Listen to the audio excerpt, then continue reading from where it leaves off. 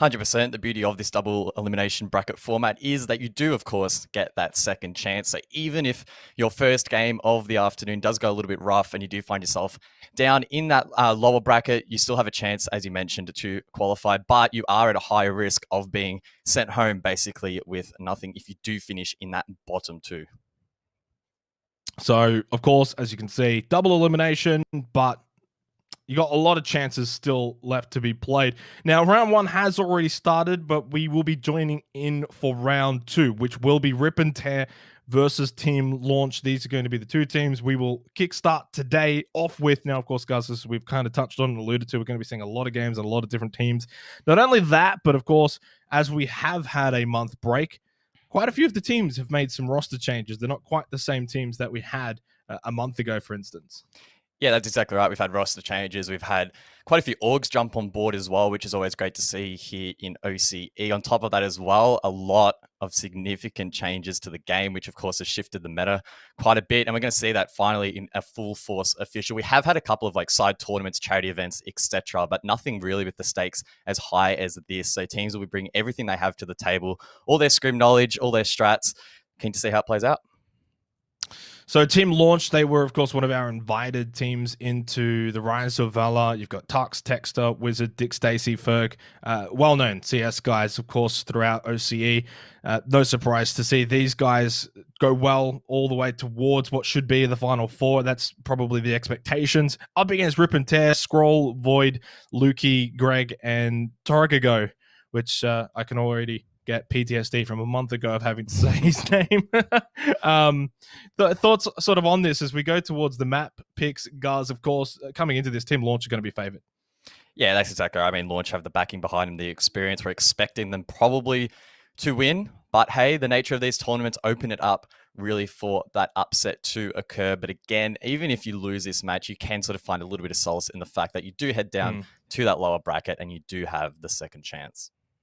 Let's go and have a look at those map picks for this matchup, which of course will be a best of one this early on. Later on in the day, though, for the winners, for the upper final and the lower final, those will be best of three. So if you do make it towards the very end, then of course the best of three format will make its way in. We are going to see Ascent, one of the maps banned out already, which going all the way back to when we first started this wasn't even actually in the map pool. Maybe that's the one we've chosen because it is a best of one. So potentially we're going to Ascent with Migs. Lovely. I think the team names might be wrong, but we will look past that. So of course the maps that are lit up in red are the ones that have been banned out by these teams. Yeah. It is a best of one, so that means 3 bans and 1 will sneak through. And it looks like it will be Haven in the end, Mr. Xenox. Looks like it will be Haven. I still haven't actually casted Ascent yet. Unfortunately, it wasn't in the map pool when I was on for the first couple of broadcasts during the open qualifier. Not only that, actually, when I was casting the first qualifier, we didn't even have Killjoy, who only just came out, wasn't even a part of the Ignition series. So we've got ourselves a lot of different changes. Not just, of course, that, but then we've mentioned the roster changes, but even buffs and nerfs as well, guys. Like Sage is no longer a thing, apparently. Breach now is. Yeah, exactly. You basically put it on a platter right there. We're not expecting really to see a lot of Sage. Breach, on the other hand, could be a massive force to be reckoned with in this first map. I guess we'll just have to wait and see, as it looks like we're basically ready to jump in, Mr. Xenox. Yeah, we should be ready to go now for our first game of the day. Best of one between Team Launch and Rip and Tear. Which, as I said, we're going over to Haven first up. We've got a long day ahead of us, so there's a lot of Valorant to be played today for the Rise of Valour. Presented by Fortress Melbourne, powered by Alienware. And we will kickstart things here for the upper quarterfinal. And of course, as we sort of follow throughout the day, guys, I think we need to make it pretty much paramount that you really want to be staying in the upper portion of this bracket, because if you drop down early, you are going to find yourselves going through what is essentially a very, very long gauntlet. That's exactly right. And if you don't qualify for the final, finishing in the top 2 today, basically have to go through it all tomorrow. So that is a pretty long weekend for these teams. That said, it offers a big opportunity to see what they can bring to the table. Yeah. But teams like Launch, for example, who are expecting to perform quite well, should be looking and aiming to finish in that top 2. So they'll want to clean run through that upper bracket, and that all really starts here on this first map. 100% agree. Now, of course, pistol round, things can change. That is one of the more intriguing crosshairs that I've ever seen in any game ever in the history of gaming. I don't think, yeah. I mean, you obviously see some wacky crosshairs when you're playing just in public matches, but yeah. I mean, I'm not gonna question it because probably a hell of a lot better at this game than I am, but definitely a little bit of an eyesore. Hey, look, it's about what works best for you. Comfortability. For 100%. Torika Go. It also could be just a bit of a meme. I've seen some pretty crazy ones that some players have been choosing. I've also seen some players that not even have a crosshair and still do very, very well. So maybe sometimes it gets all a bit oversaid how much of it really matters. So Team Launch going to be defending first, Rip and Tear on the attack. Ferg just holding out now on the A site. Playing the Killjoy, which is going to be my first time actually casting Killjoy into action. Of course, Jet's just going to try and get in early. Ferg watching, and then when you've got the turret on one side, you can activate the Nano Swarm as well. Wizard gets Void, and well, Team Launch kind of had this one wrapped up defensively. This is sort of the power of the Killjoy as well, guys, is you can kind of just play sites just as a solo, and you can cover it for the most part. Buy enough time for your team to eventually come back. Dick Stacey, Texter, all cleaning up, and Team Launch is going to take this first round. 100%, and the beauty of the Killjoy on this map, of course, is that there are 3 sides. You can dedicate Killjoy to defend one of them, basically solo, and then you can stack the other 2, which is obviously great. I mean, in the past, we often saw that with the Cypher, for example, but some teams now swapping that out for the Killjoy, or even we could see some teams double up. I don't think we are going to see that from either team in this first map. Of course not, because Rip and Tear have gone solo Cypher, launch with the solo Killjoy. So I'm actually pretty keen to see sort of how that contrasts and which team will be stronger on the defense. Yeah, there was also a lot of thought when Killjoy came out. You know, does Killjoy replace Cypher, or do you play both of them? I mean, I feel like playing both can be doubling up on that defensive side nature, which maybe you don't need to dip into both pools, I guess. And well, the Killjoy already showing how strong she is on the defense side. And of course, when we kind of switch over to the attack, Killjoy's still pretty decent on the attack. Torika Go just going to push through window, up now through mid, straight onto the B site, and well, dashes straight into the smoke as well. Does potentially catch Dick Stacey off guard, but well, Dick Stacey's ready for it. And that's going to be the opening frag to Team Launch. 5 and 4. They're looking like they're going to go for the plant. Dick Stacey getting second in the round. Plant secured, but it's a 1-on-5 close plan, and Launch will be able to surely close this one out. All finds one as a constellation, but immediately refragged there by Wizard. Strong start here from Launch, 2 rounds straight. Again, we do expect the first 2 rounds to go the way of the team that wins the first, but still a nice little confidence booster for our favorites.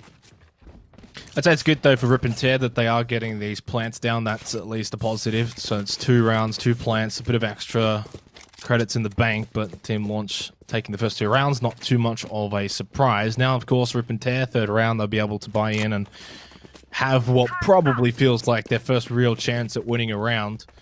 Haven's one of those maps, though. Is it attacker-sided? Is it defender-sided? Of course, the defense guys have got to be really spread out over the 3 sites. So if you've got a guy over at C that has to get over towards A, it's going to take some time. I mean, looking at setups, for example, a quick peek at the minimap, you can see just how much utility has already been set up around A by Team Launch defense, and they're able to then transfer that manpower to the other sites. That's a nice pick there from Tuck. Rip and Tear struggling to get this opening pick, and no trade, of course, as Tux, in fact, will find a second. Scroll as well, missing that shot. So it's another strong round already here from Team Launch. Shadows traveling. Early pick, but answer for Tux here in the 3rd round, and what was meant to be the round that Rip and Tear could really sort of fight back. And a little bit of a late fight back, though. Quick double kill from Void. Lukey gets one, and all of a sudden now it's a 2 versus 2 scenario with still a minute to play. A lot of time. And Void can just reposition, rotate over to the A site, which is heavily littered still with a bunch of the Killjoy stuff. Not going to be utilized now, though, of course, with their demise.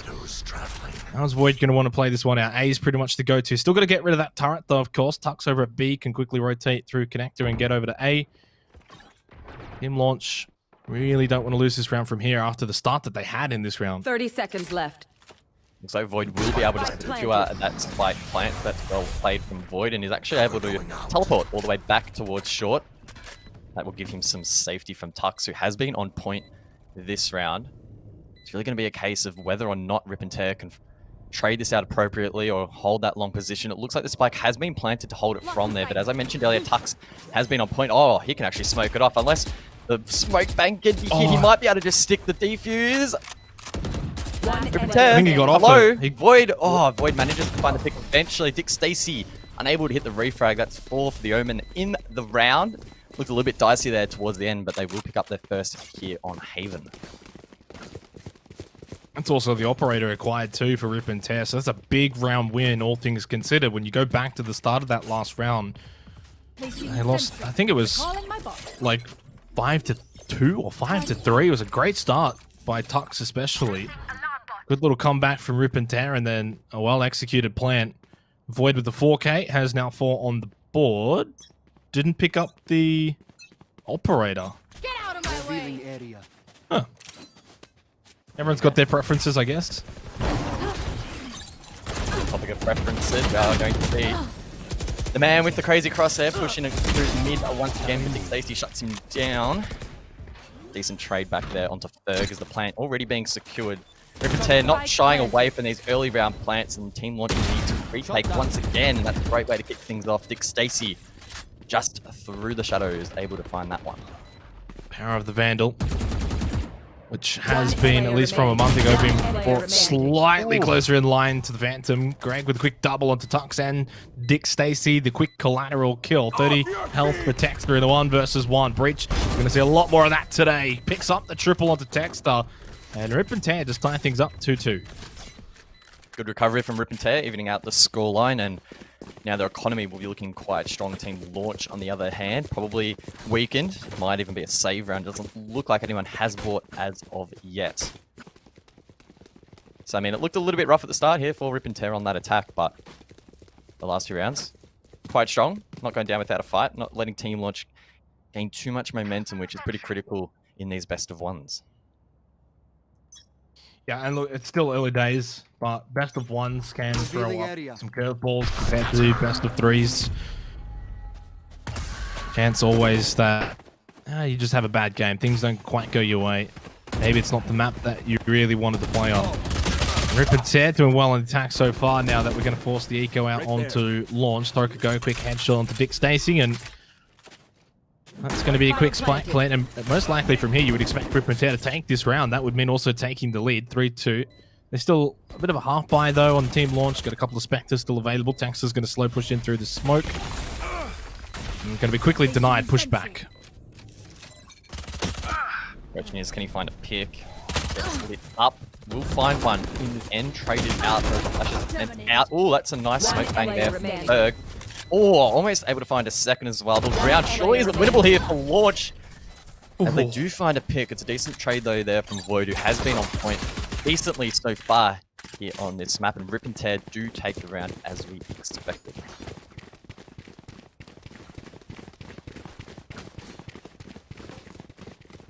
So 3 rounds in a row now for Rip and Tear.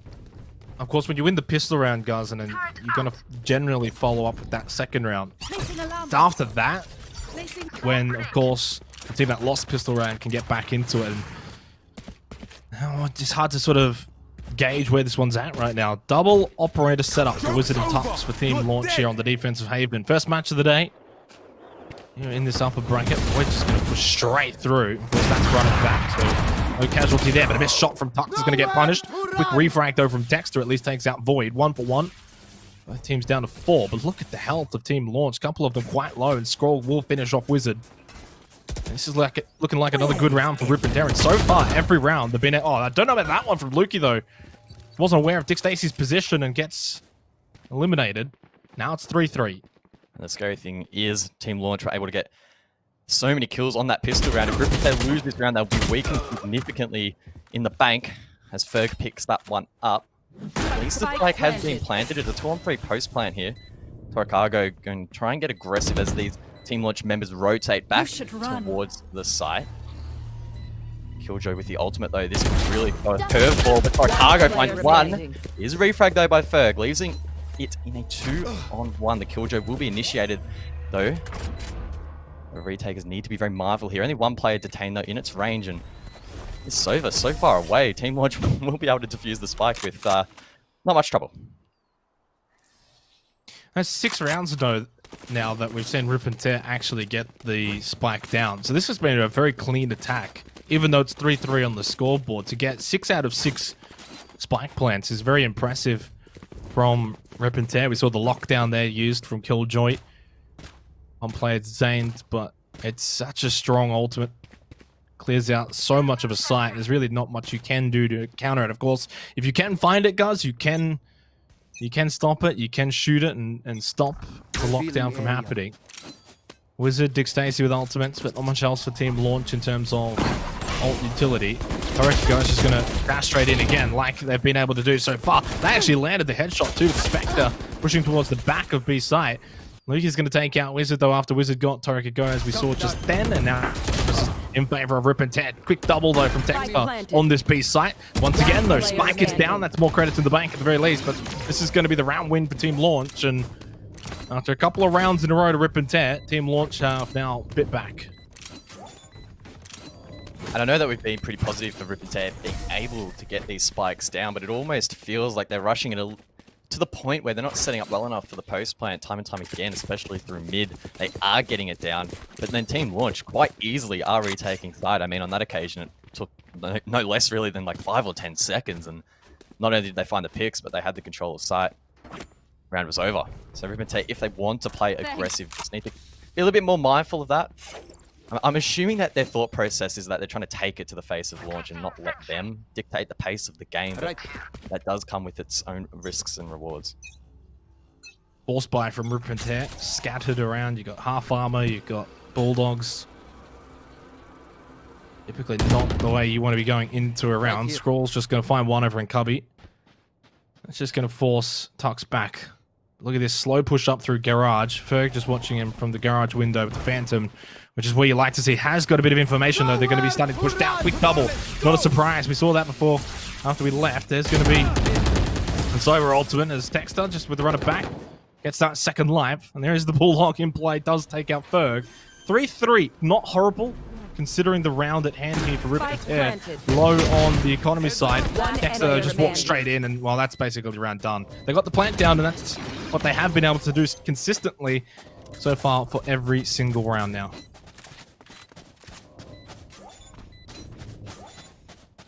Another confident retake from Team Launch. We good.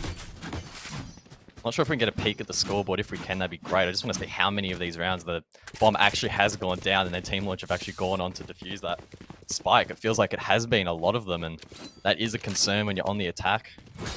As I alluded to earlier, yes, it's great to dictate the pace and get that spike down, but if you can't hold on to it, all you're really doing is getting a few extra credits on the bank, but not having much of an impact on the scoreboard, which is where it really matters.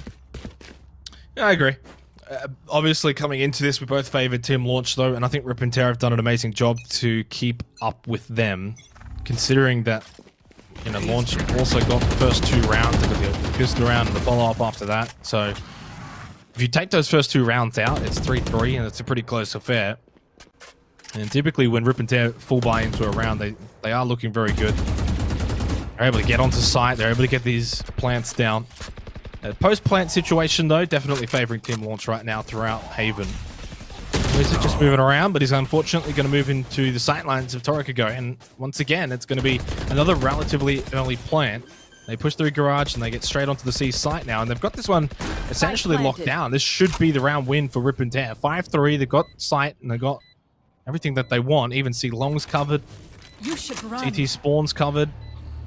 I can see the Killjoy though. Tux is trying to force one out through and does get Torikago. This could be the opportunity for Team Launch to get back into the round. It's now a double kill for Dick Stacy. 3-2. Just when I thought the unwinnable could become the winnable now for Team Launch. 2 versus 2 situation. Luke is detained. Cannot fight back against Tux. And Void over at Gubby can only teleport from C Long now and try to keep an eye on the spike. But Tux is just watching, waiting. Triple kill. And a big win for Team Launch. Team Launch up 6-3, and all 6 of these round wins have been defuses of the spike, and that last round in particular is heartbreaking for Rip and Tear. They had a 2-agent advantage in the post plant.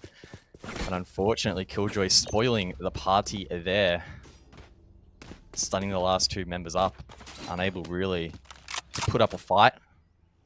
This is really scary, not only for Rip and Tear, but for the other teams in the competition. The fact that Launch are able to retake these sites so confidently, so effectively, so consistently as well.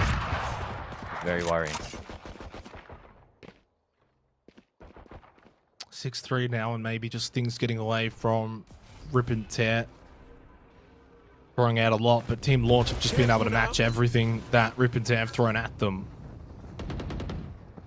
Still to the credit of Rip and Tear, and I'll repeat it one more time, they're able to get onto site with ease, get that spike down. It's just the post-plant that we're seeing Team Launch use their expertise to win the rounds back pretty easy. I mean, even the opening frags have been going the way of Rip and Tear. Torakago gets Berg, but immediately the double refrag is just going to keep the advantage on the side of Team Launch. 4-3 now in terms of how many agents are left alive. Flash from the Omen's going to miss everything completely. And never mind, actually, he did get Greg.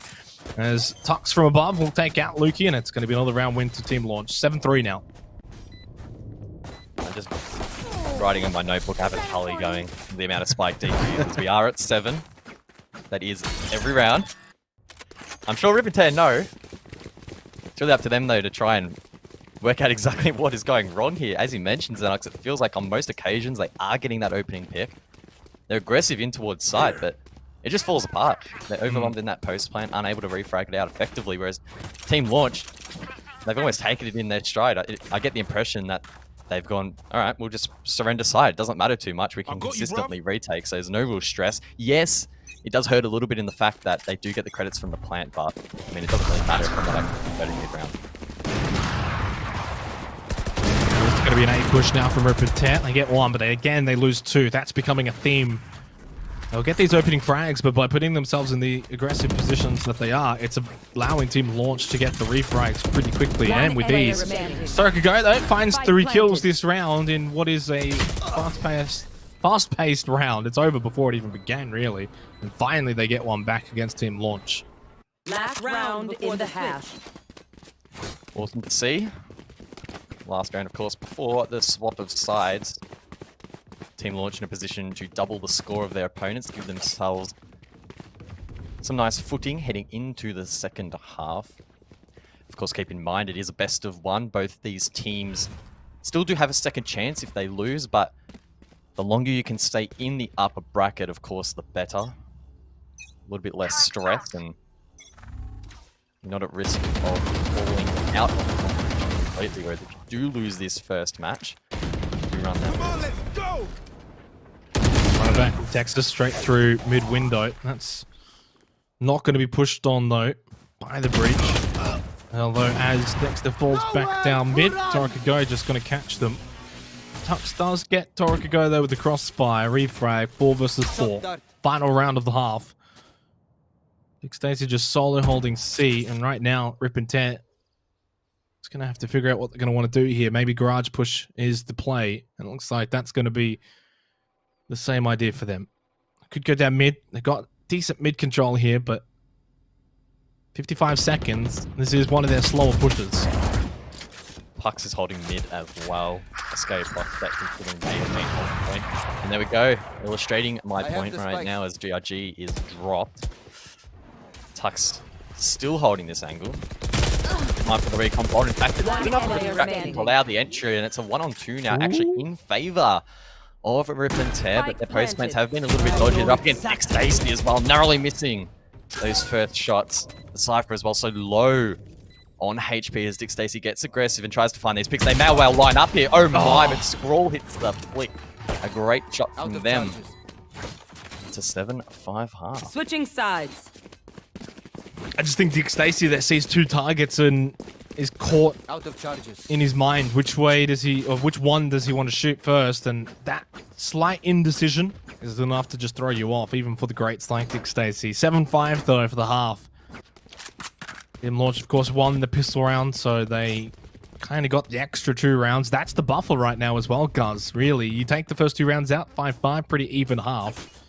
Well, pistol round is a part of the game for a reason, just like the economy and a whole bunch of other reasons. Tox has been great on the operator. Now we'll see if Tux can open things up on the attack for launch.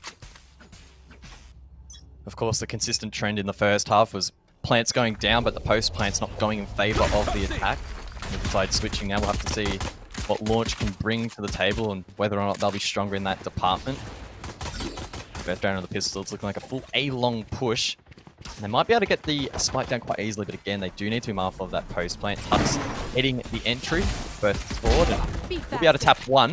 That scroll off the board, and there's a Cypher in that smoke. Tux holding it ready and waiting as the spike is going down. That gives the sound cue to the pair who are looking to try and deny it, but there's not a whole lot they can do, and Launch are looking like they're in a great position to hold on here.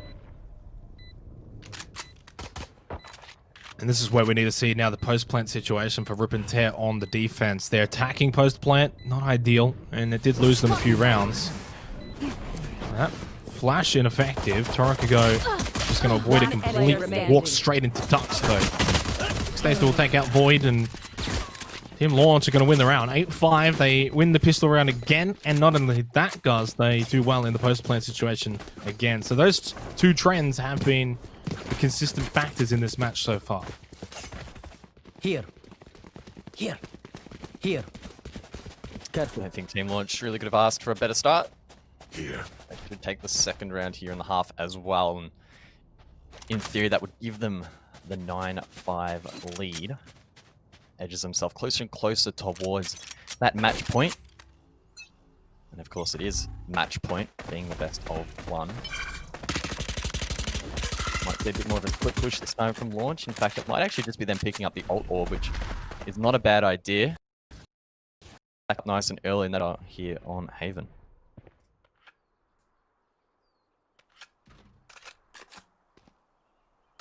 Definitely intrigued to see how Team Launch is going to want to play their attacks here, outside of the pistol round, of course.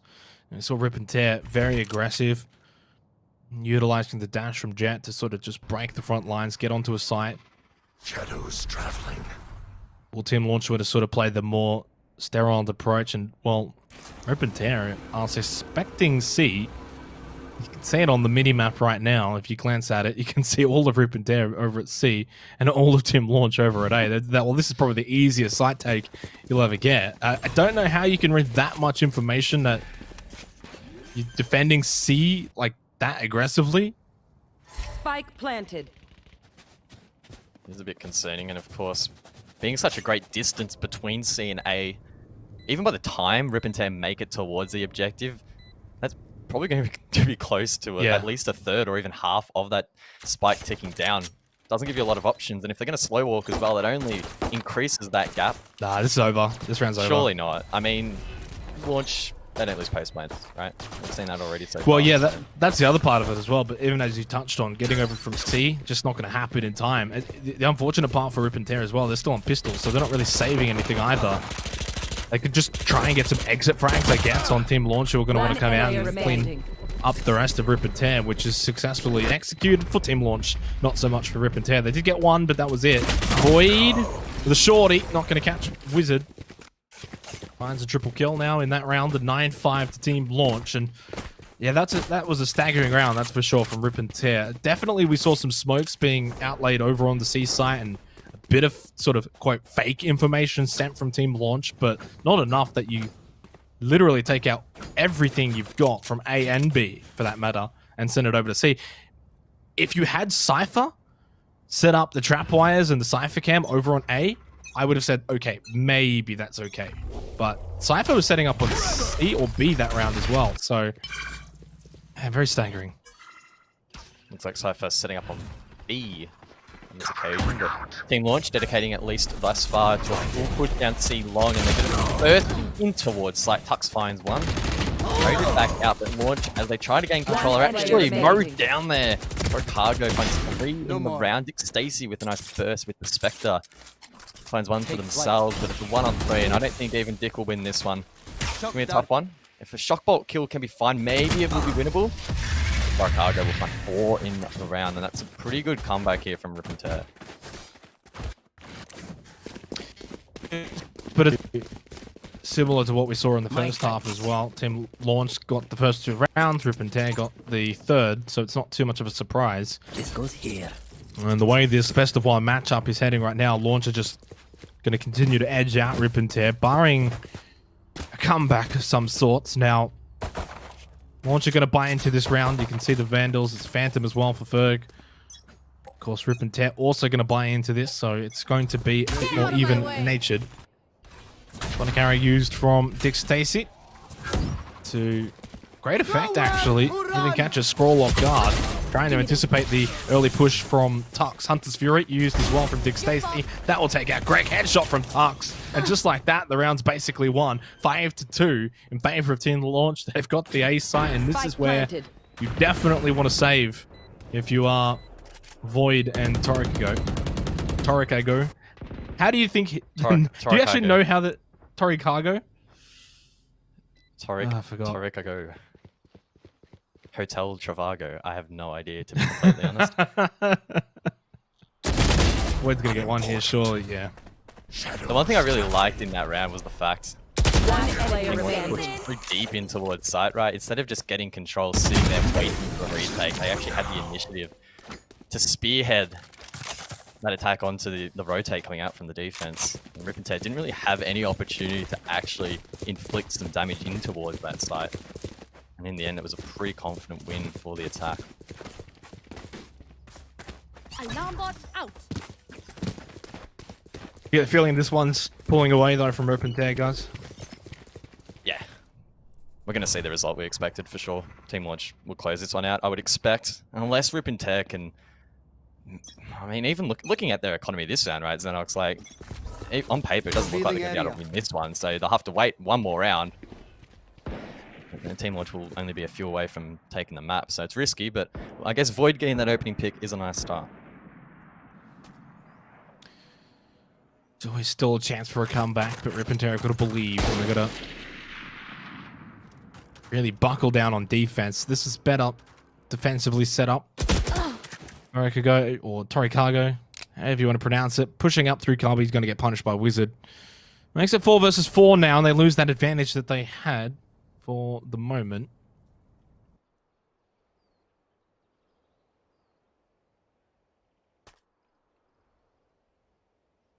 Silent push here. Trying to catch Rip and Tear off guard, but Heaven is being held here. Greg spotting them out behind 2. Great shots with the Guardian, of course it was buffed. Quite strong now in its own right, and its skill really being put onto display, or power really being put on display. Despite that, the spike has been planted. Rip and Tear, with his advantage, surely they can retake.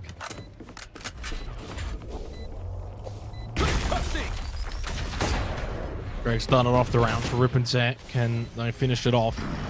This is just sitting in hell. We're going to fake the teleport with the flash of the text up. Throws up the wall. Now the flash as well. Gets actually 3 with that flash. Got Troll and Greg though. The gun now finds the 3rd on the boiling for the 4th one. No, ran out of ammunition at the last second. Tried to switch to the pistol. It was almost impressive 4K play from Textile, but a thrifty win in the end for Rip and Tear. That round just about had everything. Oof. Very close there, too close for comfort, really, for Rip and Tear. Nonetheless, though, they get an additional round on the board and tighten up the scoreline 10-7. Right here. Full buy for both teams in this round. 3 ults on the board, though, for Rip and Tear. They can combine those. We might well see them get another here. Placing swarm grenade. Swarm grenade out.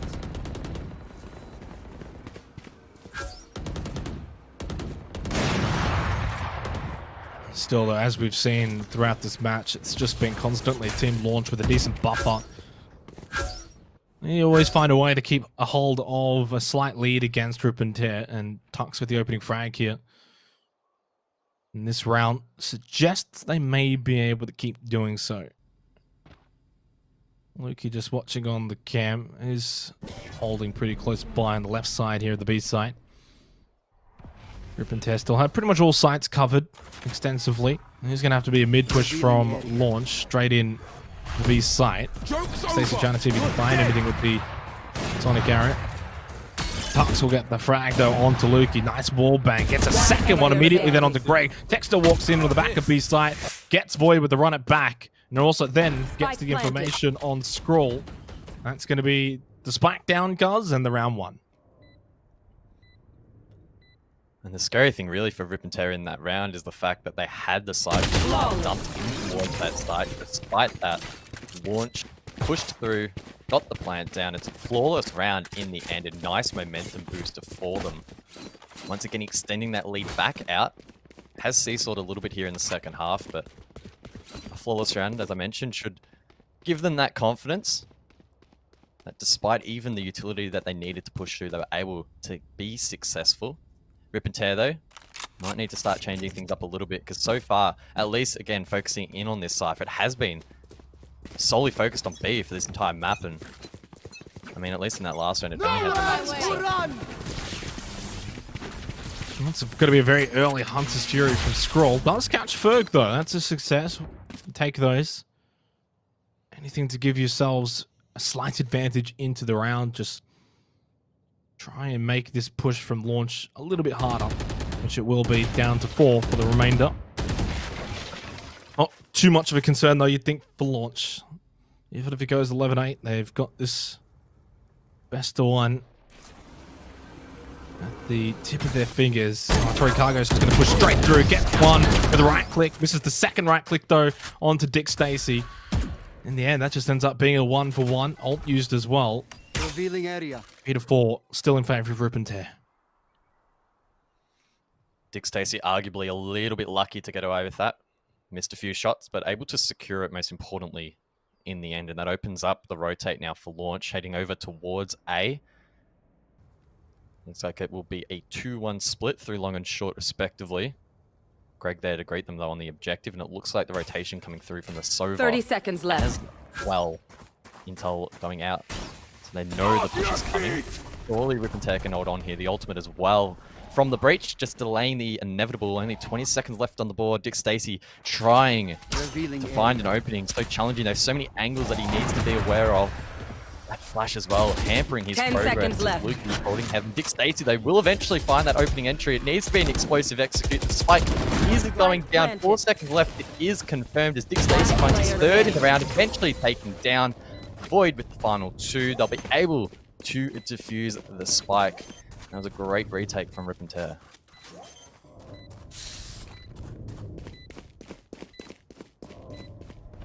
That's a great spray. The spike is diffused. But then what's better than one than having 2? 11-8. Team Launch still in control, but Rip and Tear have shown great signs here. You're going up against a team that was invited in, has so much experience, so much talent, and they haven't looked like they've missed a beat. They haven't looked like a team that has played nervously or scared. They've taken it right up to them, and That goes there. on Rip and Tear's attack, they were aggressive. They were trying to dictate the gameplay. Right now on the defense, they've been good. And as I keep saying it, right now the biggest difference between these two teams is that Team Launch have been able to get the pistol round on both halves. That's the difference maker. Everything else has kind of indicated the evenness between the two teams. Slow through mid here for Launch. Will they head to side or will they head to garage? That's the decision that they'll need to make. Stacy, the recon drone can scout ahead as Tarkaga gets the entry. Good start here for Rip and Tear. We just need to keep it going now.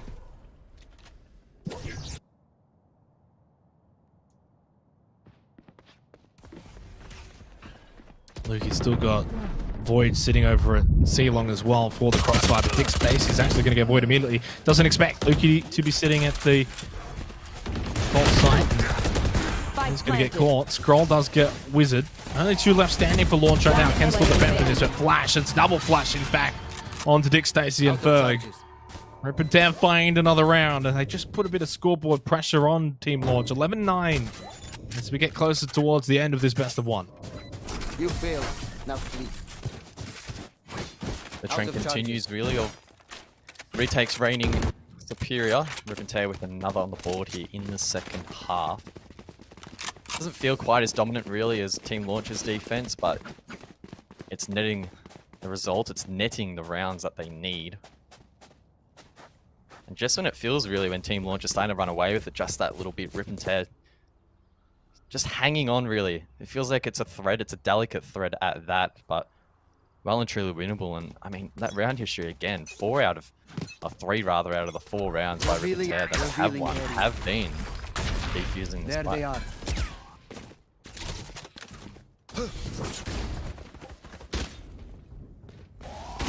Is there a chance for an impressive comeback from Rip and Tear? They've never really been too far away from Team Launch.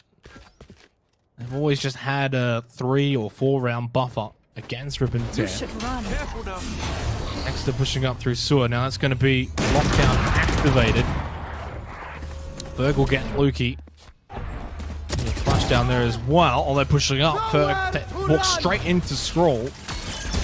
2 players detained. Those Texas can now try and freely just push through. Should be able to get one. Void though wasn't detained and now gets the double up from heaven. Down towards Hal. Picked up Dick Stacy and Wizard. Never mind, Dick Stacy's still up. Not my mate. Although now he's dead. And maybe that was just from the future, guys. 11-10. This round is just heating up. This best of 1 is heating up. Big round there from Rip and Tear. Team Launch probably expecting to take it on the back of that lockdown. Such a strong ultimate in being able to go for those executes. Rip and Tear, they're able to survive the push.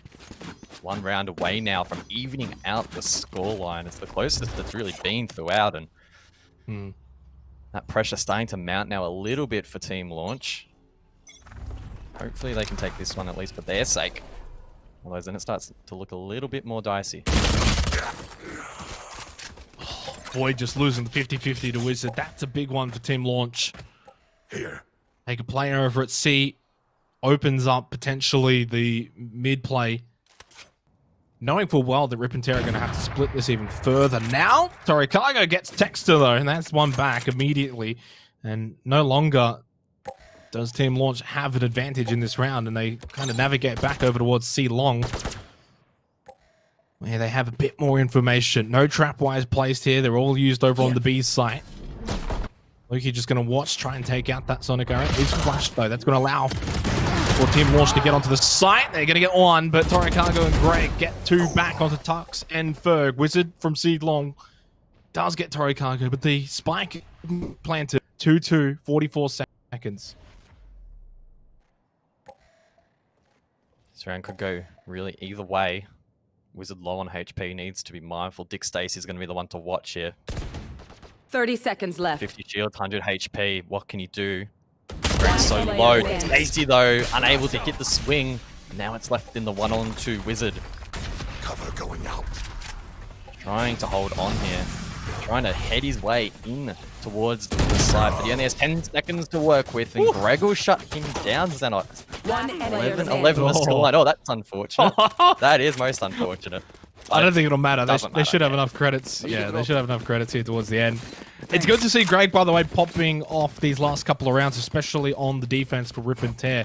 You know, it's never a nice feeling when you're bottom fragging and you're just having a bad couple of rounds. It was something like 3-16 since then, 6-3. So up to at least slightly more respectable 9-19. A lot of assists as well, but as I said, the last 9 rounds have been a lot. Well, the last not 9 rounds, but the last 6 or 7 rounds have definitely been a lot better for Greg. 11-11 though. They haven't been this close since about round 5 or 6, which was what felt like a lifetime ago. Scroll just going to send our drone down into sewer. He's flash, but only momentarily. Voids most of it. Should have a lot of information here as well, but Team Launch are going to be pushing up through sewer. Tech to get Scroll though, who probably just too much pressure on them with the utility. Wizard just sitting in hell after teleporting in. Is able to get 1 off guard. That's Greg. That's going to be a 4 versus 1 advantage now for Team Launch. They threw a lot of utility into this round, guys, and it's paid off. Great work on the teleporter, able to displace Greg on towards side, and the rest of the defense faltered. Lukey forced to save now in the 1-on-4. Might be able to find an exit or 2 here, but without any shields and limited HP, it's probably wise that he finds a safe haven. That will, of course, give Team Launch the edge once again. But maybe it's not as black and white, this result, as we sort of expected. It does mean Team Launch are going to have the match and I guess series point against Ripper. Oh, it's been a very impressive performance from both teams, though. And at the end of the day, Match point. only 2 teams will be moving on from today. Could it be both? Could we, when it's all said and done, have one of these go through from the upper bracket, maybe one from the lower bracket? Could happen. Long, long way to go, but they've both been impressive. And boy, did we get a scintillating game to kickstart today.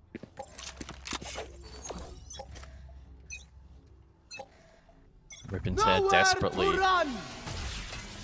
need to win this round, head it into overtime, and that's a great way to kick things off. Ferg off the board. Shadows Team Launch now on the back foot. Spike down towards mid, and it looks like it's pretty well covered across all 3 sites here by the defense. Rip and Tear electing not to stack a single side or even 2, as we've seen previously. And I think that spreading out here is probably going to be quite wise, considering the positions that Team Launch are playing at the moment. No charges. Cover The going Wizard out. just trying the fake teleport, but no one really there to even hear it. It's now going to be smoked off. See Long from Void. Oh, talk about timing there with Torricago. Just catches the backside of Texter, who wants to go for that 50-50 fight. Void will take out Wizard at C Long. Torricago wins the fight in Garage against Texter, and this round is going to go the way of Rip and Tear. They slowly finish off Tux. Dick Stacy very low, hitting in Cubby, and can only trade 1 for 1. We are going to overtime, guys, for our first game of the day here in the upper quarterfinal. Out of charges. Great fight back from Rip and Tear. 12 apiece now. And of course, overtime, as you mentioned. Turret out.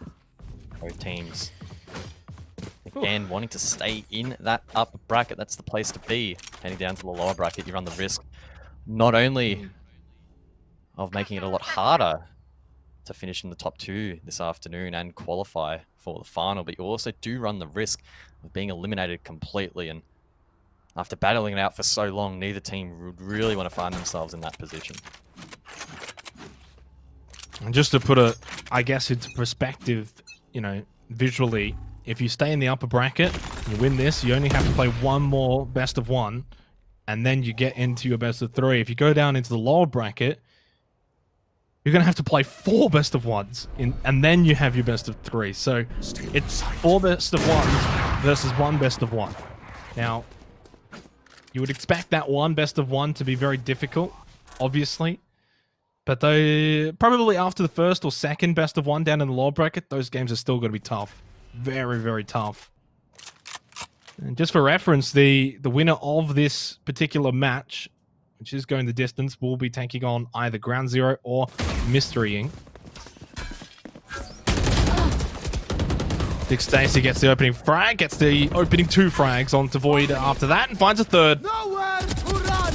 And it's time for Big Dick Stacy to activate in overtime, and he's been able to do just that to start us off. Of course, it is win by 2, guys.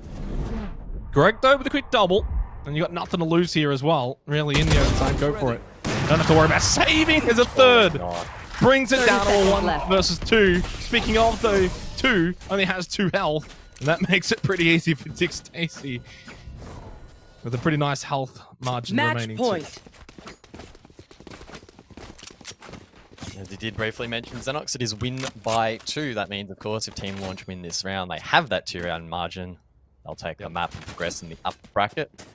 Rip and Tear looking to hold on here as they find themselves, of course, on the defense now. Side This is a nice spot. swapped around.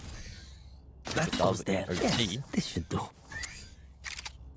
I feel like there is a chance, really, that this does go on for quite some time, particularly considering how strong the retakes have been for the most part, at least. I think the last round being the exception. That we could see these teams trade quite a few rounds out here in OT. We could. We could also see it end right now. Yes, we could. That is mathematically possible. That is, yeah. Rip and Tear have looked good on their defenses, but Team Launch have been able to get opening frags, usually with ease. Wizard will get Torikaigo, and that just opens up the B site. Quick plant. Void can't get anything there, and I think, well, you said it could go on for a while. It does seem like, sorry, it's going to end right now. 5-3. You don't want to count out Rip and Tear immediately, but Greg doesn't win that peak against Duke Stacy. Lukey's got a lot of work to do. Does get Tux though at the back of B site.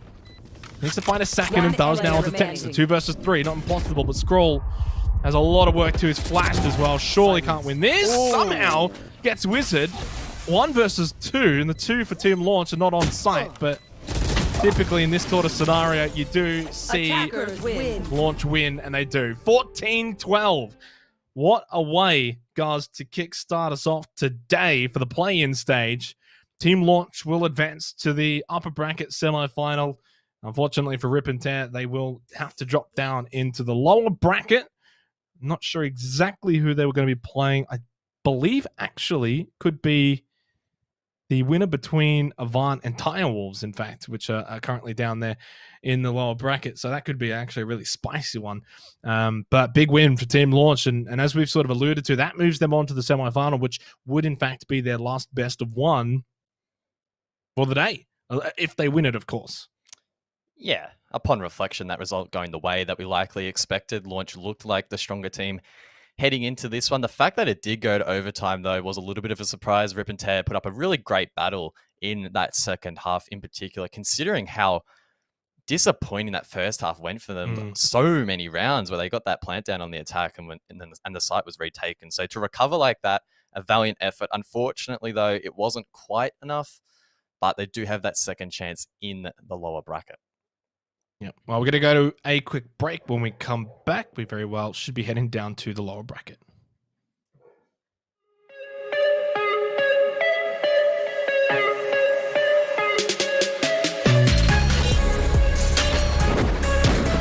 B through mid. That's been the play. Reb is going to just watch from one side. Quick triple kill for Rebkrez with a Spectre.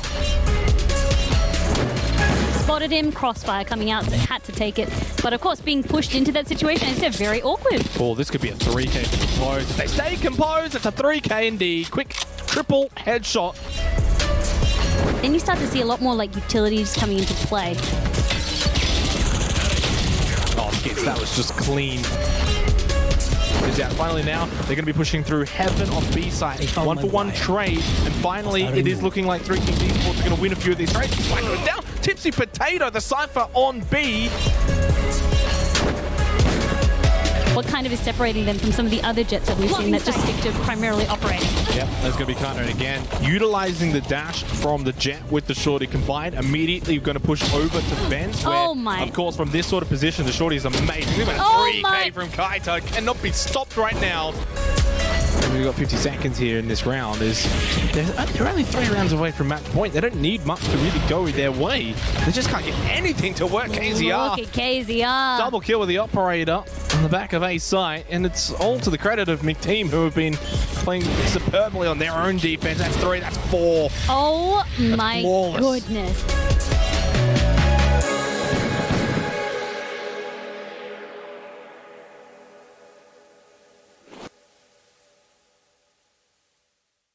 The arena is insane. The colors, the huge LED screen.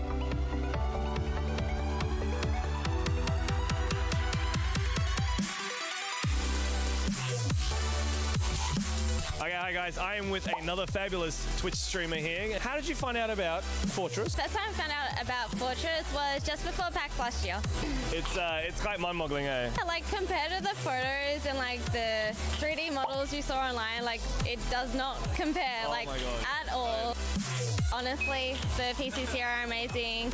The arena is insane. The huge LED screen is Hell yeah. Did you have a look by any chance at the streaming booths? I have had a look at the streaming booths. And what do you reckon? They look better than my setup at home. Same for me. I'm looking at them like, I really want this gear now. Yeah. God damn it. Like, can I just take those key lights and yoinkies, yoinkies.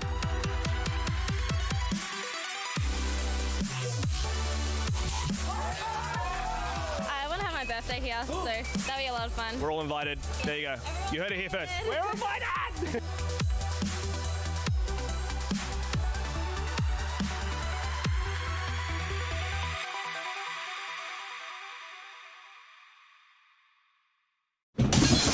Hey, it's Raw Genesis here. We're going through some weird times at the moment where we have to social distance, but we want to remain social at the same time. What better way to do that than play a part together? I've been playing a lot more co-op games recently so that I could stay social and stay safe at the same time.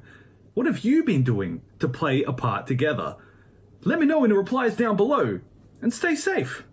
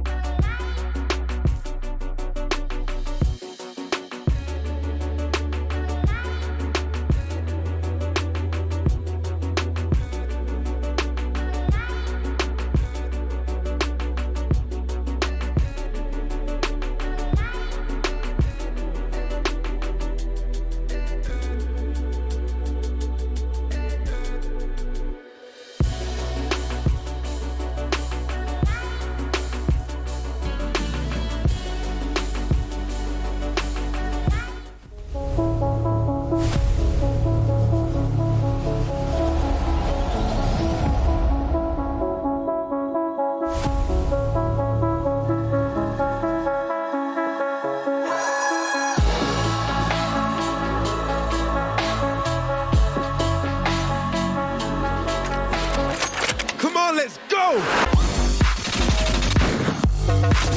One enemy remaining.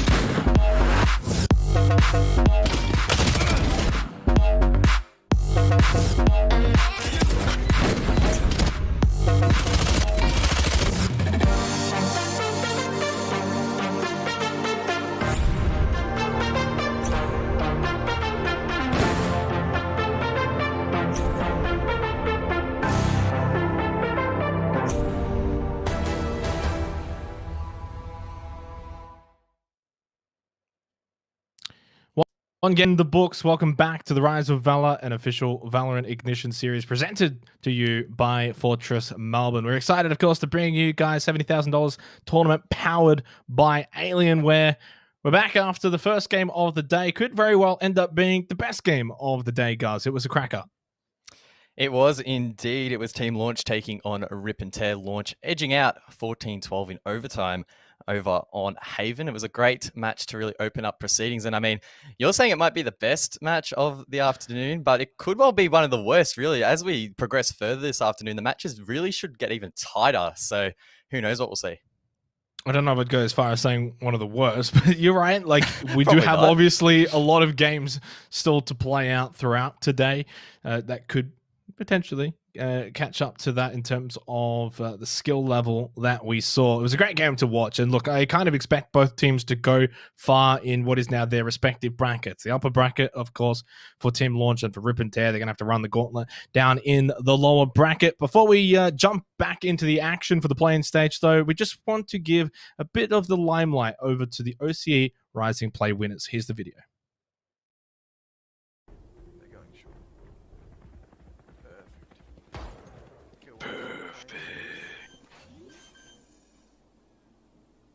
One enemy remaining.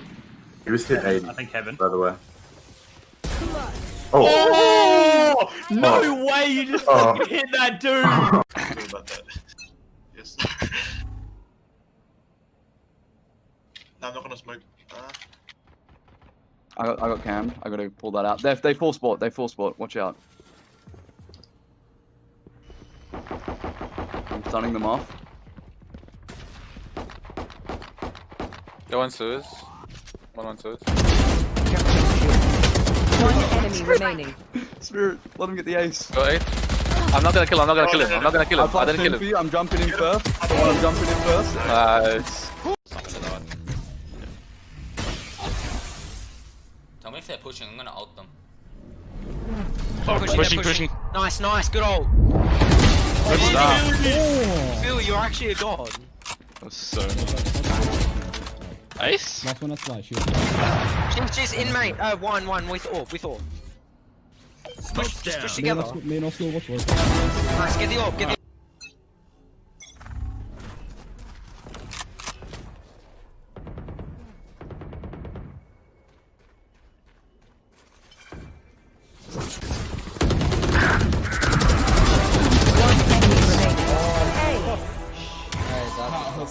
Before. Sage killed. One enemy remaining. Found them. Oh, Heaven, I think. Like planted. Heaven on the ground. Get the knife, get the knife. I'm watching CT. Also, watch out. I don't even think. 3. I'm fucking. I'm dead. Last player standing. One enemy remaining.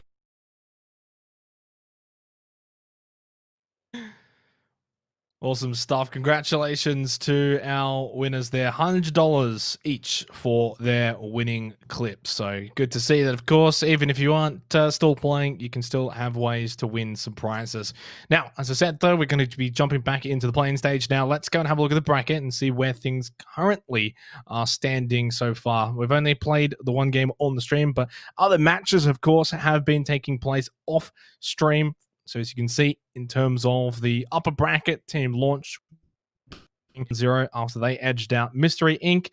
And what should probably be a spicy one there between ExoClan and No Tick after dealing with Magic 5 and Kanga Esports. So We got quite a few teams now stacked up on the lower side of the bracket, guys, that of course are going to be trying to not only battle to stay alive in the gauntlet, but they want to make sure they don't even drop down into the other elimination bracket that's off screen for the two teams that will be eliminated altogether. That's exactly the point that I was going to make. Looking at that lower bracket, there are so many names there with stacked lineups and notable players. I mean, almost all of the teams really listed there are ones that have performed well previously. So to see them there in the lower bracket, definitely a little bit of an eye-opener. And I think it is a reflection of just how good the competition really is. 100%. Of course, you can see the matchups there. Kanga Esports versus Pants Down is going to be our matchup that we will have from the lower bracket to kickstart our run through the gauntlet. Guys, coming into this one, though, of course, whenever you're in the final 16 teams, it's going to be what we think a close one. But as we saw in sort of the other sort of scores, I guess, from the upper bracket, lots of 13-6s and 13-7s, we might not necessarily get overtime every single match. Indeed. I mean, both these teams are actually coming off relatively one-sided results. I mean, we can talk about that a little bit later, but it is going to be difficult to predict. Even the last matchup, for example, on broadcast, we expected Launch to be probably a little bit more dominant than they really were, but that matchup was quite close. So that trend well and truly could continue. I'm going to go have a look at the map pick for this best of one. Of course, a reminder, throughout the day, we will still be on the best of ones until we get to the lower bracket final and the upper bracket final. Once again, Ascent is going to be banned out pretty early on. This time, Pants Down, Kanga, nice to have the names right. RIP to Migs and Mads, but we still love them. It's going to be split us down this game. No Haven this time, and we are going to be seeing Pants Down attacking first and Kanga Esports defending first.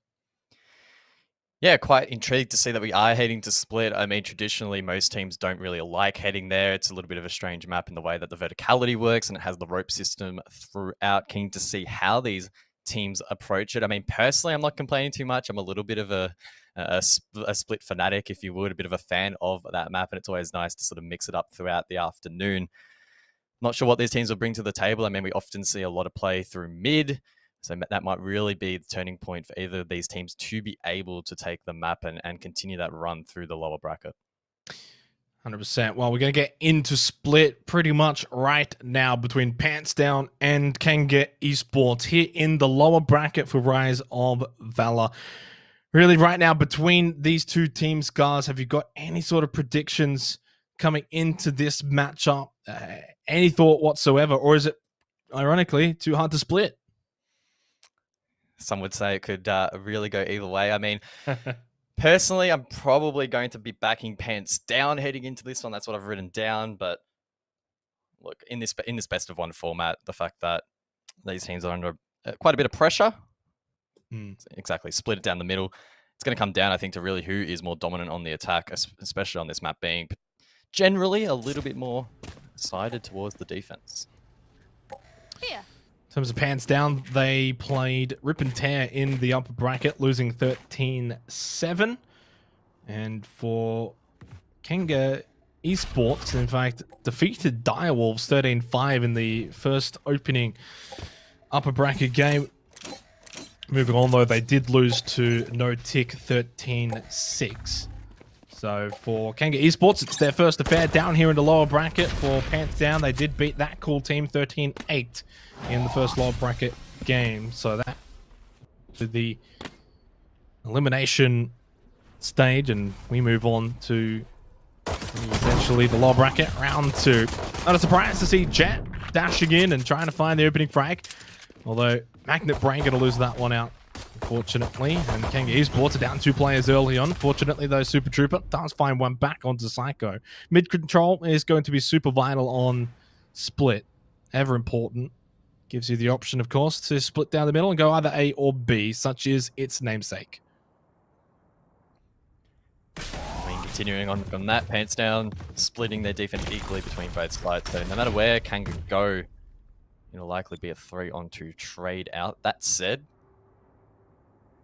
Pants Down now rotating heavily towards B, and that does leave a bit of an opening for Kanga to make their way in towards A. That said, though, it is quite fluid from the defense, and it will in fact return back to the 2-on-2. Kanga with only 30 seconds left. Likely now need to dedicate to this deep push. Bomb grenade out.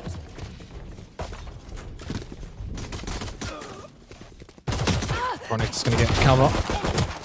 Super Trooper there with a quick refrag onto Chronix. Refrags galore, in fact. 1 versus 2 remaining. Westy with a lot of work to do here. 12 seconds, does pick up the 10 spike. seconds left. Doesn't have enough time to defuse and try and defeat Oz Rhino. Kanga Esports on the defense will take the first opening round. The pistol round goes their way.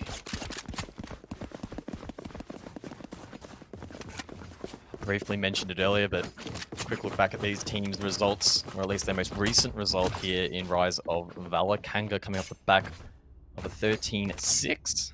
That was up against No Tick on Ascent. Pants Down, on the other hand, it was a 13-8 against that cool team on Haven. So it's the first time both of these teams will be approaching and trying to tackle Split, at least in an official this afternoon. Both teams might be a little bit raw maybe as we enter these first 2 rounds. I think it's really critical, especially that Pants Down on this defender side of the map, to try and get some rounds on the board. But I mean, we're expecting to take this round. Ready alongside Oz Rhino here at Heaven. Good, able to close this one out. Pants Down. They did manage to find 1 pick, so I guess that's at least something.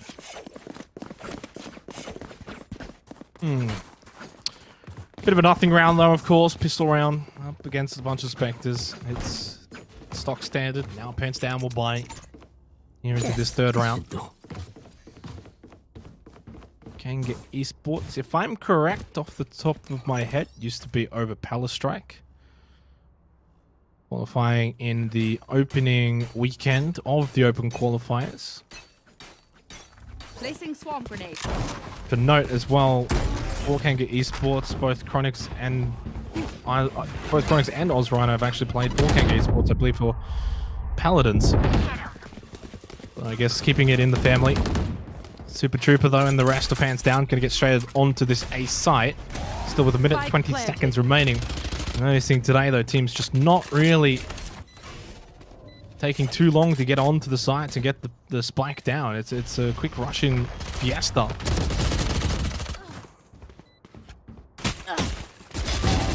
Good entry, and I mean, they're holding on now. With a 2-on-3. Kanga Esports on the back foot. Pants Down playing quite deep in towards elbow. It's going to be a tough retake. Limited time on the board. Oz Rhino finds 1, but it's an immediate retray, leaving Psycho now in the 1-on-2. No time left. They'll have to try and retreat and keep their life as Pants Down, the same line of thinking, will rotate through the defender's spawn. Psycho misses the first. Finds the second though, so at least that's 3 in the round. Unable to find the 4th though. Makes Pants Down pick up their first. Not a bad round though from Kanga Esports, all things considered. That Pants Down typically would be the more favoured team in that round. You get the round win as well, 2-1. A lot of casualties in that round in particular as well, guys. So not as clean as they probably would have liked. Long way to go though in this. And of course, by this portion now of the playing stage, at the very least, if you lose this game, you don't have to worry about any sort of elimination bracket. You just go straight into the last chance qualifiers. So you win, you move forward in the gauntlet, you lose, you got to come back in a couple days' time. Which is actually tomorrow. Yes. Couple days' time, minus a day. Westy finds 1. Pants Down not having as much success here. Around number 4 as Mist finds that pick as well there on to cover. Leaves Westy now on the Omen. 40 HP in the bank, not much utility to work with either. Of course, no spike. Shadows traveling. Might be able to find an exit or 2, but this round will go to Kanga, one would assume. 40 seconds on the board, and maybe Westy will just chill out a little bit and again try and just find that exit. Try and find something. He just feels trapped. I have the spike. 30 seconds really left. The best play now is try and head back towards spawn. Try try and save the Phantom. Doesn't do that. Got Chronix, but Mist was going to get him back immediately. So what's 3-1 now? Kanga, good start. Don't think the economy is going to look great for Pants Down either, because the round that they even won, they lost 4 players. Yeah, no, that economy is in tatters already. Despite the fact they've been able to find a few kills through Super Trooper, Westy, Magnet Brain.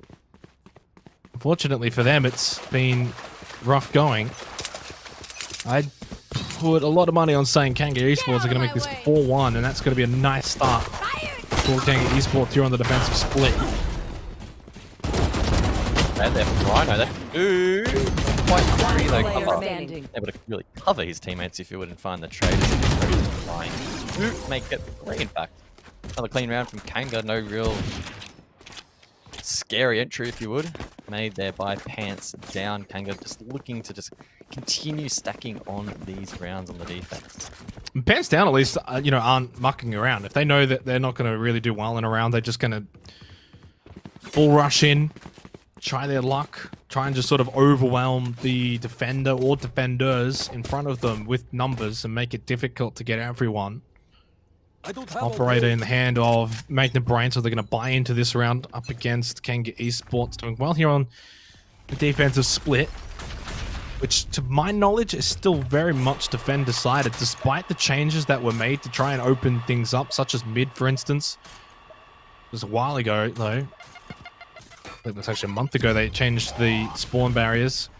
It's still defend decided. It's still going to be tough. You can get mid control a lot easier now. Still having to push through these small choke points. It's not easy. Like I'm just hitting at the back of heaven, watching into mailbox.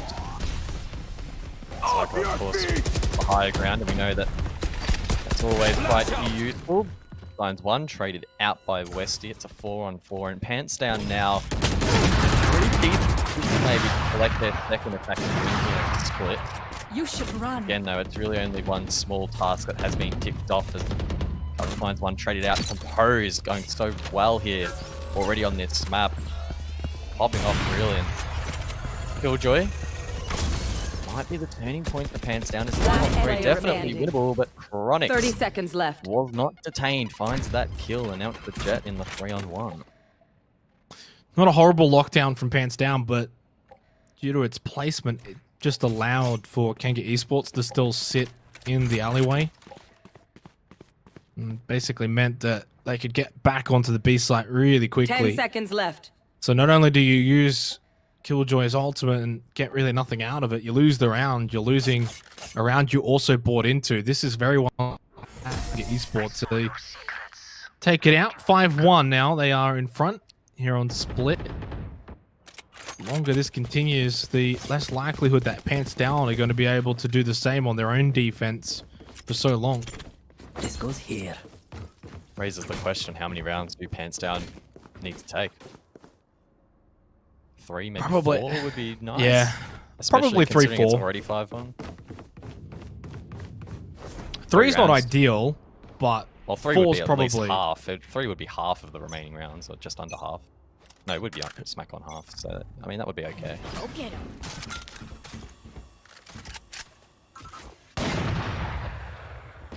A lot of work to do though for Pants Down. And to their credit, they are getting mid control very easy, but that's because Kanga Esports are just allowing them to have that mid control and then just watching the exits. Watching mail, watching ropes, vents. They're just basically playing on site. Which is really a smart way to play it. They got one that's kind of rotating through CT spawn, MB, and then 2 hard stuff.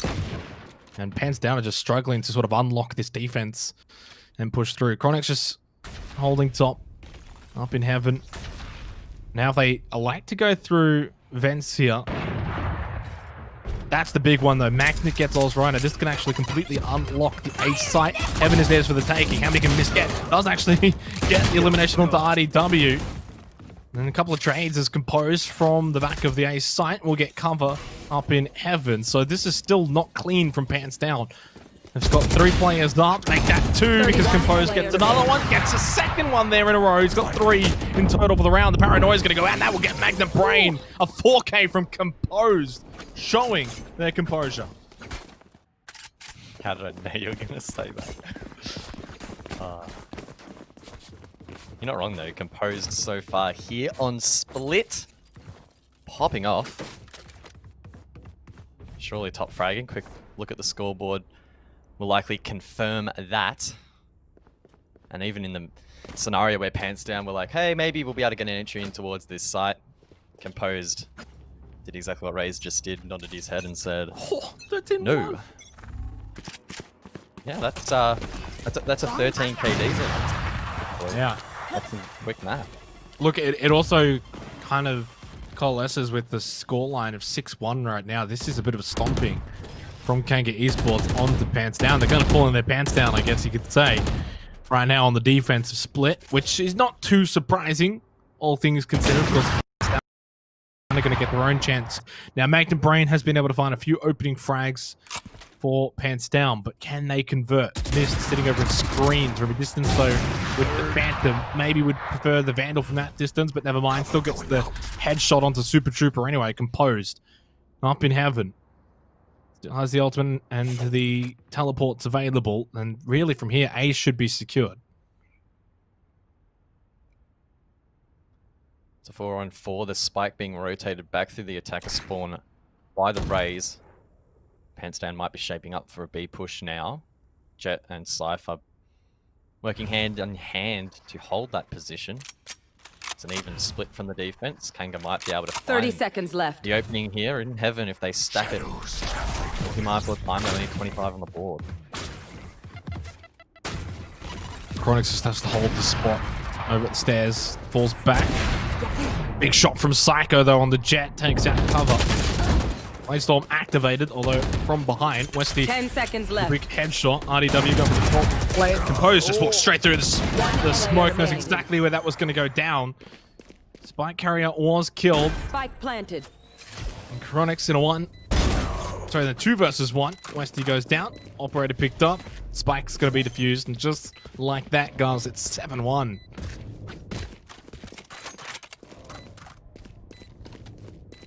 Heartbreaking round there for Pants Down.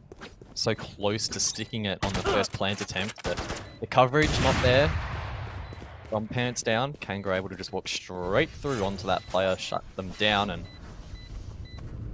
fortunately, Kanga do secure it. 7-1 the lead. We theorized earlier that Pants Down probably would be looking to get 4 or 5 maybe on the board in the first half, but the chances of that are dwindling really at the moment.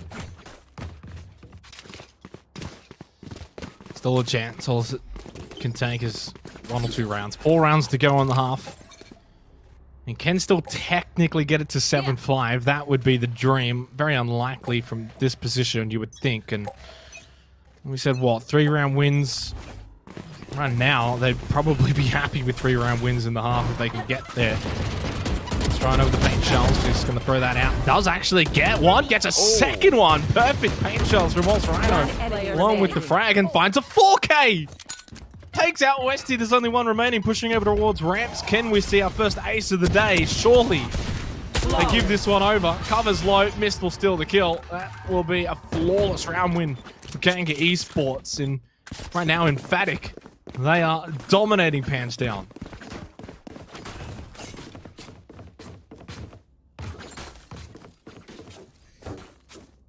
Tough round, tough half really for Pants Down. Looking to continue this run through the lower bracket, open up that opportunity to make it to the top 2 this afternoon and head straight into the finals. But if this map really progresses the way that it has thus far and the way we're probably anticipating it to, Pants Down might find themselves in that position where their last opportunity will be qualifier tomorrow, and that only continues to multiply the pressure that they're already really under at the moment. It doesn't bode well though if you're going to get eliminated this early into the playing stage, making it very difficult to eventually make the finals itself. Of course, 4 teams eventually move through to the finals. Rocket Fuse is burning out here on the showstopper of Oz Rhino. Doesn't find anyone. Well played, actually, from Pants down there, just to try and avoid that. Then this one also going to be thrown out into screens. One sitting on the back of the site, which is going to be composed. He's got 2 from above Oz Rhino. The crossfire is just intense from heaven. Flawless. They just get decimated. 9-1. That was like target practice for Kanga Esports. Great play there from Composed. Sat deep in sight, waited for their opportunity to strike, and the second that Composed revealed themselves and started firing down, Pants down, they all turned their attention towards them, and unfortunately they forgot about Heaven. Open up that crossfire, and Pants down absolutely just torn apart. Well, this is the complete opposite of what we just saw before in our matchup between Team Launch and Rip and Tear, which of course went to overtime. It was back and forth, close affair the entire time, and well, this is kind of embarrassing right now for Pants Down. Of course, as you mentioned, though, you lose this, you still can go to the last chance qualify. It's not hopeless for them. And technically, they can still kind of bring things back here. Find a couple of... How many have they got? 3 rounds left here. Psycho takes that cover. Well, this is probably going to go 10-1 now, but they're going to have to do it on their own defense. That's the big thing. Paranoia onto Westy. That's now going to dissipate. Is their defense going to be as good as the defense of Kanga Esports? If it can be, when I've seen it in the past, guys, you'd be surprised. Yeah. That it's looking hopeless for the attacking team, but then they kind of do the exact same thing on the defense. Still, this is going to be 10-1. And I think that's the important thing for Pants Down to do. Keep in the backs of their mind is stay motivated and don't drop your head. They probably knew going into this that the attack would be rough. Maybe not quite this rough, but 30 seconds left. like you mentioned, margins like these have been brought back before, and provided that they can maintain that mental fortitude and reset when that half inevitably Last does round before the conclude. hash. I mean, it might not be impossible, but it will be if they drop their heads. Oh, this is a nice spot. You also got to take the pistol round into account too now, because if Kanga make this 11-1, they've basically just got to win the pistol round and it's over. So even if there's a hypothetical chance that Pants Down can be just as effective on the defense, they lose the pistol round and it doesn't really matter. You don't even get to highlight that. And this is the problem with having, unfortunately, a poor attacking up. But to be fair, this has probably been more Kanga Esports have just been so emphatic and they've been so clean on their defense. Pants Down haven't looked completely out of sorts. It's just Kanga just looked amazing. You got to give them the credits where it's due. Rhino's going to be forced away from the top of heaven.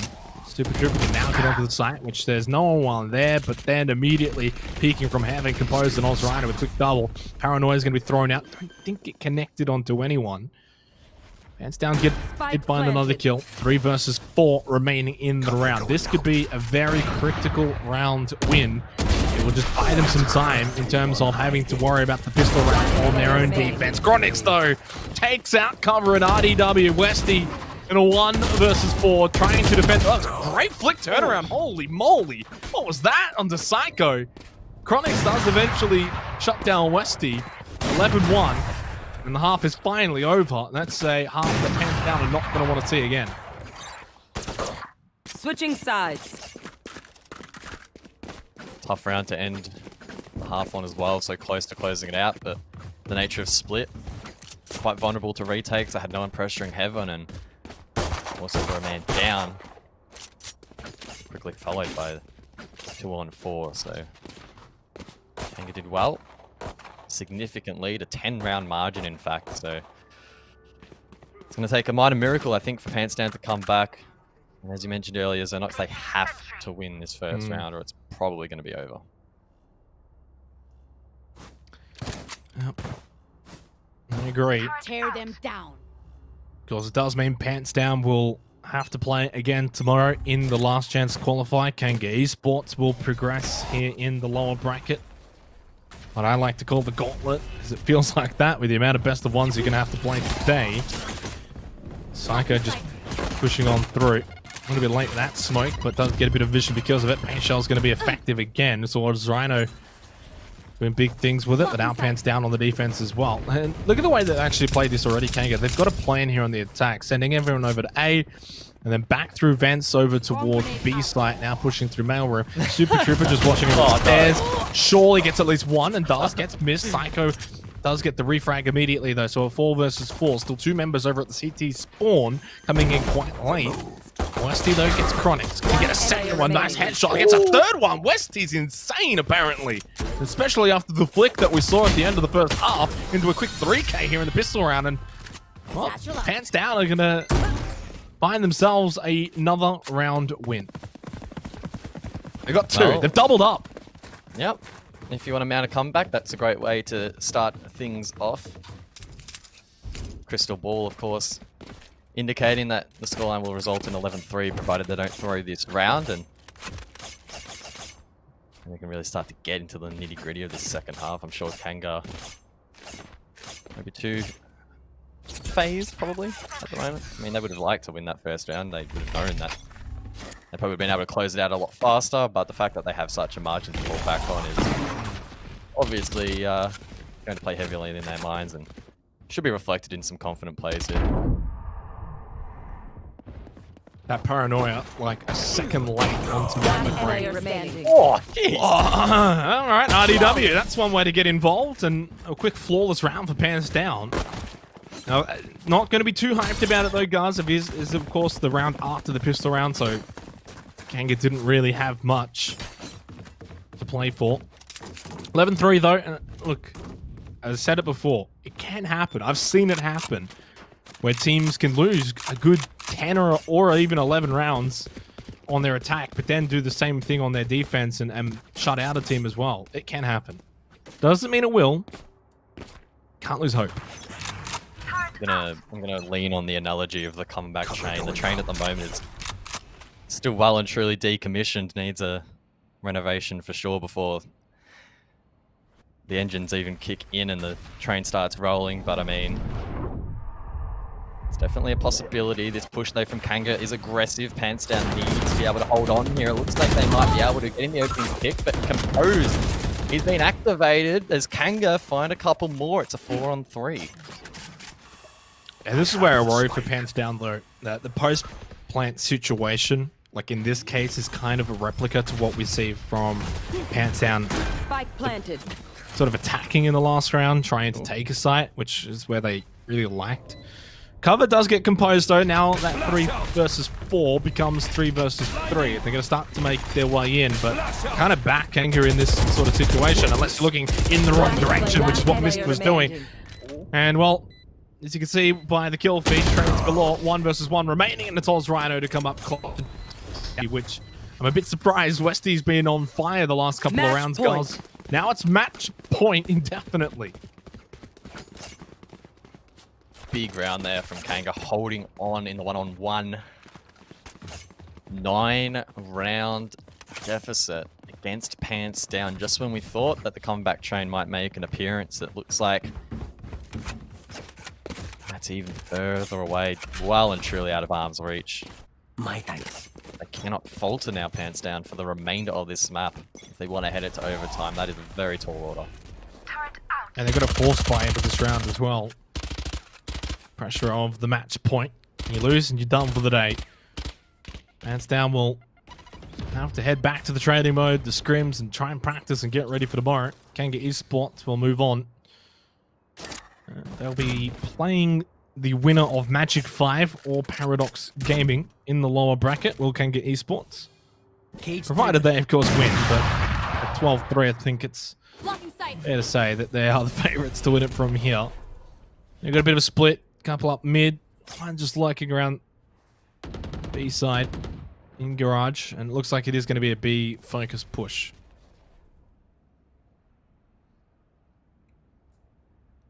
Kanga with so much confidence backing them into this round will be looking to make a statement.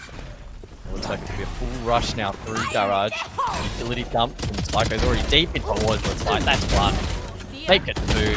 That will be converted. Cover shut down as well. Xenox, it's a 5-on-2. 30 seconds left. looking like they will well and truly Spike finish this planted. off. It was a dominant performance from them, and this round is no exception.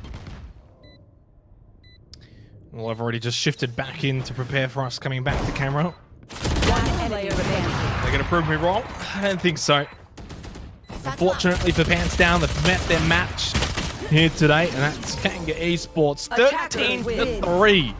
They will move on in the lower bracket. Unfortunately for Pants Down, they will have to return tomorrow and have a try in the last chance qualifiers. And that was very, very convincing. I'm not sure how many games we're going to have today, guys, that are going to be that one-sided, especially as we progress through the tournament, whether it be the upper bracket or even the lower bracket, which is in contrast to what we saw, obviously, in that first game today between our first matchup. So congratulations to Kanga Esports. Yeah, congratulations. Simple as that. They made it look simple, really, in the end. I mean, the likes of Composed, unstoppable. We saw glimpses from Pants Down on occasion. Westy played decently in the rounds that Pants Down were able to take, but it was only, 3 rounds in the end that they did muster. So rough for them, but hopefully they can spend tonight reviewing what went wrong, come back stronger tomorrow, and make a better impression. Going to go to a break. On the other side, we've, of course, got plenty of games still to play.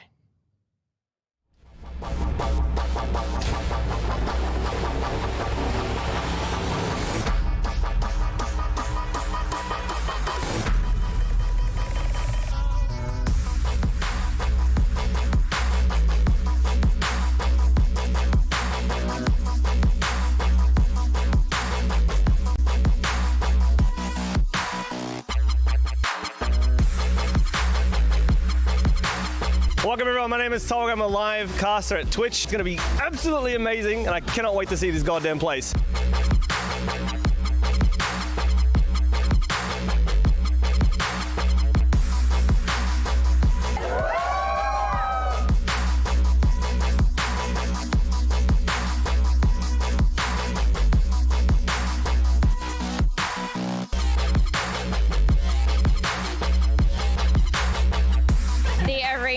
Is insane. The colors, the colors are... the huge LED screen.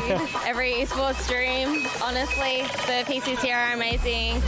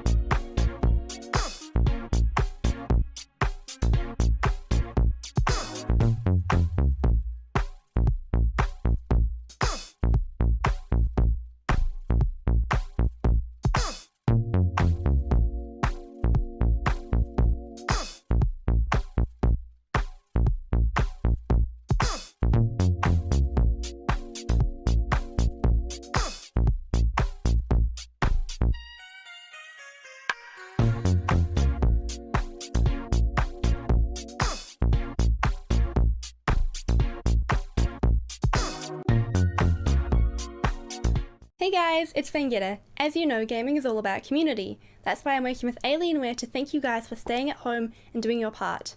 Remember, just because we can't always be together doesn't mean we can't play a part together.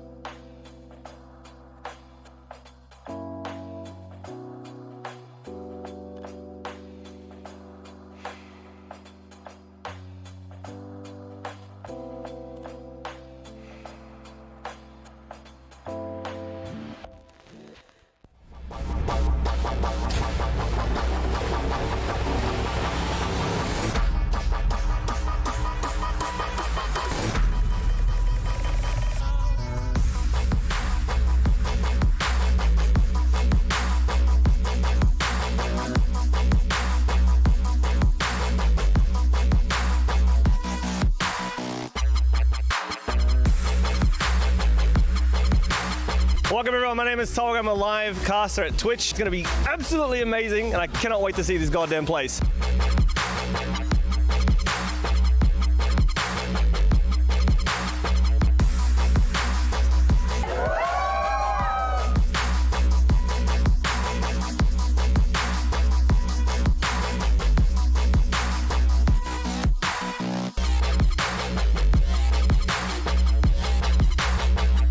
The arena is insane. The colors, the colours are... the huge LED screen. Every esports stream. Honestly, the PCs here are amazing.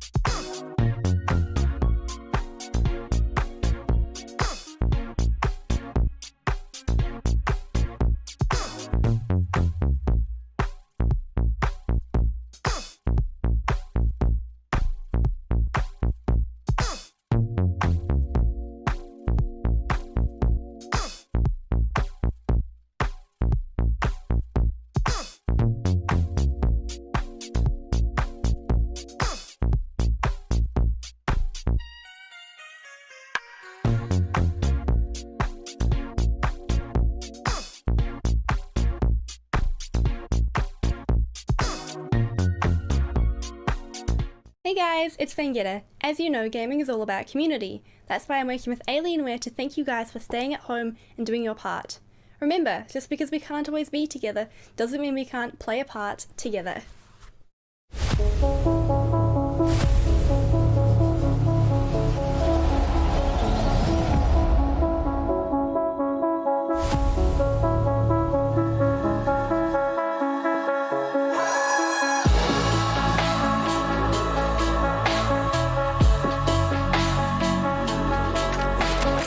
Come on, let's go! One enemy remaining.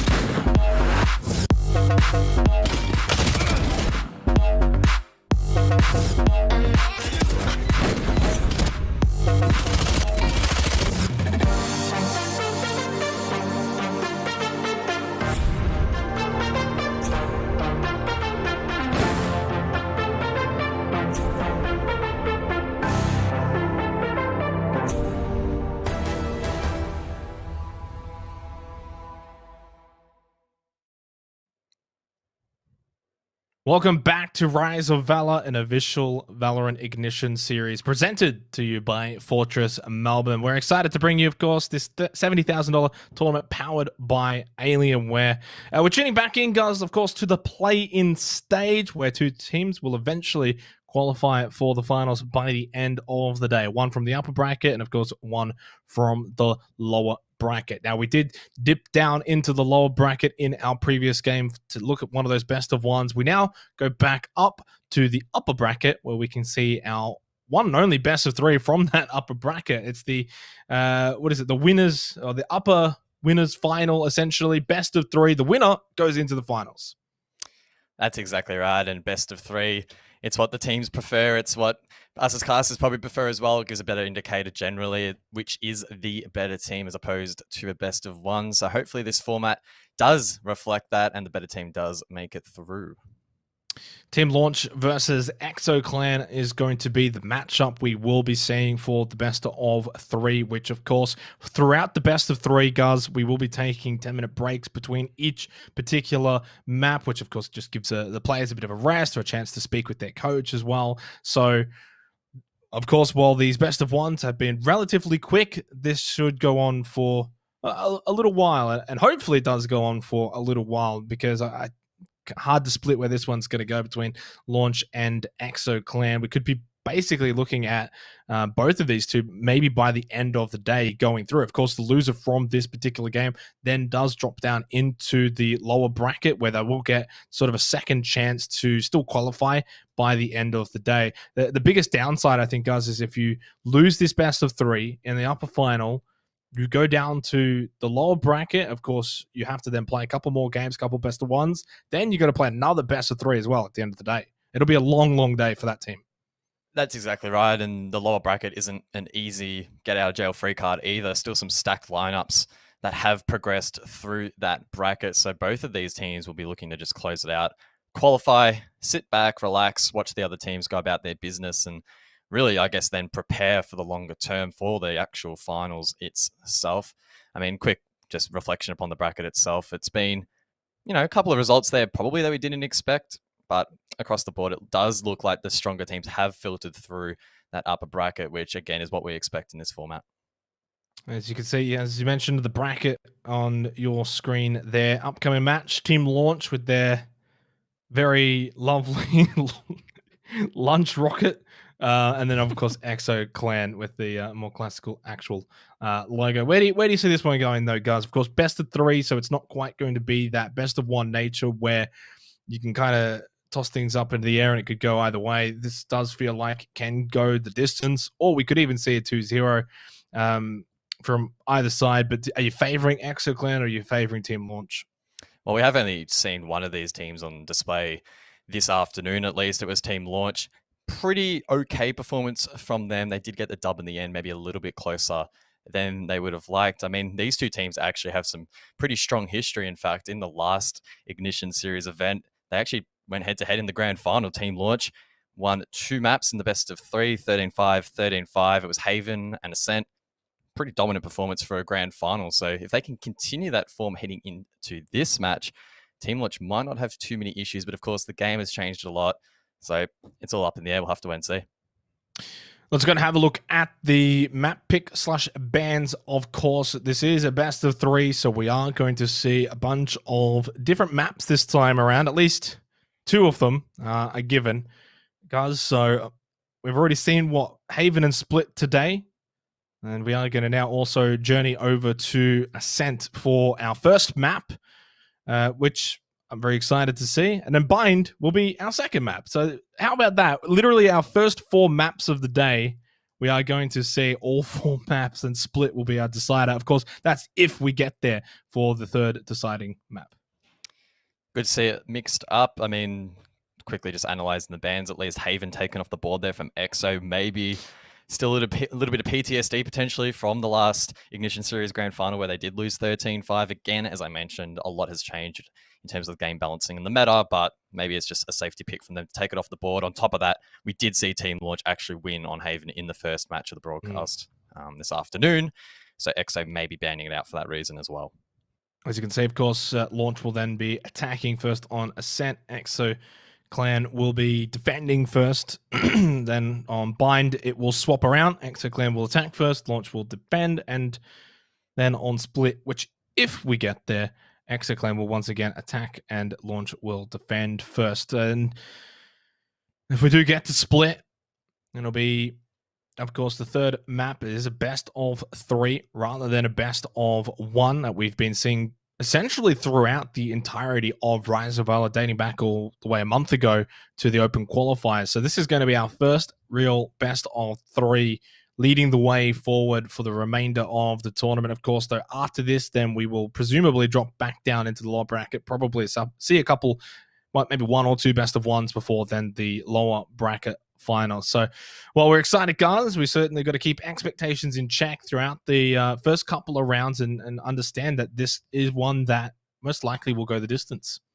That's exactly right. As I briefly sort of touched upon earlier, the dynamic between a best of one versus a best of three is quite different. We see it across basically any competitive esport for that matter, where best of ones can generate some more random results, if you want to put that in quotation marks, as opposed to best of threes, which tend to filter out the weaker team compared to that of the stronger teams. So it will be an endurance effort. Both teams, it's going to come down to their mental fortitude and their mental endurance, really, because it has been quite a long afternoon already. And if it does go the full distance, this matchup alone could go for upwards of 2 to 3 hours, which is quite long playing in a competitive official environment. So it's important that both of these teams take that in mind. Don't let their demons get the better of them. And they should, if they are, like I mentioned, the better team in the end, be able to ride out any maps that they do lose and come out victorious in the end.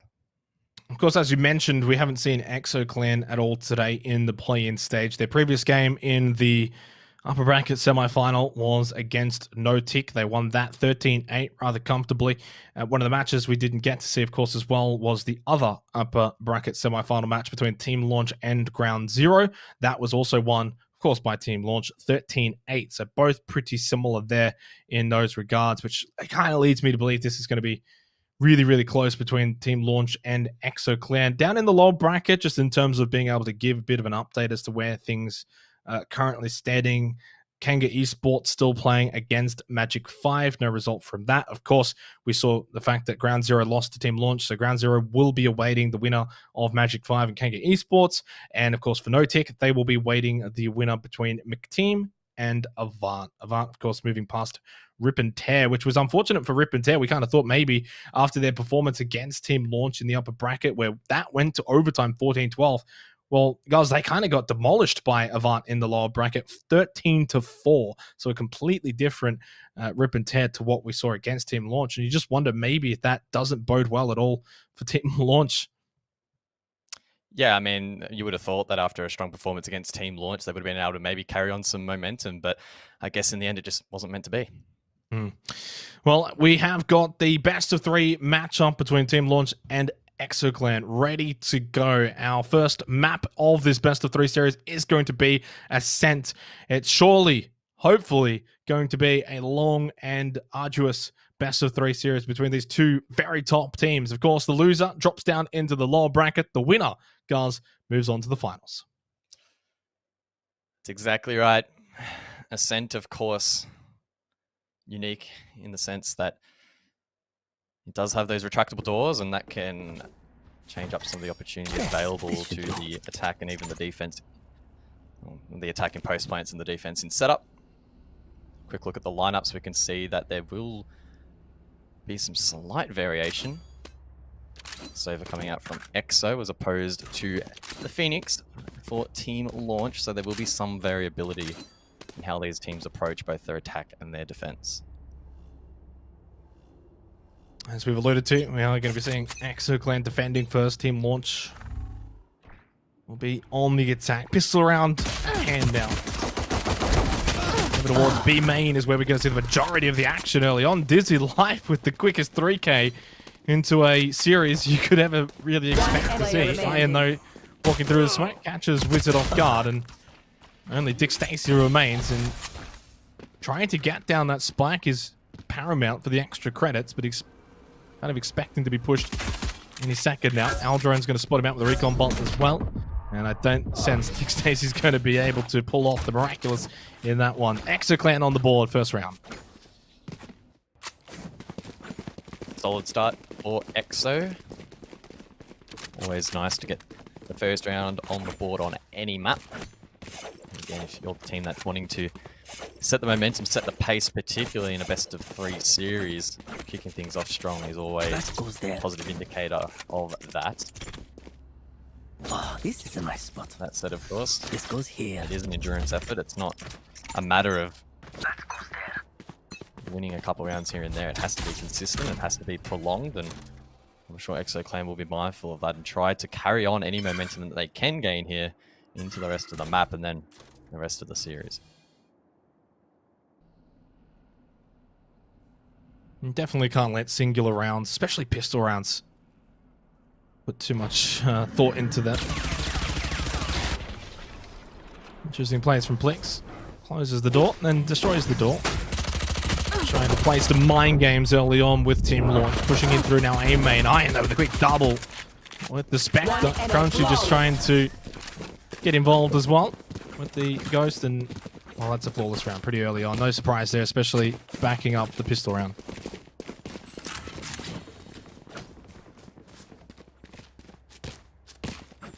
Of course, if you are just tuning in, both of these teams actually do have a little bit of history facing off in the last Ignition Series Grand Final in OCE.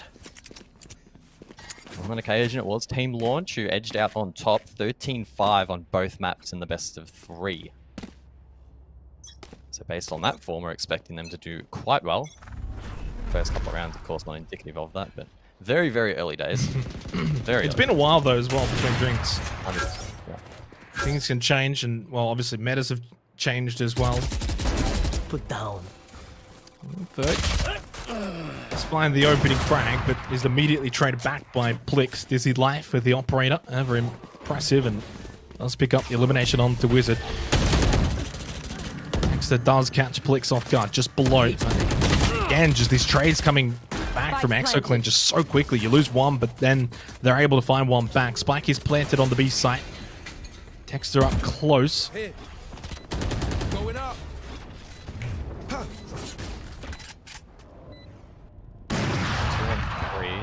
Going to get tough. Attack to hold on here. The retake on B is favourable, but Texter gets the first, and Iron is quite low on HP. A wide swing from here in combination with the flush. Surely enough. Oh, the timing! It is in the end successful there from Exo Clan. Great discipline from Dizzy there to hit that refrag and counter the spike just in time. 5.5 seconds left on the timer, and that is quite clean in the end. Definitely is. Dizzy Life having to use the Bladestorm ultimate to secure that. Maybe wasn't even necessarily required, but why not? 3-0, good start for Exoclan. Obviously, they're going to be wanting revenge against Team Launch, as you mentioned, for what transpired in the last Ignition series. Long way to go in this best of 3, though. You don't want to read too much into the first 3 rounds, but it's a great start from Dizzy Life with the operator. 6-1 in just 3 rounds so far. Team Launch going to definitely have their work cut out for them in this series. Okay, Bob. Not bad. Iron as well. Finds the second in the round. Make it 3 with Crunchy and Flex 4. I can just keep counting. 5. There we go. It's flawless. For Exo, starting to snowball a little bit of momentum. You got to make sure, though, you don't allow this to keep going on for too long. We saw it in one of our earlier matchups with Pants Down and Kangaroo Esports. You know, that got to 11-1, and it just does things to your mental. Yes, you can always come back. Yes, you can always do it on your own defense. And I think this will be the case for Team Launch, where, you know, they're going to sort of back their own defense here on Ascent, but you got to find a couple around somewhere. 4 or 5, surely, on the attack. Maybe 3 at worst. 2 and below, and I think it's basically over at that point for the map itself. Credit, though, where credit's due. Exoclan have certainly started the better team. Team Launch just got to wake up a bit. Both teams, of course, fresh off a 13-8 victory in the upper bracket semi-final, so they're both similar in terms of amount of games played today and times between games. There's no real advantage. No one's had a rest. No one's fresh off the game. Run it back is going to be utilized now for Team Launch. Doesn't even really get them onto the side either with that run it back. Berg's going to be the one to get the opening frag, and Iron, though, Plix double kill onto Berg and Texter. Doesn't choose to heal up, instead just wants to reposition. Throws out double Lears. Launched down to 2, and just Sandster and Die straight's this round already. Dick Stacy, though, does get Plix, so they want to rotate off away from the ace site. They've got 45 seconds, so they're going to do so, guys. They're going to do it now. Exo have read into that. Quick rotate coming up from them as well. They could be graded in mid by the Jet, but Dizzy thinks better of it as Launch spearhead through mid. They might consider going back towards A, but it looks like it will be down towards B. Not a lot of time to really think about too many options. I mean, they have the advantage now. It's a 2-on-1 here on this site. They could well trade it out. They're going to get onto the B site. Crunchy's waiting and watching. Gets one and should get two. Doesn't. Dick Stacy wins that at least and will get the spike down. Extra credits. Spike planted. Confirmed for Team Launch. The round win is what they want more than anything at this point. Just try and halt this momentum of ExoClan. 1 versus 2. Bob with the Odin. And for Dick Stacy, very low. 11 health. Surely can't win this one. Needs to get a quick headshot. Gets one. Can't get the second one though. Dizzy Life just swings around. And we'll get the defuse, and that's going to make it 5-0 for ExoClan here on Ascent so far for the first map of this best of 3. Dizzy again with a critical late round trade. Closes out the round for Exo. One of the key plays for me in that round was really Plix hiding towards the archway at A. Launch had mollied it off, but Plix went for the high-risk play of sitting there and waited for the right time to pounce. Launch as they entered just didn't check that hard right position. A couple of easy kills there for Plix and opened up the round for his team. Was a little bit close in the end, but the likes of Dizzy ranked 7-1. It was in pretty safe hands. We're going to see a bit of a force buy as well from Team Launch. Couple buying in. The round low in terms of the economy. That's going to be a nice easy kill for Crunchy. See Life finding yet another one. There's a second one as well from Dizzy. Does finally get shut down though by Wizard, but all for naught. ExoClan are going to win the round. They're going to go up 6-0. This is a flawless start from ExoClan. Dick Stacy, even in the smoke up close, does get Crunchy. Out of charges. That was a flash, I should say. 1v3. Again, another tough position for Dick Stacy to be in.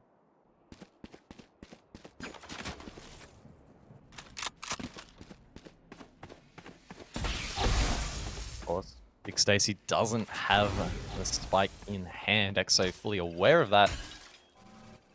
Are expecting him to come through mid, and their expectations are correct. Dick Stacy will shoot the first recon bolt though, but it doesn't really matter.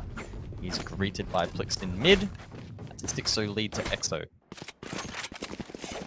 Just wonder if maybe it was better off just trying to save the Phantom, but Team Launch were going to be able to buy into this round anyway, so it wouldn't have been as effective. Although as I say that, they did force buy last round, so that I guess clearly just going to have just enough to buy into this one. Yeah, Tuck still to buy. Dick Stacy actually has more credits than everyone else anyway on his team, 6-6, so that's the extra kills. Wizard, Tux both struggling at the moment, 1 and 6 apiece down the bottom, but doesn't take much for Launch to get back into this one. Dizzy Life again, just aggressive positioning is going to pay off.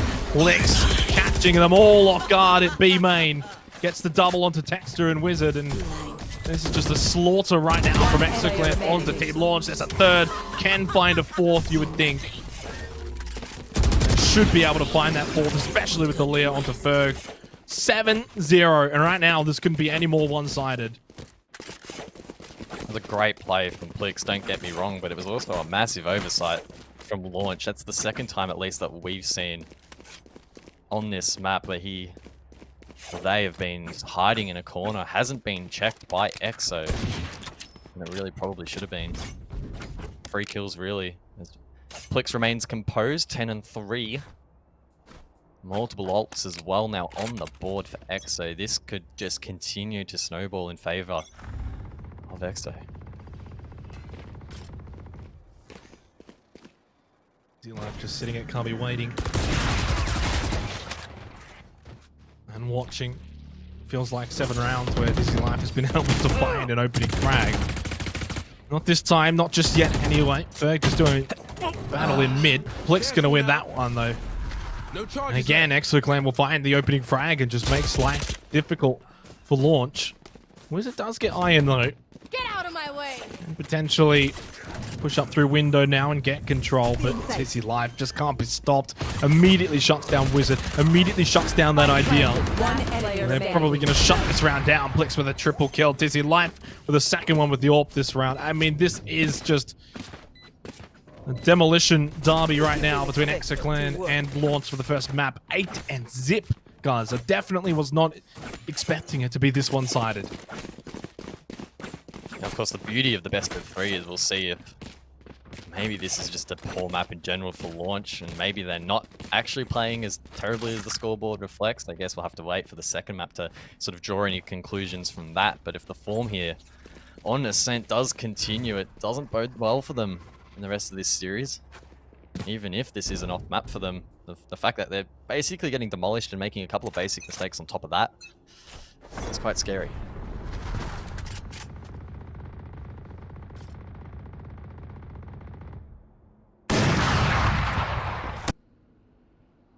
Going to push up through Catwalk this round for Team Launch. What do? How do they change their approach here? They've tried being aggressive. They've tried slowing things down.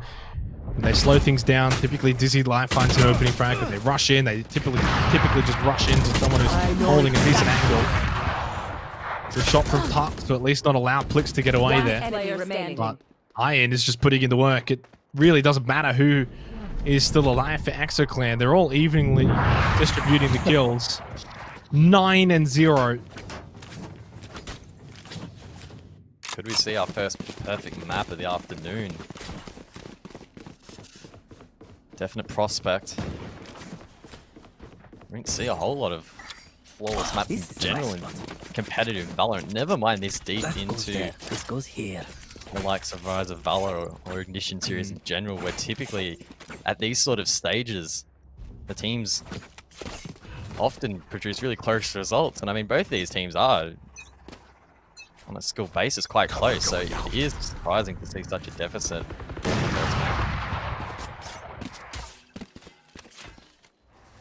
Still a long way to go, though, of course, but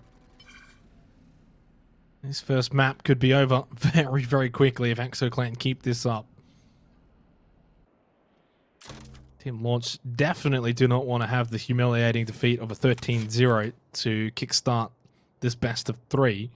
I, in fact, didn't even cast a 13-0 in the open quals, where you kind of expect those results to be taking place. Dizzy Life is just primed. Oh. Stays and jiggle, peek that all you want. Dizzy Life is going to take you out. This is severely one-sided affair here onto Ascent. And of course, it was picked by ExoClan. They definitely enjoying it right now. Plix sitting in market. It's going to get 1, gets 2. Can't quite get the 3rd. Is just going to buy some time and move away. And I don't even know what to say right now. This is... Come on. This is not fair. You just can't shut him down. It's at least the 3rd time now where Plix has popped off. I think it's probably fair to say that this deep into a one-sided map, Launch have probably decided to just throw any sort of strategy out the window and just go, hey, we'll wing it for the rest and see what happens. Not try to get too caught up on strategy, because that might only dig themselves a bigger hole rather for the rest of the series. I mean, I could definitely be wrong in that assumption, but I feel like at this point, you've just got to throw mud at the wall and see what sticks, really. Right now, nothing is sticking. In fact, there's no wall and there's no mud. Just an empty canvas for Team Launch. Of course, the map after this is going to be Bind. Launch will be defending first on Bind as well. So the nature of a best of 3 does. Maybe we eventually get to split. We look back at this and think this was just a one-off, and maybe it was just the map of Ascent. This is the 2nd time in a row Dick Stacey is trying to jiggle peek Dizzy, and the 2nd time in a row just cops the operator shot to the chest. It's going to be another round win for ExoClan. That's just not fair. Bob with the Odin gets a quick double onto Ferg as well. It's 11-0. There's one more round in the half, and quite frankly, if your team Launch, you probably don't care that this map's about to end. They just want to get out of here as quick as possible. Faster they can get out of the server, the faster they can have a quick drink of water, have a quick walk around and refresh their state of mind for the rest of the series. They're probably glad it's a best of 3 now, and yeah, this has to be a write-off by now. I don't see them coming back. I don't think it's... I think it would be fair to say that there hasn't probably been a single round really where they've looked to be a chance. I mean, there were probably 2 where we did see late round trades, but outside of that, it has been incredibly dominant from EXO. Very much one-sided affair, and final round of the half, and then of course we head into the pistol round, and well, who knows? Just maybe Launch win the pistol round and defend just like this as well. It's hard to sort of say that though with a straight face. ExoClan just look like they're on a different level right now. They're in 6th gear and Team Launch are in neutral. Out of charges. Maybe upon reflection, their earlier match this afternoon of broadcast was an indication that they weren't really at full strength. Again, it's so hard to make these assumptions in the first map of the best of 3. Could well see them come back stronger in the second, and who knows, they could even take the series, and we'll look back at this quite fondly. Either way, though, they need to try and gain some sort of confidence for the rest of the series, because even if this isn't quite their map, they don't have any confidence heading into the rest of the series. That can make things really rough. Yeah, I agree. Unless their ability to just transition from one map to another, leave this behind, 30 seconds left. is really strong.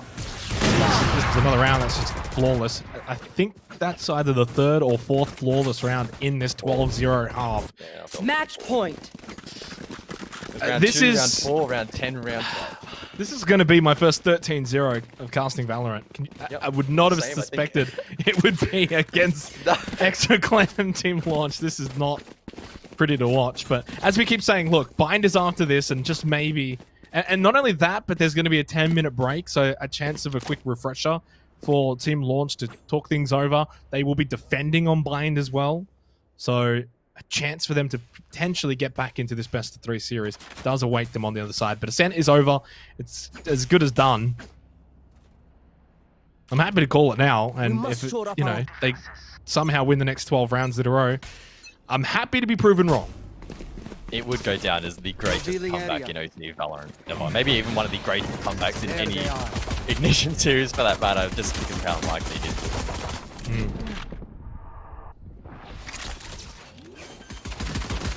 Pistol round though, of course, at the end of the half. I end up with the opening frag onto Wizard in market. They've already got control of this B site with relative ease as well. Launch haven't been able to get anything to go their way. Finally, Texter got one, but is immediately traded back. That was the Tarks that went out, and well, that's it. It's over. 13-0. I don't know what else to really say here, guys. 13-0.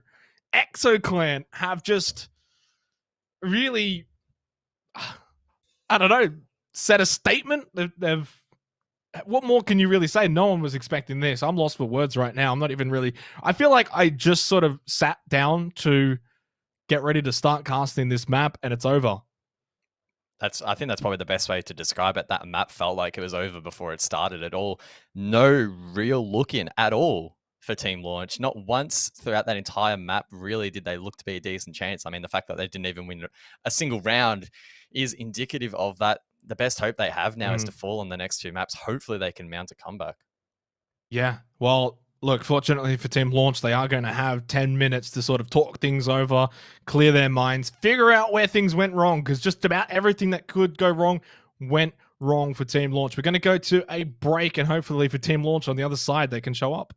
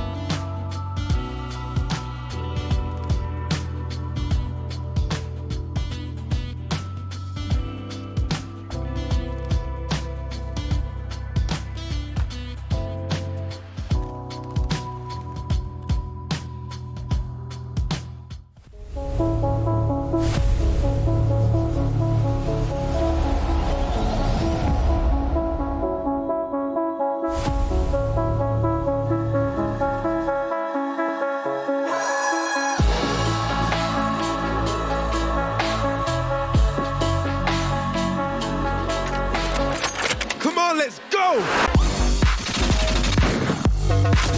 One enemy remaining.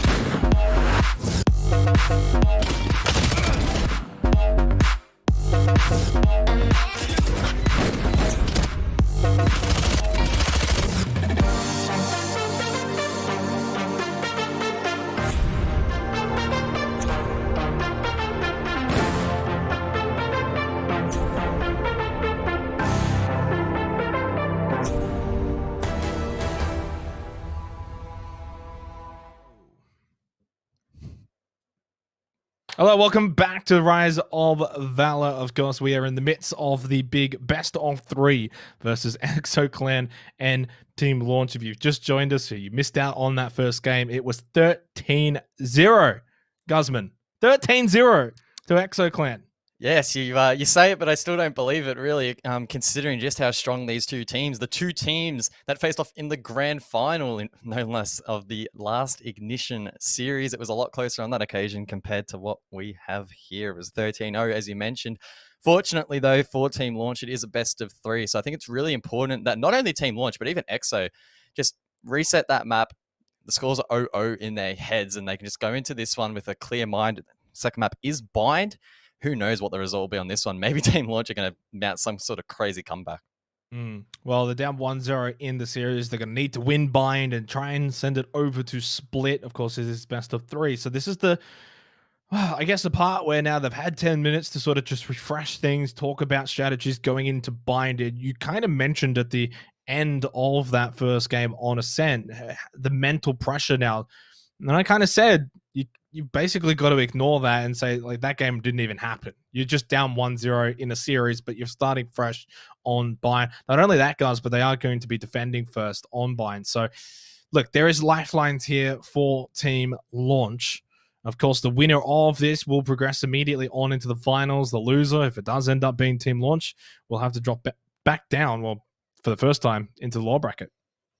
That's exactly right. And like, as I said, I think both teams, in fact, need to reset that mentality that it is a 0-0, because even if you're in the EXO Clan camp, if you head into this map just expecting to win the series easily because you 13-0'd on the first map, that's probably not the right mentality to have. Of all the teams in the competition, Team Launch is probably the one team that's going to come back and actually put in a decent effort and fight back hard. So if you are complacent and that kicks in on this second map and then heading into the third even, that could be a danger zone as well. That said, of course, EXO Clan are going to be confident. That's 100% all right. You want to be confident heading into these games. You just got to be careful that it doesn't then transition into that complacency. Exactly right. Well, we are ready to start heading into Bind for the second map of this best of 3 for the upper bracket final between EXO Clan and Team Launch. As we've said, it is going to be Launch defending first on Bind. Guys, I want your prediction here. We've seen Ascent firsthand as we head over towards Bind. Is there a comeback story here for Launch, or are we going to see more of the same from what we saw on Ascent? Oh, loaded question, difficult to answer. I think the first couple of rounds might give us some sort of read into that. I'm probably going to say confidently that if EXO do win the pistol in the second round, that they're probably going to take the best of 3-2-0. If that flips, though, and Team Launch are the team that, in fact, take the first 2 rounds, well, then it's really anyone's game. Well, here we go. Round 2.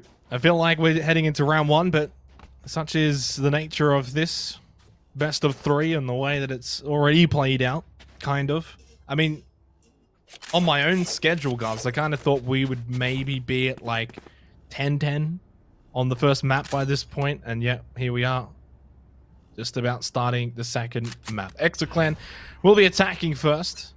I very much doubt it's going to be back-to-back 13-0s, more or less based off the fact that they will be attacking first. So you would think, and you would bloody hope that it's not going to be back to 13-0 again. A push here in around number 1. EXO getting down that spike with ease. And they just need to hold on for the post-plant Texter, though. They'll be able to get the opening pick. Retraded back. It's a 4-on-4. Make that a 4-on-3. Team Launch with the advantage. Looking for their first map win, or for their first round win of the best of 3 series. Bob. Oh, just catches Dick Stacy and Ferg from behind over at U-Haul, or Lamps, however you want to call it. Flicks. He's going to eventually lose that one out, and EXO Clan make it 14-0 in a row. If we want to have... Can we have like a counter tracker or something in the top corner? How many rounds in a row? I'll keep track. I mean, it's not too hard to keep track, right? Even I, with my smooth brain, will be able to track it. It's basically until, or if, Team Launch managed to take 1 round on this map. And we jokingly said a little bit off break that maybe Team Launch would do a 13-0 sweep back. We can already cross the line through that because EXO did take the first round. So F's in the chat for that, but of course Team Launch's chance of winning the map are well and truly still up there. Ooh, this could be interesting though. Look at the amount of defenders that are over on the B site for Team Launch. They've only got Wizard sitting in showers, and he kind of did an okay effort against Iron. Did get Iron down to about half health. Flix are just waiting for someone to come out of the teleporter. Tuck's winning that exchange is, well, impressive, but unfortunately for Launch, they are still down 2-3 in terms of the numbers. Not only that, but the 2 is on the other side of the map here for Bind. Bob just going to try and scout around with the R drone. Not going to find anything. Dizzy pushing through. But, and this round is going to be over. One player remaining. Nonetheless, it was a relatively disruptive round on the side of Team Launch. They found 2 picks, and in the second round, any pick's a good pick, just to try and halt any sort of momentum and economy building up for the members of EXO Clan, who, again, are expected to win that second round in this current meta. This is where it starts to get spicy, though. Expect Team Launch to full buy. They have. They'll be up against the full buy of EXO. You know, you can really get a good indication as to which team that might be better on this second map. This is the round win, surely, for Team Launch. They would definitely be favoured here in the economy, and the fact that they're defending first Tux with the opening frag onto Dizzy Life as well. Super vital. Everything that they can get to go their way, that is something. Try and stop the rot. What is 15 round wins to 0 so far in this best of 3. But of course, the first 13 don't matter anymore. It's about how many more can they stop EXO Clan getting here on Bind. Great start, though, from EXO Clan on their attack. You know, we speak about the fact that Launch were going to be defending first, guys, but if EXO Clan can get a good, you know, solid 4 to 6 wins on their attack, I back them in heavily to win on the defensive Bind.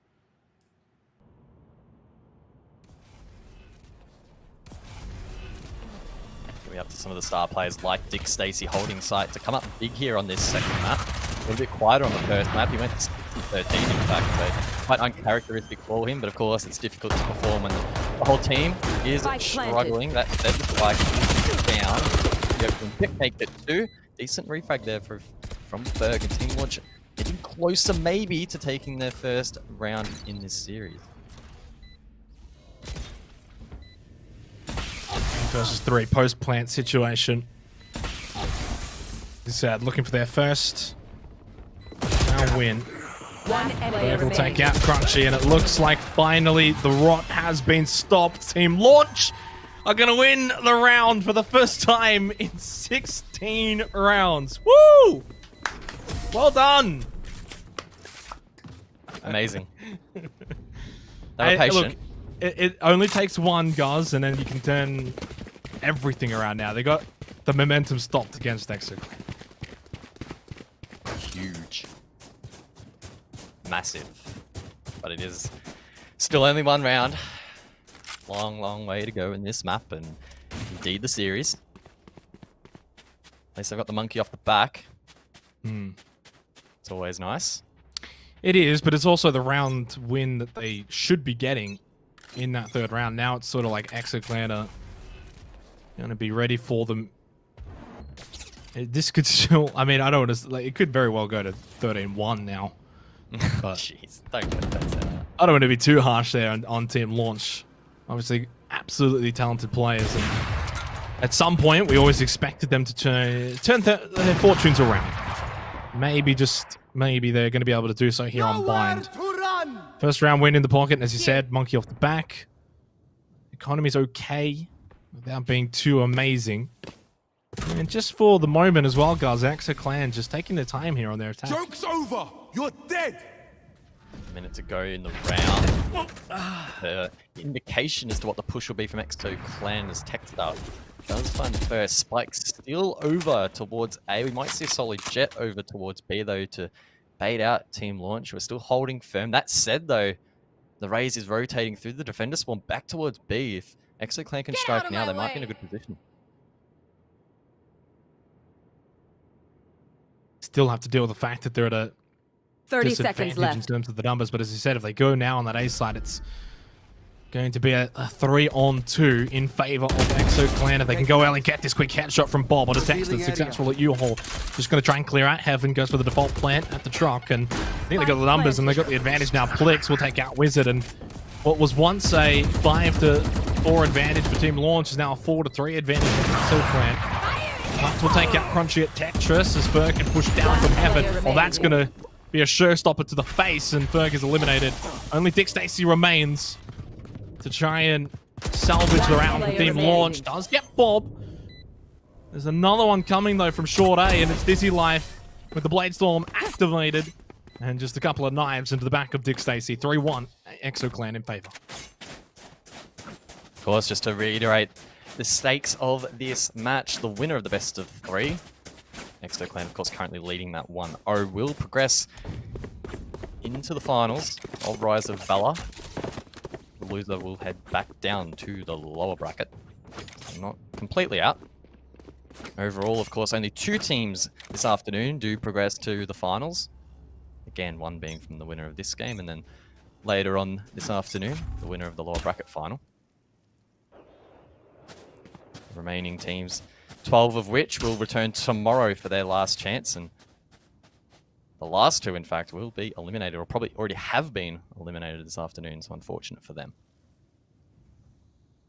And there's a really big chance that we could probably see the loser of this series win from the lower bracket. I definitely dare say that if his Team Launch that do drop down, they would be heavy favorites. Still a couple of really solid teams, though, down in the lower bracket, alive and fighting.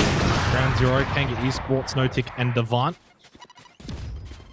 Technically 6 teams still with a chance of qualifying for the finals from today. Of course, there's the teams that did miss out from today. We'll move on and play tomorrow in the last chance qualifier. And launch down to 4. Exo Clan just going to rotate back over through Short A. They're going to potentially want to clear out U-Haul, which there's no one actually in there. One over at Showers. And Ferg just hanging around Connector. It's not horrible for Team Launch. Haven't lost anyone else. Dizzy Life, though, now, as soon as I finished saying that, he just had to do that for me. Now they've lost Dick Stacy, and now it's not looking good. 5, 3, and 1. Lawless. Another flick for one more. No, it's Crunchy. Lawless dimensions out for 1 the lead. Getting a little bit scary for Team Launch. If it wasn't already scary. 17-1 over 2 maps now. It's more than scary. It's horrifying for Team Launch. As I kind of spoke about before, the one round win that they did get is the round win you should get, provided you lose pistol round. Of course, you're still going to get the job done, but it's just more favored. You definitely got more of a chance. Look at the economy, though. Even if Exo Clan lose a round here, they're still fine for the next couple. As for Team Launch, you lose this buy, and then you're probably going to have to either force buy or eco the next round. Berg just swinging back over from B towards A, expecting to push through Short A once again. It's one going to be coming through Shower. It's much better from Team Launch, though, landing their shots towards Short A. Looks like they're going to just commit 3 versus 3, thanks to Iron. There is one over in U-Haul. Wizard's going to catch him, surely. Get that elimination. Can push through if he wants to. Going to throw out the Paranoia instead. Took some damage to 60 health, no shields. Odd wins those with a quick headshot. It's back down to an even number. 2-2. Crunchy gets Tux. Showstopper, though, was successful, though. Crunchy going to teleport up to Heaven in this 1v1 post-plant situation. Crunchy misses those shots. 11 HP. Dick Stacy on 21. Very close round. Crunchy, can he teleport in time? Falls off it, cancels it. Now needs to drop down from Heaven, but Dick Stacy can stick to the defuse. Great play. Is taken out, but it doesn't really matter. Team Launch at least able to get another round on the board. One of the closer rounds between these 2 teams so far in this series for the upper bracket final. Well played from Dick Stacy to get the defuse in a stressful situation. 2-4. And still, of course, defending for the rest of this half. All the chance in the world for Launch to, well, launch a comeback.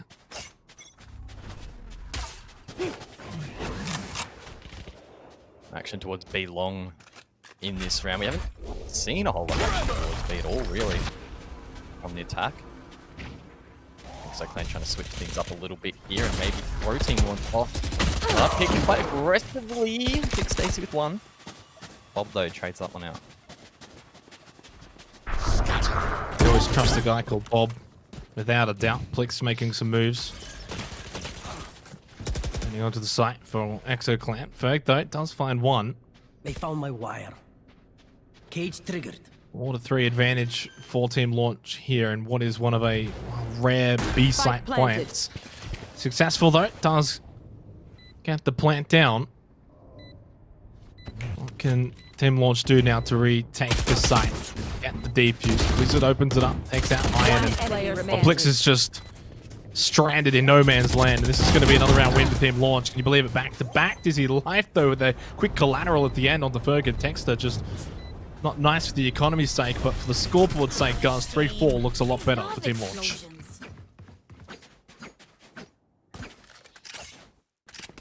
What name do you reckon is more trustworthy, Bob or Dick Stacy? Oh, you can't put a man on the spot like that. Come on. Give me everyone knows they can. 1. Dick Stacy. Yeah, I agree. That's what I was gonna say. Everyone can trust Big Dick Stacy. Well, he's going 2-7 at the moment, so maybe his team can't, but that's alright. They're at least winning rounds. That's Well, the most you important didn't thing. say as a player. I thought you were just talking about as a bloke. In life. Yeah. Yeah, in life. I'd let him do my taxes, you know? That's what I'm saying. I agree. But right now, I'd probably rather have Bob on my team. ExoClan, though, have just been stalled in the last 2 rounds. One was 1-4 and at one point 17-1 over the first 18 rounds of this best of 3. Finally, Team Launch have gained back some sort of semblance of momentum. As I say that, Crunchy gets a frag. This Big Dick Stacy. And it seems like ExoClan are going to wrestle back a semblance of a lead. Plix, of course, top fragged on the last map for Exo. 22 bomb in what was a 13-round match. So not a bad result there. Heading this attack again towards a wizard. It's down, but it's actually Plix on top. Crunchy as well to find a headshot on site. Spike planted. Just like that, it's a 1 on 5 Ferg. Flawless. Maybe find a couple kills, but no, it's flawless for Exo. They've picked up quite a few of them. Have you got the flawless tracker? That's still going. They had... That's actually the first, the only one I've written down. Well, they had about 4%. It's the first one on this map, right? No, or I just forgot to write it. Second. Okay. I did track it on map 1. Clearly, you got some work to do, Padawan. Maybe you should go back to Dev and ask for some spreadsheet help. It's a very deep meta joke, that one. That is. It is. I mean, I'm not running a spreadsheet. I'm handwriting notes at the moment, so that's probably why. In fact, I actually couldn't find my book from when I last passed Rise of Valour with my notes. I was a little bit sad. I'll have to look for that. Team Launch looking for another round win just to kind of keep in touch with ExoClan here on Bind. Crunchy got to swing around and does catch Dick Stacy over in Garden. That actually gives them full access over to the B site, just about. Sitting over at box. On a back, going to be used through Hookah. Wizard takes out Bob. That's at least one frag for Team Launch. They find a second and a third in quick succession. Texter putting runner back to great use. Dizzy Life just on the other entrance to Hookah. Trying to keep the pressure on, but as the solo player with the operator, the best bet is probably to fall back and try and save. Dizzy as well performed incredibly well on the last map. Might get a little bit risky here and actually try and find some picks. Oh, this is not going to end well. 30 seconds. Not hit a shot. Oh. It's most disappointing. Thrifty for Launch. 4-5 the score. Not bad. Pick up the AWP as well for Tuck, so can save a bit of money. 4-5, as you said, and you just wonder if Dizzy Life should have backed off and even just sat at the bottom of long be long and looked for an exit frag or two with the operator and attempted to save it. 10-5 though, and plenty of money. Of course, Dizzy Life can just rebuy the operator anyway. Not too much of a concern. Not only that, you're already up 1-0 in the best of 3 series.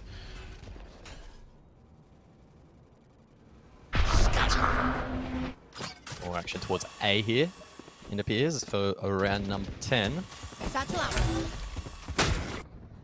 Launch looking, of course, to even out that score line and look the most confident they have clearly this afternoon in this series. Clicks though, gets the first. Not to start that launch with a like because the spike has already been planted. One on Dick Stacy. How about a third? And another flawless. The third flawless of the map now for Exo Clan. How nice was that play from Crunchy? Dodging the flash, hitting the 3k. I think it was a 3k, right? Happened that quickly, I can't even remember. It was like 5 seconds ago. Jesus. Either way, nice play. Exo. Extend that lead now a little bit. This is a nice spot. Through craft this a little bit earlier, maybe on the attack, Exo would find it a bit tougher to get these rounds on the board, but with only 2 left in the half, at worst they'll draw it out, which for me is a very positive result. I mean, certainly it's already a better result than Ascent, goes without saying. Not even a question, really. 2 rounds to go in the half down for Team Launch. Just feel like they're on the defense. Would have liked to have seen them at least get to 5. They can still do that. Berg's going to catch 1 through the smoke coming out of showers. That's Dizzy Life. Big pickup.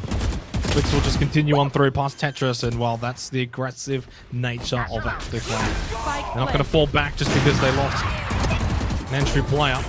Showstopper is going to be utilized and thrown in towards Showers. Blix will dodge that one, and now utilize their own shotstopper as well. Just shoots at the back of Tetris, and successful. 4-7 now for Exo Clan.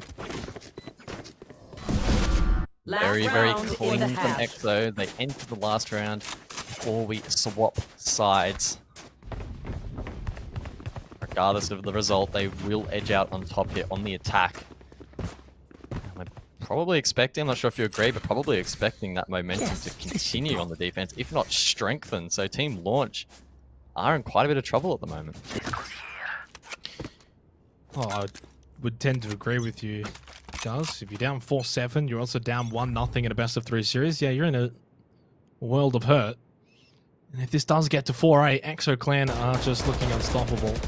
And just imagine on their own defense, they'll be able to sort of shut out Team Launch for the most part. Texas is going to swing around with the Spectre.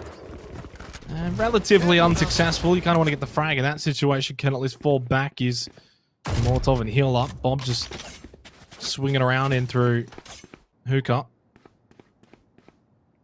Final round of the half. So Clan looking to make it 8-4. And what should be ending up as a B push.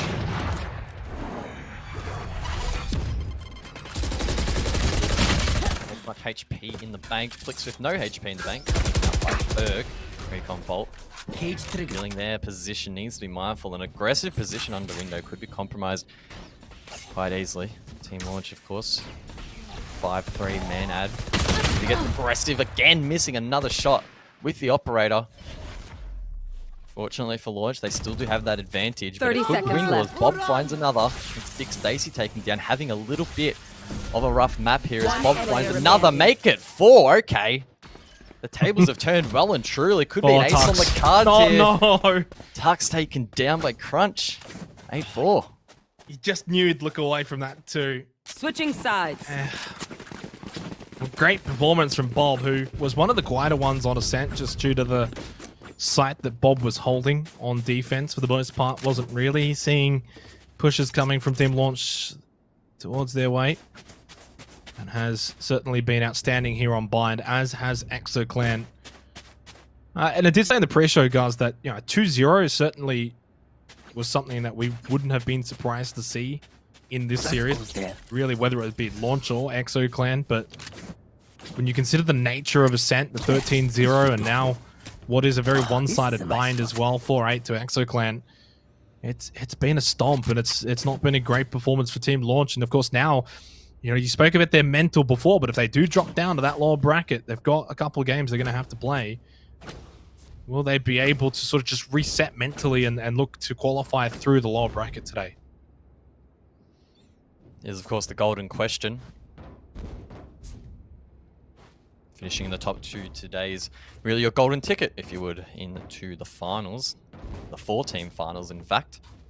2 determined today, 2 determined tomorrow. The winner of this, they're in. ExoClan in prime position to convert that. Cover going out. Now that they are on the defense.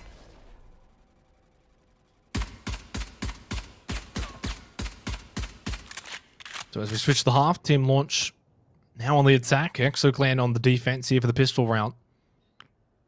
And if I'm correct, I don't think we've actually seen Team Launch win a pistol round so far in this best of 3 series, but that's a good way to start it. They can sort of just overwhelm the B site now.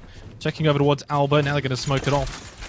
It's going to be the default plan for Dick Stacy. Iron, though, just going to take out Tux, is burning alive. Tex are going to push through the smoke and should know where Iron is still, even though when you know their location, you still can't win the fight. Iron's got a 3k on 4 health.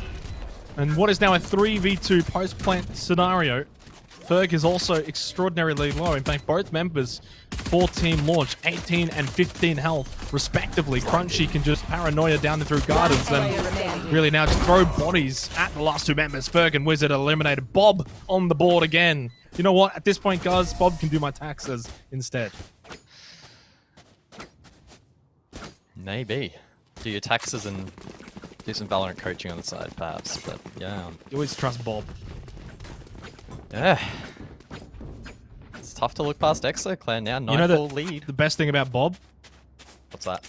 Is Bob's name backwards is still Bob. Very trustworthy. You know what else is backwards, and it's like a longer word? Race car. Okay. That is true.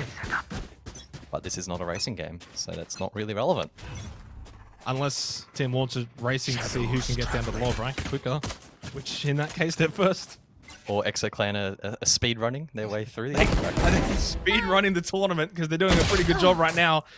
Dizzy Life gets the opening frag, but is immediately traded back by Tux. Dead. Expecting one to come through the teleporter. Dick Stacy takes out Iron. 4-9, and there's a great speed run from ExoClan right now. 3-on-3. Just over a minute to go. Cook's still on the fight. That was pretty awkward timing. Gets taken down by the nade. Again, Dick Stacy taken out. Dick Stacy has had quite a rough map here. 2-on-2 though. Bob. He's been trustworthy so far, and he's providing a distraction for Crunchy, who's made their way through towards window. Bob then swings around. My oh my, EXO surely can close this one out now. I think that was a pretty defining moment in this series. 10-4, first team in double digits. 6-round lead, like... I looked away for 2 seconds, guys, and I thought, yeah, okay, Launch might win this one. Maybe. And then I looked back and ExoClan have won. I don't know, that's my story for that round. That was me on the first map. I looked away for about the whole map? 30 seconds, and it was 13-0. I'm sure there was someone who's like, you know what, it's going to be an awesome series. I'm going to go put on some popcorn. And then they come back and they're like, hey, I thought Ascent was the map. Why are we on Bind? Probably. I think we laugh about them now, but I think we both agree Launch are still by far the favorites to come out of the lower bracket final today, regardless of how this series has played out. Again, it really links back to, does this series, again, if they do end up losing, affect them mentally that much that they do perform poorly? Probably not, but there is still that risk. And not even that, even if they do go to the lower bracket and have a good run, the very fact that they've been pumped by ExoClan, at least so far, if they do make the finals, like, they might verse EXO again, and that's going to be scary. Well, it's also a matter of sort of what do you take out of this series? What do you take out of these matches? Have you sort of gained a few tips and tricks on ExoClan, what they've shown? Dizzy Light has just been sensational. Whether it be the Vandal, whether it be the Operator, Dizzy Life just finds frags. One enemy remaining. Oh, 4K. Ace. You got to do the team thing. If you Plex 11-4, you can't just be handed an ace. You got to get it. And while EXO Clan have had a couple of 4Ks as a team, they've been acing this entire series. I see what you did there. Yeah, not bad. Yeah, that's all right. I'm here all day, literally. Me too. Hello, here all day. How are you? I'm Guz. Nice to meet you.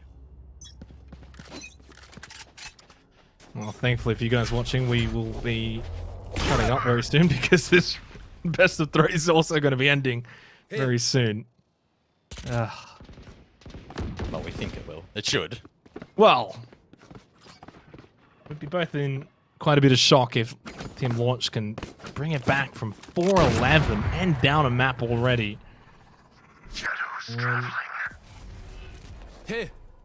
Long way to go in terms of also Team Launch, who they'll be playing in the lower bracket. If I'm correct, if I'm looking at this correctly, they basically jump straight into the lower bracket final, so they don't have to play any best of ones, guys. They'll be jumping straight into a best of 3, but they will, from my knowledge, have to wait at least a little bit of time before they do just that. Still playing off stream right now, Ground Zero and Kanga, and then on the other match is No Ticket versus Avant. The winner of those 2 games will play each other, which I would also presume we will be watching that lower bracket semi-final. 35 on the timer. 35 seconds, of course, not long for this. 30 seconds left. To come through. Late launch, and EXO Clan are ready for it, finding at least one pick. It's traded back, but EXO have the advantage. Bob shut down as well. Not so trustworthy in this round as Wizard finds Plix as well. I have retrieved the spike. You're a wizard, might be able Bob. to take this round. They have to stick the spike, though. Not long in the round to go, but it will be secure the retake now. Ooh, clean from Iron. I know exactly. To remove that tracking dart sitting at Tetris at the moment. Dizzy Life, full health, full armor. Now with the Phantom. Ooh, never mind. I just jinxed their health. Never done that one before, but anyway. Third. Oh, yep. Just thought it would spray through the smoke. Why not? Nothing to really lose there. Quick run around, gets the headshot onto Iron, and Launch make it 5-11. Winnable.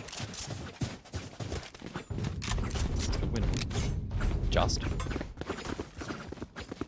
Team Launch have to prevent EXO from getting to match point for as long as possible here.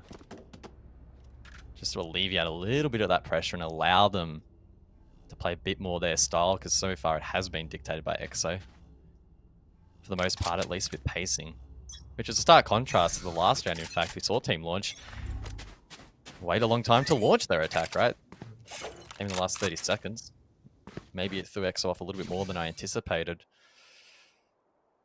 Keen to see if they take their time again here.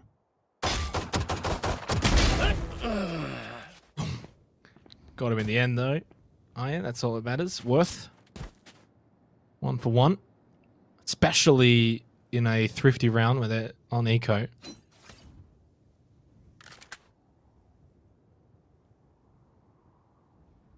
See whether or not Dizzy can find one Gardens as well. Do that, then it's going to be a 3v3 for the remainder of the round. Tux, though, does get crunchy. And I think Dizzy's going to fall here as well to Dexter. This should be the round win for Team Launch.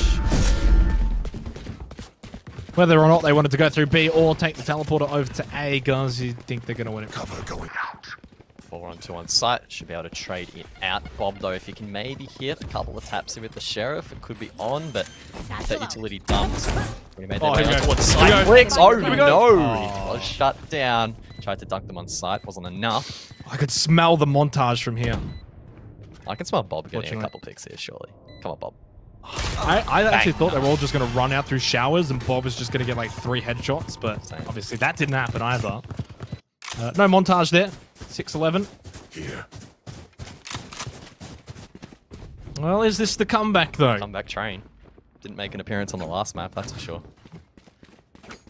I don't think trains had been invented yet. No. In the last map, and now they've been invented, but it's decommissioned. For sure. Well, I don't think we're even at the stage of finding a decommissioned train. Like, Team Launch actually need to find a train. We're on the car on the way to the train station. That's where we're at.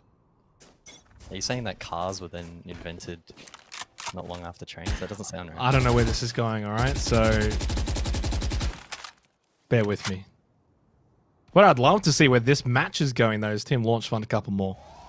I think you said it too, that the longer that you can keep winning these rounds and keep that match point at bay, just play some mind games with ExoClan, put a bit of scoreboard pressure on them.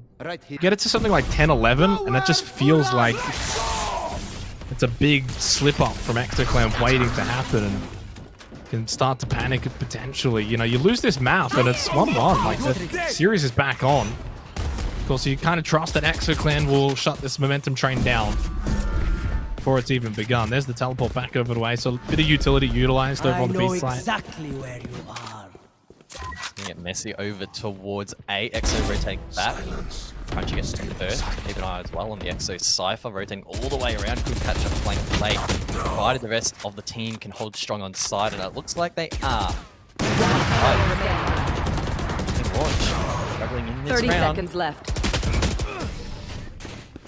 That kind of fizzled Match out. point. That fizzled out a bit that round. It really did, didn't it? Match point. Well, if this can finish off like 13-8, I can say it's probably more commendable for Team Launch. I think 13-6 is still very one-sided. And it's been a very unfortunate best of 3 for them, especially, you know, you get kind of humiliated with that 13-0 on Ascent. You come into Bind, which technically is their map pick. And they defended first and struggled immensely in that half, and just haven't really been able to switch it on in this matchup, unfortunately. Dizzy Life should get one. Never mind. Nice swing from Dick Stacey with a quick headshot. Like, as I said, I think 13-8 guns is the pass mark here in this match. That's exactly right. Of course, the loser will still play another series this afternoon. Still an opportunity to make it into the finals, if not. We'll be back tomorrow. 4-on-4. Nice shut down by Iron there. Hooks as well. Traded out eventually. 3-on-3. Rotates coming through. A lot of action going down on this B side. It's been one of the quieter sides here on the second map in this best of 3. But it looks like Launcher on top, at least getting the spike down, but they have the man disadvantage. Crunchy's just going to push in through from CT spawn.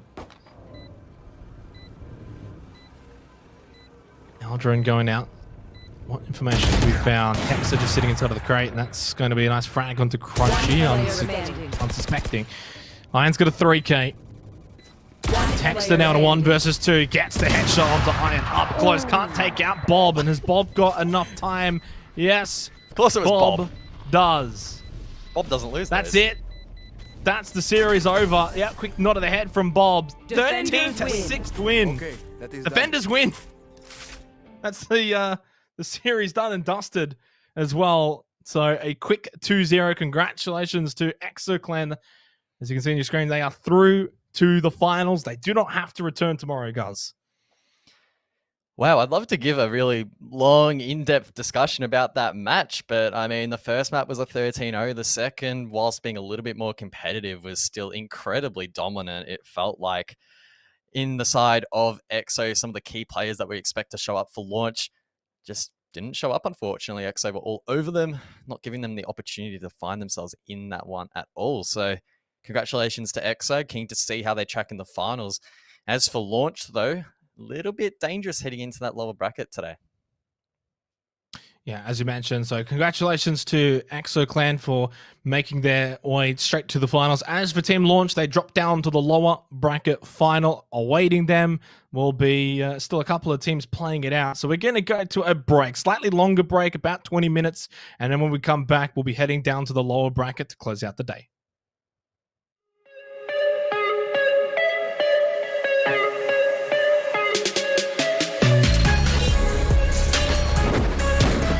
B through mid. That's been the play. Reb is going to just watch from one side. Quick triple kill for Rebcrez with a Spectre.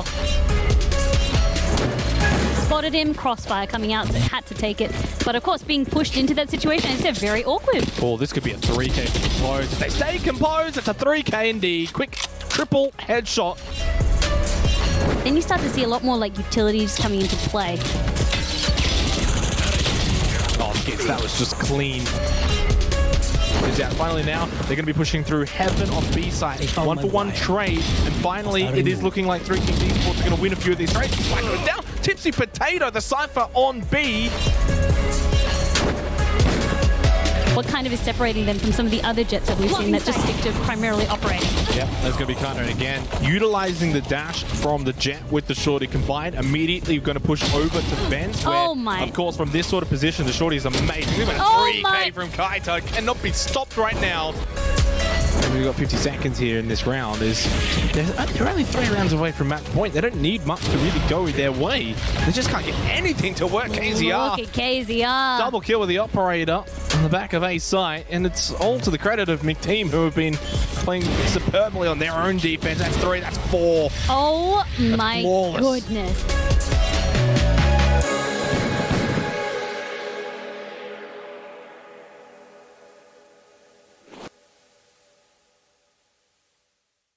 The arena is insane. The colors, the huge LED screen.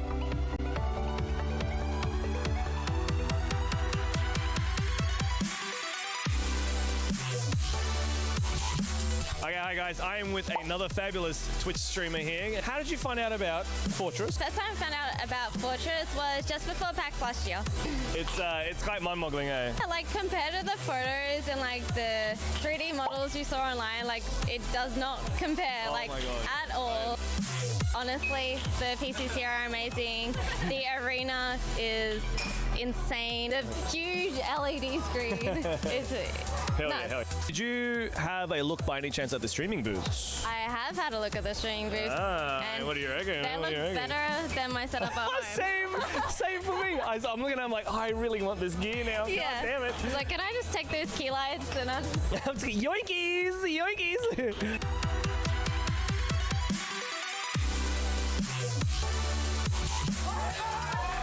I want to have my birthday here, so that'll be a lot of fun. We're all invited. There you go. You heard it here first. We're invited!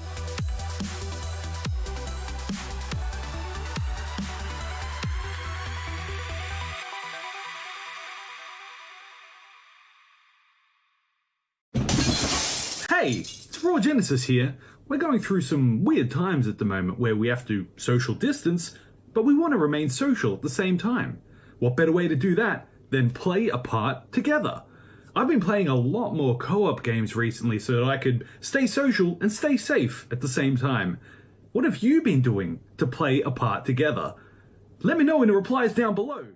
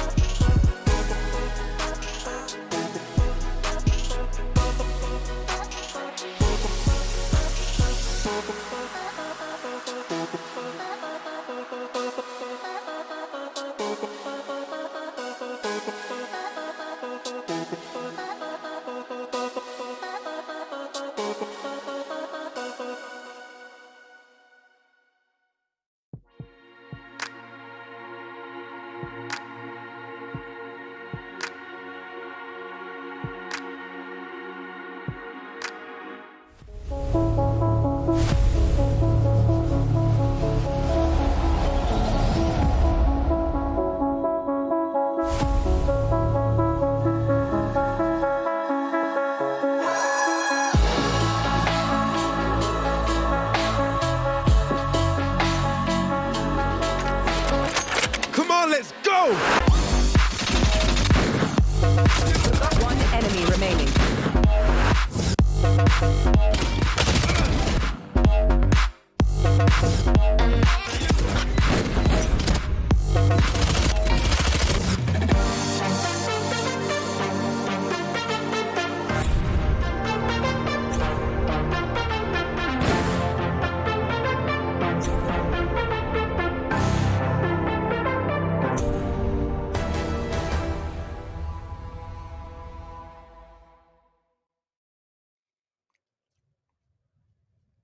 Welcome back from the break, ladies and gentlemen, here for the Rise of Valor, an official Valorant Ignition series presented to you by Fortress Melbourne. We're excited to bring you this $70,000 tournament powered by Alienware. Tuning back into the play-in stage here, and guys, it's been a long day. We've already got one team coming on through into the finals from the winner, or from the upper bracket, I should say. Of course, our winners, Axo Clan. We now head back down to the lower bracket, where we've still got a couple of teams fighting it out. That's exactly right. Of course, congratulations to EXO. They're one of the 2 teams this afternoon that will qualify for the final. As you mentioned, we're heading back down to that lower bracket where we will determine the second team that will join EXO. Of course, that might even still be Team Launch, who just got decimated by EXO in the last best of 3. Let's go and have a look at the bracket as it stands right now, heading in towards the lower end of things, as you mentioned, and as we saw earlier on the broadcast. EXO Clan 2-0 over Team Launch, pretty convincing. As we head down, as you can see in the lower semi-final, Ground Zero will be playing Avant. That will, of course, be coming up on the stream very shortly, and then awaiting them will be Team Launch. So Team Launch, of course, losing from the upper bracket final, guys. They at least go straight into the lower bracket final, where that will be another best of 3. That's exactly right. And one thing that this bracket graphic doesn't actually show is one of the key matches that Avant actually managed to win this afternoon was, in fact, against Dire Wolves. I believe it was a 15-13. So that was a pretty big result for Avant to take them down. They found themselves in a great position now, of course, alongside Ground Zero. So keen to see how this one plays out. I personally haven't seen these 2 teams go head to head. So no idea what they'll bring to the table. We'll find out. Yeah, we haven't seen either of them actually throughout the day at all. So Avant versus Ground Zero. Hopefully we can have a close affair, because if we're going to be honest, guys, the best of 3 upper bracket final certainly didn't provide that close affair like we thought we would have. In fact, so far throughout the entire day, the closest match we've actually had was the very first match of the day. So it is what it is, I guess. You can't really do too much about it. Who knows? This one could be a classic between Avant and Ground Zero. Kind of hard to pinpoint who's going to be favored to go through. What I do know is whoever does go through, guys, of course, it's going to be up against a tough team in Team Launch, who will be looking for a pretty swift revenge. Exactly right. I think Team Launch, of course, the team that versus the winner of this one, strong team, but they might be a little bit weakened potentially after that last best of 3. Not the greatest result against EXO, but again, EXO is probably one of, if not the best team in OCE. So to lose to them shouldn't be too disheartening. Hopefully over this sort of break, they can sit back, watch this match in particular, study it a little bit, think about what went wrong in their last match, and that should position themselves nicely to qualify for that second spot. We're going to have a look at that map veto coming up. Of course, this is a best of 1 for this lower bracket, I believe semi-final, if I remember correctly. Of course, the winner moves on to the lower bracket final, which that will then be a best of 3. So this is the last best of 1 for the day. After this, of course, then we will have our final best of 3 to round out the broadcast for the play-in stage. Of course, tomorrow will be the last chance qualifiers, which 2 teams will be coming out of tomorrow to join the 2 teams that make their way to the finals from today. We're going to head back over to Haven, which we haven't seen for a little while, not since the beginning of the day. Avant will be attacking first, Ground Zero defending first. You mentioned earlier briefly that one of the closest, if not the closest and most competitive match we actually have had today was on Haven. It was Rip and Tear and EXO Clan. As we cast our minds back to the start of the broadcast, it was 14-12. Of course, EXO out on top. So, I mean, based purely on that, we could see a close map, but I mean, it really doesn't mean anything.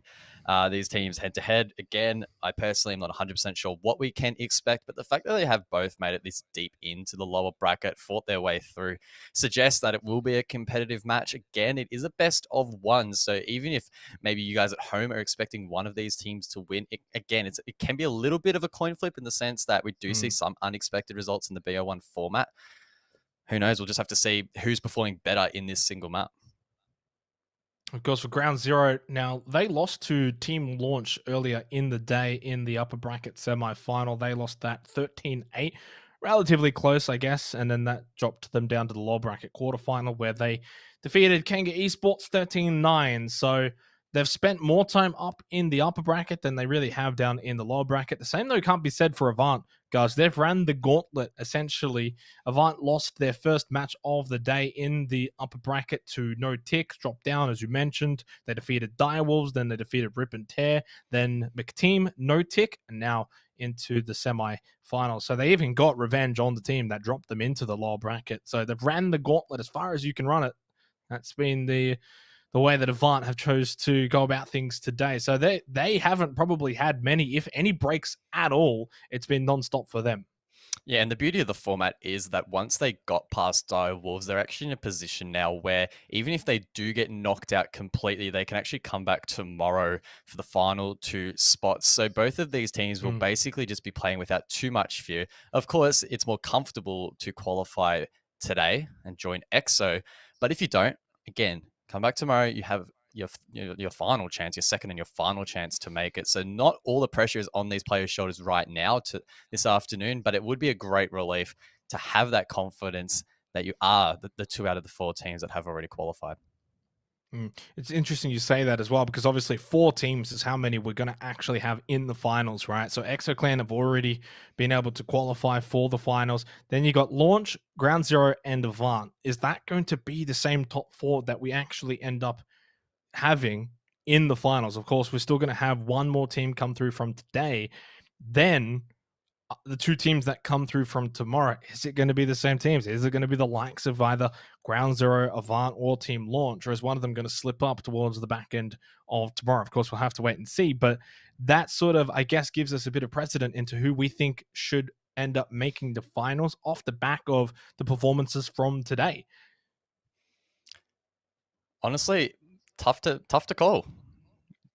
Performances vary from day to day and map to map, series to series, as we jump into the first map of this best of 1. It is Avant taking on Ground Zero. Anyone's game this one, the winner will take on Team Launch in the best of 3 lower bracket final for their spot in the Rise of Valour Grand Final.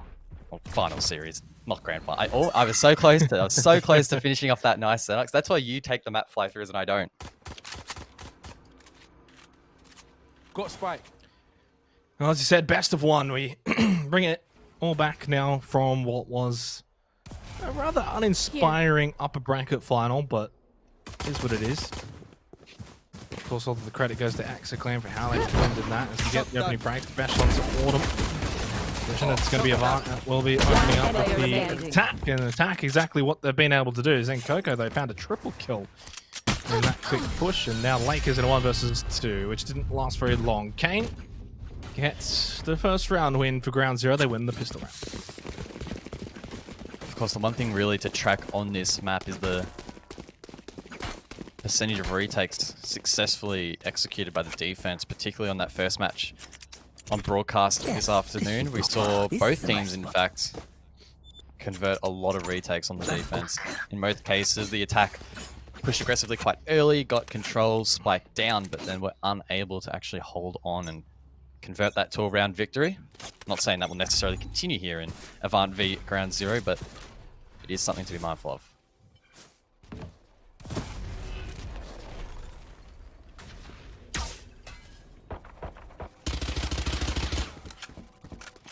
Disco just getting a bit impatient, expecting to push through the garage doors, and was correct, but unable to land any shots onto Lakers. Stinger in hand, Paranoia's effective. The right into Disco. Clutchy finds one of the majors. Ground Zero just firmly in control. Just down to Spash, who got the opening frag of this best of 1, but has not too much to deal with here. In fact, was flashed that entire time by Kane. Still nicely done by Stinger. Or by Stinger, with the Stinger. Upgrades over the Spectre now. Just pushing out through garage window. No reason to really push this. Doesn't have Spike, which is over at C long. Ground Zero can just keep him at bay for the next 35 seconds. Special, of course, looking to maybe find a pick. Did find 2 in that round, so not the worst result again. We never expect teams to win against the first pistol round, or lose the first round and then win the second, in layman's terms. So again, what we expect here, Ground Zero with a nice start. I'll be looking to continue this on. I think one thing as well to note, really, just in terms of compositions, is the fact that neither of these teams have brought Killjoy. We've seen Killjoy play a few times this afternoon, and of course one of those was actually when we were here on Haven. Instead, both teams electing to bring that Cypher to lock down these sites.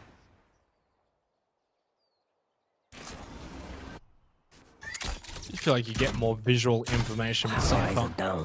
And honestly, I think he's better on attack as well than Killjoy. Down the perspective though, of course. Autumn, just waiting for that smoke to dissipate. And patience is a virtue. The elimination of XP. Ground Zero just flawless in this round, and well, literally 3-0.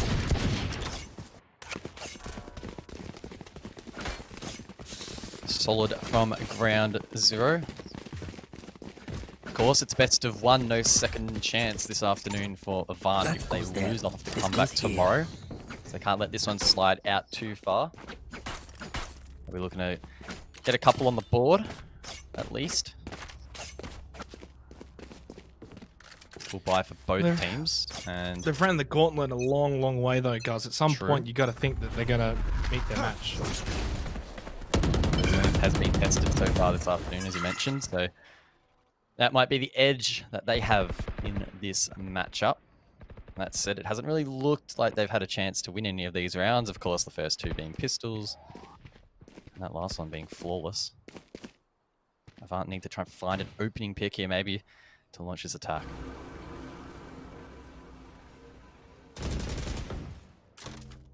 Oh. Drone lives matter too. It's always nice when you can push in with the drone as well. Joke's over! You're dead! Do you feel a bit more comfortable? Avant though, just struggling to push in general. Made with the runner back. At least gets information on the C site, but not really able to gain anything with it. That's going to allow them to get onto the B site though here. Lakers will get Kane. Smoke is up. X is going to apply another one. Block vision over towards a connector. Retake situation now for Ground Zero, and the down 2 players compared to Avant. And there's 2 kills. Now makes it a 3v3. Quick match. Round 2 then Coco. How many more can they find? Avant. Right back, we know that retake. A common occurrence on this map. Avant trying to hold on, but they just can't. Autumn will be able to hit the defuse plenty of time really on the board. Or maybe not plenty, but a comfortable amount. 6 seconds in the end. Good result for Ground Zero. That was like, what, a 5v3? And the spike had just been planted? And yet Ground Zero come out with the win. 4-0. Not a good look for Avant. And I'm not sure if their economy is going to look very good either, in fact, as you get a peek at it. This is kind of going to be their last round before a few eco rounds, at least one, will have to be made. It's a great start, though, for Ground Zero here on the defensive haven. They've been clean and methodical. Will they get that rematch with Team Launch that they desperately would want? Exy soloing towards mid. The rest of the team see long. Exy needs to be mindful that they don't give away their life too early here. Disco monitoring that entry point. But no. In fact, they won't. Exy with 2. That's a massive entry for Avant. Surely they can convert the round. Yeah, really good push from Avant that time. Sending a lot up C long. Planted. And then just having one lingering around the garage doors to push in at the same time. And ended up paying dividends. Although, the round's not over yet. 3 still up for Ground Zero. Full health. You get a pretty low health Cypher as well on the side of Avant. Aldro now. Again, as much information as possible. Watt can still teleport. Major will get Zen Coco. Surely Watt just spotted the Phoenix. Well, it's actually the same team. Mid 3, Kane pushing up through towards garage window. Gets 1, has to reload. Doesn't matter in the end though. Kane's got a triple kill. They're going to run out of time regardless. And Spesh, watching from C long, always had that covered in terms of the round. Never give up. What? Why are you saying clutch? Like, you just... I honestly for a second thought someone was sitting on it. I just... Whatever. That's not clutch. What are you on about? Had a heart attack, Gus. Almost gave me a heart attack when you yelled. That's okay. This is a nice spot. Keeping me alive. This goes here. 4-1 the scoreline though. Avant now. Half armor. Not ideal. Obviously not much in the way of credits in the bank to use, but Revealing area. they will buy at least weaponry nonetheless. So high risk, high reward here. Third round at the start. Lakers need to avoid the Hunter's View. There's in Coco. Oh, that's nice. Deploying drone. I don't even think Spesh was the original target. That's just unfortunate for Avant. Should have probably got out of that one with a 5v4 advantage for the remainder of the round, but the Hunter's Fury on the mark from Zen Coco. And Avant on the board. Lakers at the operator. This should get the kill onto Kane. Took a bit of damage back, but the op is ever powerful, and the A site's now unlocked.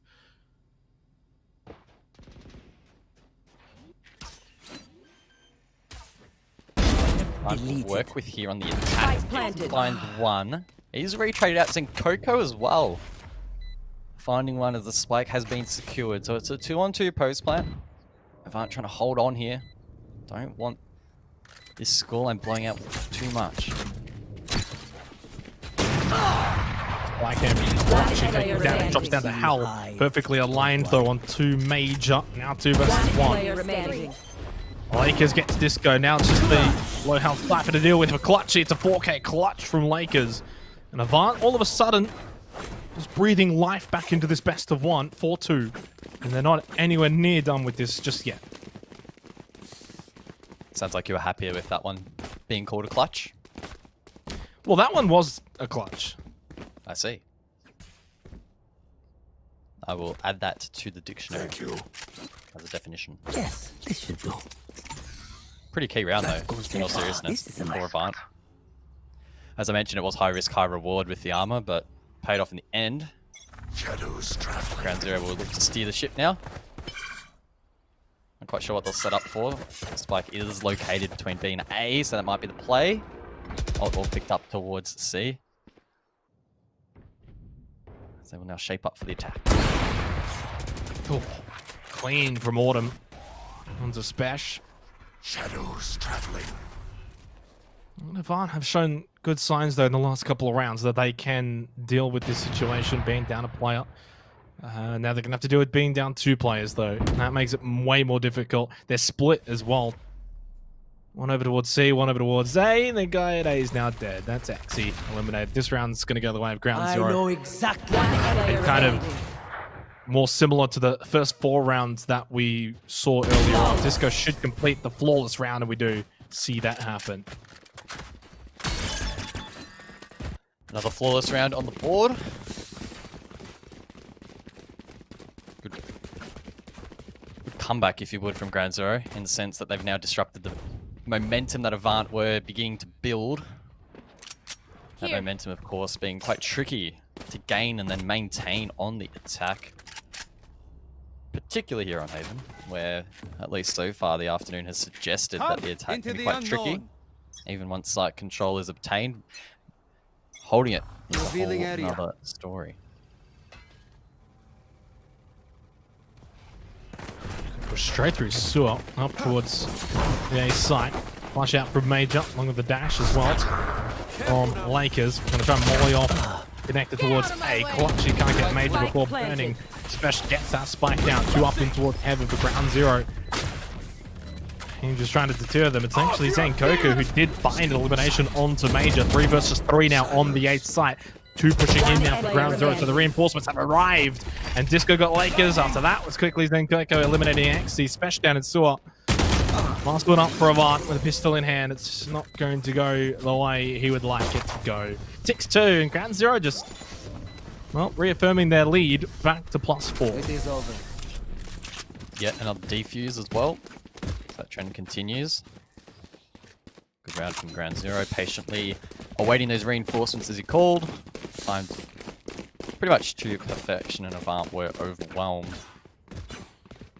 Not sure exactly what the financial situation across the board will be for Avant, but willing to tip it'll be a little bit sketch. Does look like maybe they are full buying. Okay, so they are, so not the worst. But they'll be under threat if they don't win this round for probably the rest of the half.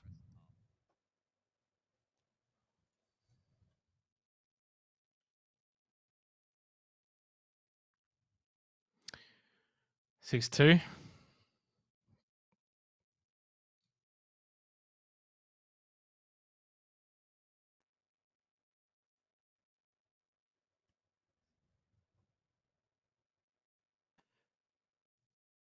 We've seen that Ground Zero just looked the better team right now, Guz. Avant, while they did pick up 2 rounds, haven't been able to really look like the same level as Ground Zero. Are you seeing what I'm seeing? Yep. Do you want to take a guess at what happened? Oh. Unfortunately, just a few little technical difficulties. Should be right back in shortly. We'll just come back to us then. Hello. That will work. We're just both sitting in the dark here. 6-2. The last time that we left off and saw Ground Zero versus Avant, and something I was sort of just saying to keep us on track was that the difference between the two teams right now is that Ground Zero just looked that little bit head and shoulders above Avant, cleaner, a lot more flawless rounds as well. And the as I said, the round wins have just been a lot cleaner. Avant has shown a little bit, brought it back from 4-0 to 4-2. For the most part, though, I think considering as well that this is the best of one, guys, this is definitely heading in the Ground Zero win department. 100%. It's been all them, really, in the first half. It's hard to look far enough ahead to see if that's going to change potentially in the second half, because at least so far it's felt like it's played up relatively similar, I would say, to the first encounter on Haven earlier on broadcast, where particularly on the attack, so challenging not only to actually head your way in towards site, but it feels like the second that you do bring that aggression and do get in towards site, actually maintaining control can be incredibly difficult. And we've seen on the defense time and time again, Ground Zero, they're patient. They'll just wait for people to group up from the other two sites, and Avant haven't been able to hold on. It's a little bit more complicated than I'm making it out to be, but at the end of the day, Ground Zero have just been dominant. It's as simple as that. Again, not to say that Avant aren't playing well, because this map when attacking is challenging. So we'll have to wait and see if when it's The spike is diffused. Into the game, and well, we've seen that 6-2 lead now balloon out to 8-2. And I was about to say just shortly after that, guys, if we can see Avant pick up at least another 2 round wins in the half, get to about 8-4, maybe they can replicate this defensive output that Ground Zero have been able to achieve. As it stands right now, they would have to win the next 2 and final 2 rounds of the half to achieve that scoreline of 8-4. Now, Ground Zero with 2 4-win streaks, only separated by those 2 wins in the middle of Avant, as Disco leading the way. 13 frags so far in this first half. not bad. Lakers, hello. Lakers. Check that angle, Kane. The one was retraded again, at least. A lot of chaos ensuing on the A site. Avant, though. That man advantage. Can't even say advantage properly for some reason. Spike planted. Nonetheless, spike down. Ground Zero need to retake. Did briefly mention that on this map it's quite possible, but at the man disadvantage, no room for error. What gets the first day onto Disco? Last member of Ground Zero spotted in towards Talent and Coco. Surely can clear this player out of Art. All they need to do is trade it out, but they don't. This is doable. This is doable from here. Still a lot of health, armor as well. Tagged one down into sewer pretty low. Phoenix is healing up slowly, so the paranoia from what? Unfortunately for Zencoco, the only downside to this is just running out of time. So he's given up on the spike altogether, looking to frag on Watt. That's not going to find it though. And Watt finds the 3K for the 3rd round win for Avant. 8-3. One more round, guys. I did say 8-4. I did say it. If they can get to 8-4, switch half, defend themselves, this best of one is still alive. Agree with you on that, for sure. Far from over. Watch out. Ground Zero, of course, though, they'll be looking to take this round. Both teams in a great position to fall by this last round of the half, which is the position that you really want to be in.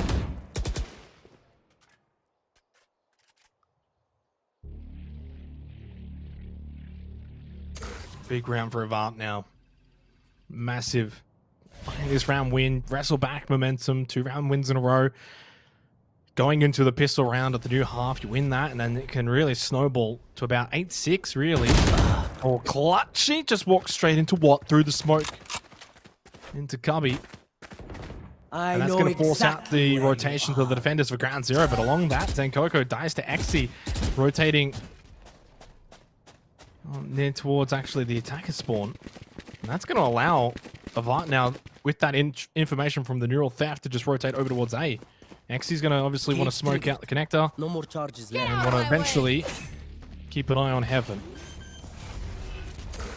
Spike planted and secured. Autumn gets the Lakers, and Ground Zero not going down without a fight. Of course, it's the final round of the half, so nothing to lose in the way of utility or weaponry for that matter, as Disco finds one as well. That's what taken down. He was quite dangerous in this round.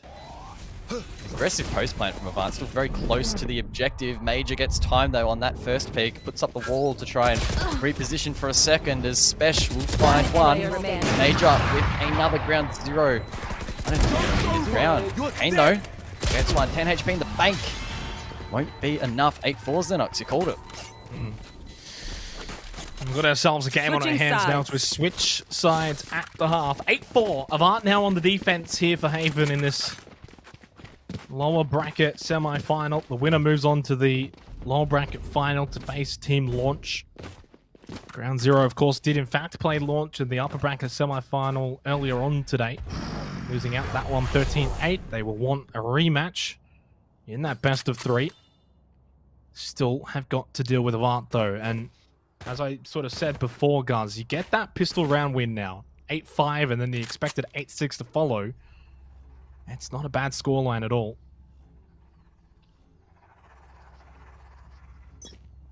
Big first round coming up here. The momentum set up really for this second half. Ground Zero, of course, now on the attack. Utility dump mid. That's probably the location of the push. Zenkoko has the spike in hand. Will drone ahead through these mid doors. Down through garage and in towards C. The path looks pretty clear. Ground Zero might decide to dedicate to this, or maybe not. Spike now being rotated back towards the spawn. Ooh, clean headshot though from Autumn. And defender or not, if the attackers are going to be landing shots like that, I don't know if being on the defense is a reprieve at all, to be honest. A couple of trades over towards garage and C. Site is where the push is going to eventuate for Ground Zero. Still one over towards CT spawn alleyway. Just going to keep an eye on that. That's Spesh just hanging around the back. Xy's just making a mess though in garage. Ended up getting the kill onto Zenkoko. Now Major from Cubby / C long as Kane finds a double. Does have eyes on the spike, eyes on the prize, but outnumbered. Gets one. Looking to make a play here, but is flashed, as you can see with the indicator. Kane ends up with the 3K. And Ground Zero spoil the plans of Avant. They make it 9-4, and from here you suspect it'll be 10-4. That's exactly right. In doing so, Ground Zero would, of course, be the first team to double digits. That gets them quite close to that match point, and Avant trailing by an ever-increasing gap. It's important that Avant have at least some impact on their pistol. Try and disrupt Ground Zero a little bit here. Try and find maybe 2 or 3 picks in the round. Of course, the ultimate goal would be to win it, but it's not exactly realistic. So they can at least hope to disrupt it.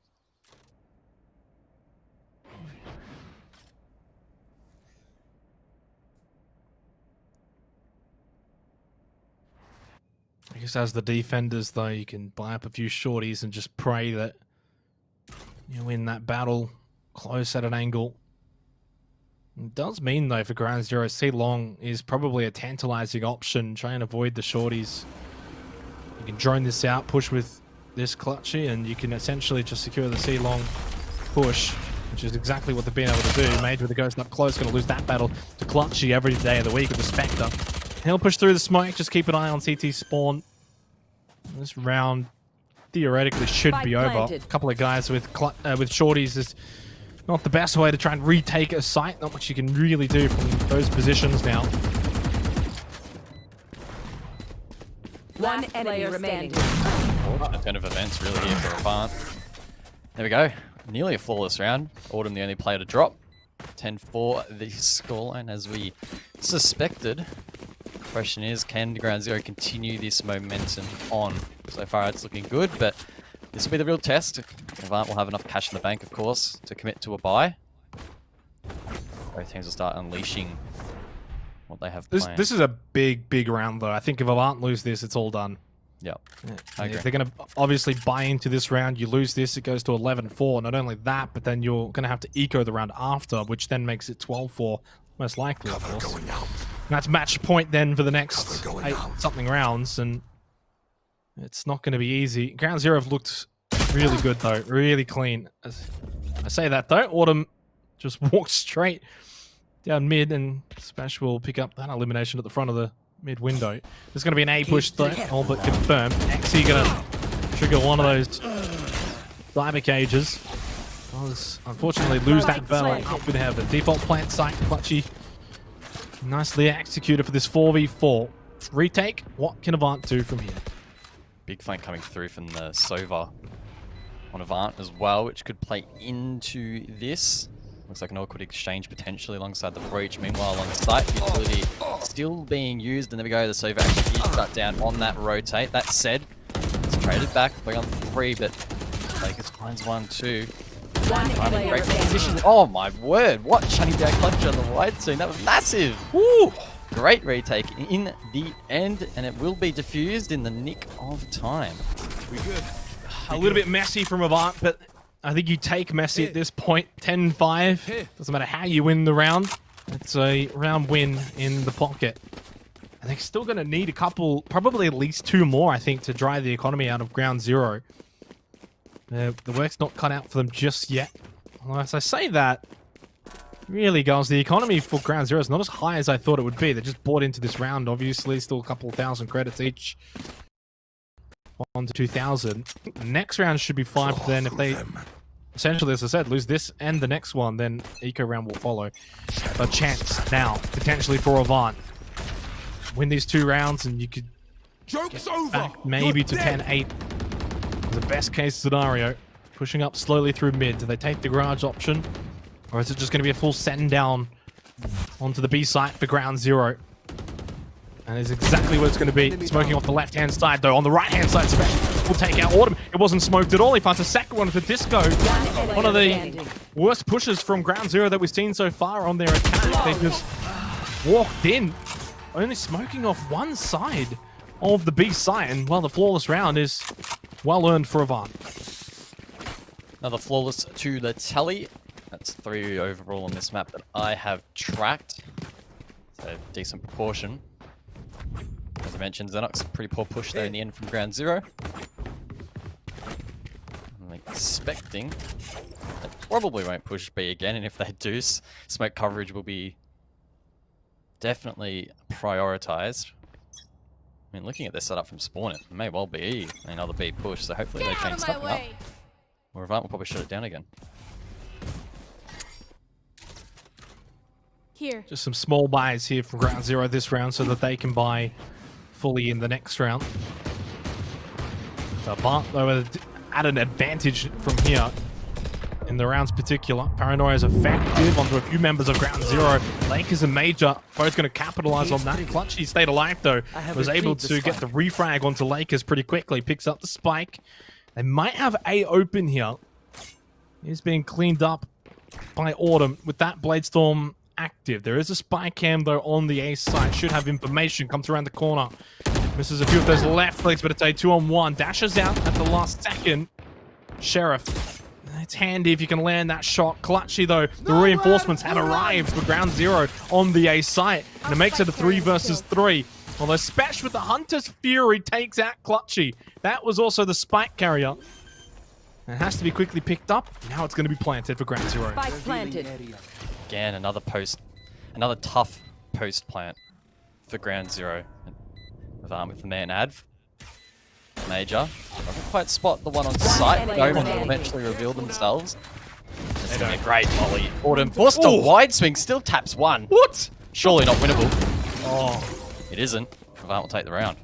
Oh, I was half expecting Autumn to just go bang bang there and pick up, complete the 3K. It doesn't happen. Not a horrible effort from Ground Zero, all things considered in that round. It wasn't a full buy. They forced a little bit, but only enough that they could full buy for this round, which is what they're going to be able to achieve. Still credit to Avant. That's what, there's 3 rounds in a row now that have gone their way. 10-7 as they slowly are pulling things back here in this best of 1. As we've sort of alluded to throughout the broadcast, if Avant lose this game, they're done for the day. They'll have to play again tomorrow in the last chance qualifier. Shadows, trap cover going out. The winner of this will face Team Launch in the final game of the day to come. Winner of that then moves on to the final. Autumn with the opening frag, and the Lakers Major pushing through the garage door does take out Autumn's head. This game is well and truly on. Up for grabs, and Avant right up to it. Right up for the task now. 4-3 as they look to make it 10-8. Then Coco with the spike in hand, rotating back across spawn down towards A. Again, keeping in mind that Ground Zero do have the man disadvantage.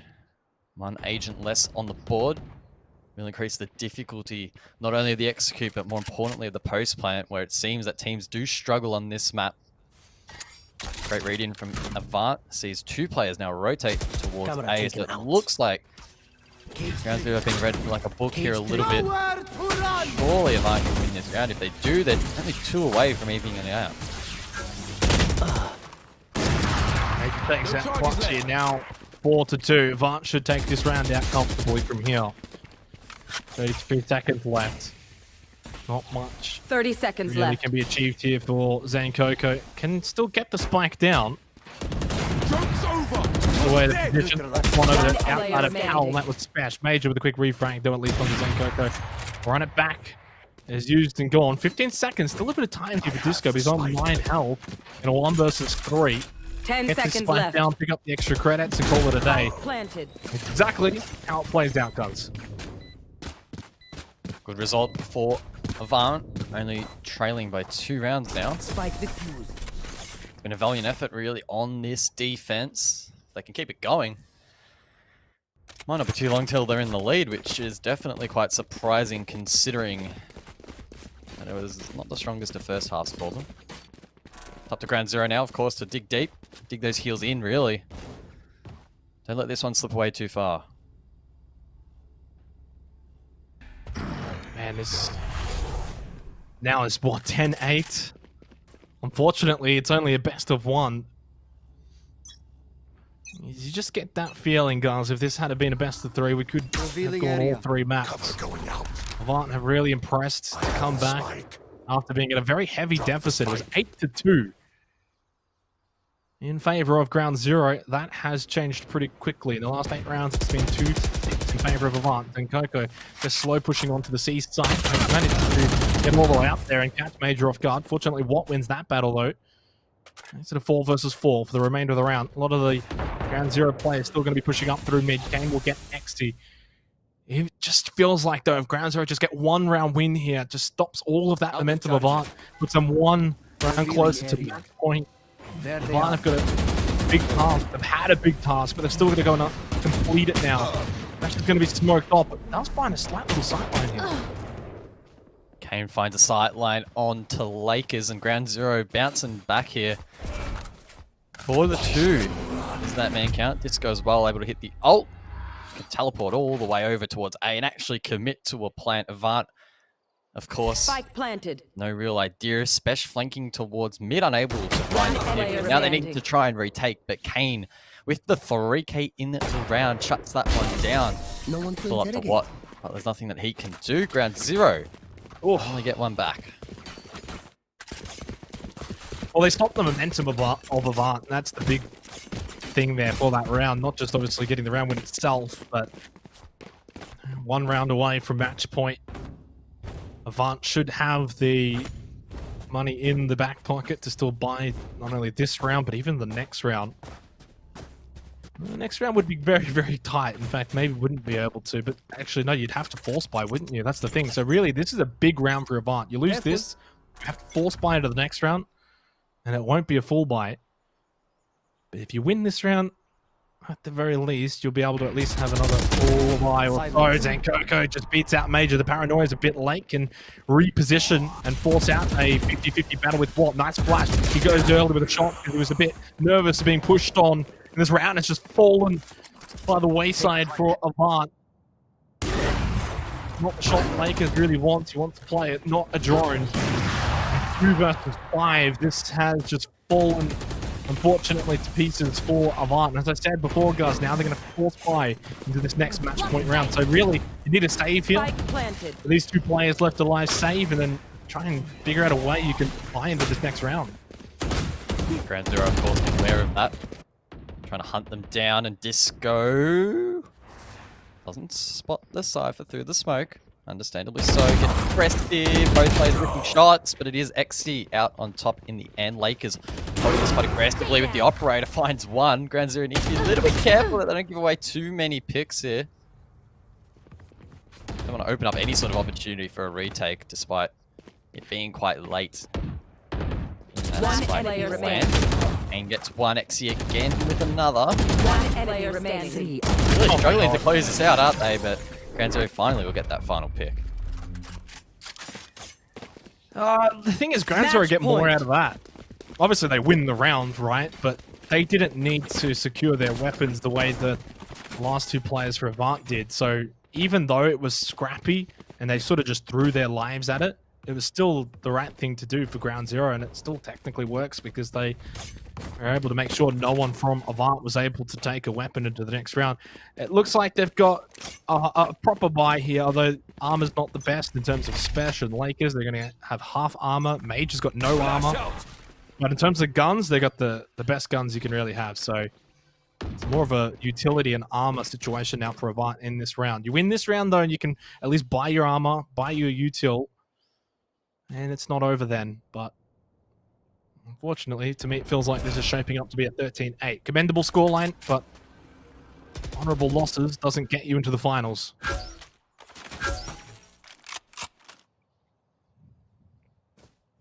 Avant looking to muster as much skill as possible here. Difficult round to win, but far from impossible. Major prepping a flash at Garage. That's, of course, where the spike is being carried, and it looks like Avant are reading into this nicely so far. What needs to swing this? He needs to find some picks. He plays it patiently. They almost get timed. Eventually finds one. Traded out nicely, though. Ground Zero, however, out on top clearly. 4-2. Make that a 4-1. Not much Lakers is going to be able to do. Ground Zero, 13-8. Defeating Avant in the lower bracket semi-final. That will send Avant home for today. They will have to come back tomorrow and play in the last chance qualifier. For Ground Zero, though, they get their rematch, guys. They get a shot at redemption against Team Launch, which, of course, they played earlier on in the day off the broadcast. We didn't get to see it. Now we will. 100%. And the question that's lingering in my mind as we start to prepare ourselves for that lower bracket final is, do Ground Zero have what it takes to take down Team Launch? I think it's probably fair to say that Team Launch are the better team, but in terms of their form today, they just got smacked by EXO, so maybe the mentality has taken a little bit of a hit. I'm expecting Launch to still bounce back quite strongly, but if there ever has been a weakness to exploit, Ground Zero have probably found a great opportunity right now to do so. You do mention that they lost to EXO Clan Team Launch. They didn't just lose, they got smacked around, and look, they've had a bit of time to potentially gone over the VODs if they wanted to, or if they just wanted to reset. Who knows what they did? We don't certainly know, so it's hard to really say too much about it. What we do know, though, is we're going to go to a break, and when we come back, it will be a best of 3 between Team Launch and Ground Zero. Winner goes to the finals.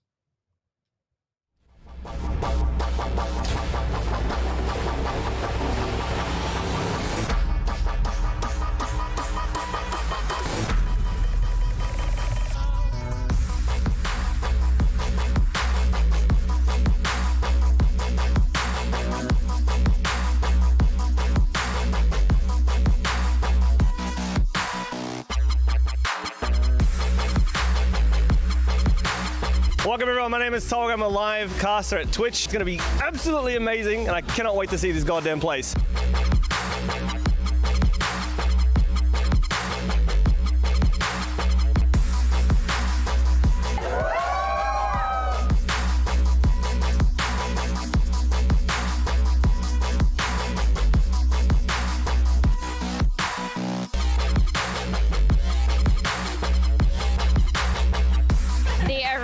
cinema is insane. The colors, Oh, yeah, the colours are- the huge LED screen.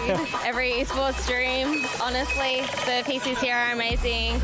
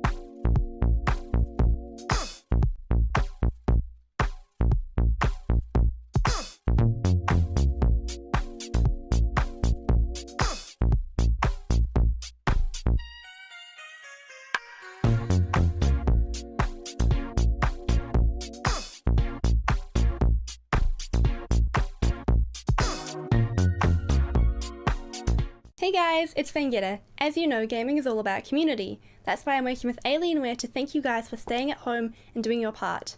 Remember, just because we can't always be together doesn't mean we can't play a part together.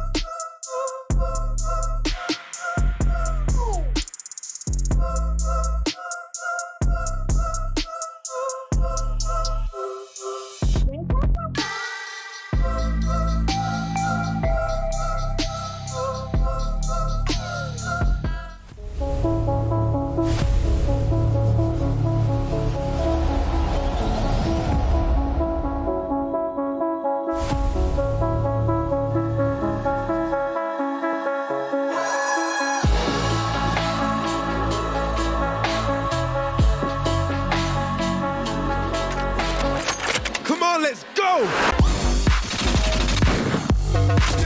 One enemy remaining.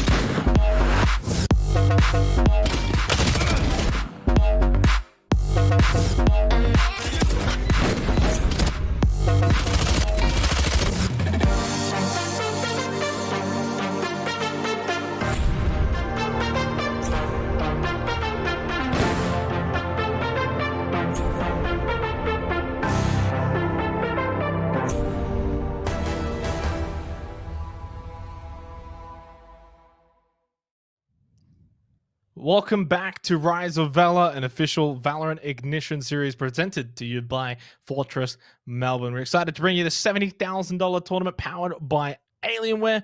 And as we come back in, of course, today has been all about the play-in stage. We are down to just the one match remaining, the lower bracket final. Best of three coming up very shortly, guys, which I'm very much excited for. Team Launch versus Ground Zero. Those two teams played earlier on in a best of one in the upper bracket.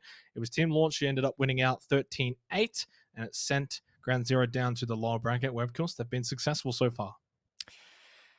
100%. I think this is going to be one banging lower bracket final. Should be nice and close. Team Launch, I'm sure, will be back to make a statement after a slightly disappointing result earlier tonight, and Ground Zero will be looking to continue their form. Of course, we've been able to help you guys get a share of the prize and the peripherals. You can win a share of $30,000 worth of Alienware peripherals. To enter in chat, !watch and win to get involved with the Watch and Win series. The secret code for today is it's actually just Boots. Sorry, BOOTES. You can see it on your screen there. So enter that over at the Gleam link to have a chance at winning some of the prizes, as we always want to make sure everyone has a chance at winning, whether it's the players, the spectators. I think actually we're the only ones who can't win. Well, that's right. We get to watch these games before everyone else We does. win, yeah, because of the exactly. We delay, win by so getting the front seat, that's for sure. There you go, 100%. Yeah, let's recap today's bracket. Of course, we've been live for about 5 hours or so today, guys. We've had plenty of games played, not just on the stream, but even off the stream as well. So here's the recapped bracket. As you can see, already qualified. Exo Clan ended up being our overall winners in the upper bracket, and down into the lower bracket, we have been watching Ground Zero just beating out Avant. Will now be playing Team Launch in the lower final. So it's been a long day, guys, but we get down to this ultimate final grandstand finish. The upcoming match, Team Launch versus Ground Zero. And hopefully for Launch's sake, they've been able to just sort of reconvene and recharge in their own break after what was a very disappointing best of 3 series in that upper bracket final. Yeah, but I mean, looking back at the results, in fact, it was the upper bracket where these two teams have actually already faced off. Team Launch won it out 13-8, so maybe they'll be able to refine that form. It's hard to say, I think, and give a definitive answer as to what the end result will be. Personally, I'm probably expecting it to be a 2-0 Launch, but both those maps will probably be close. But again, it's really hard to say, especially off the back of Team Launch struggling there against EXO.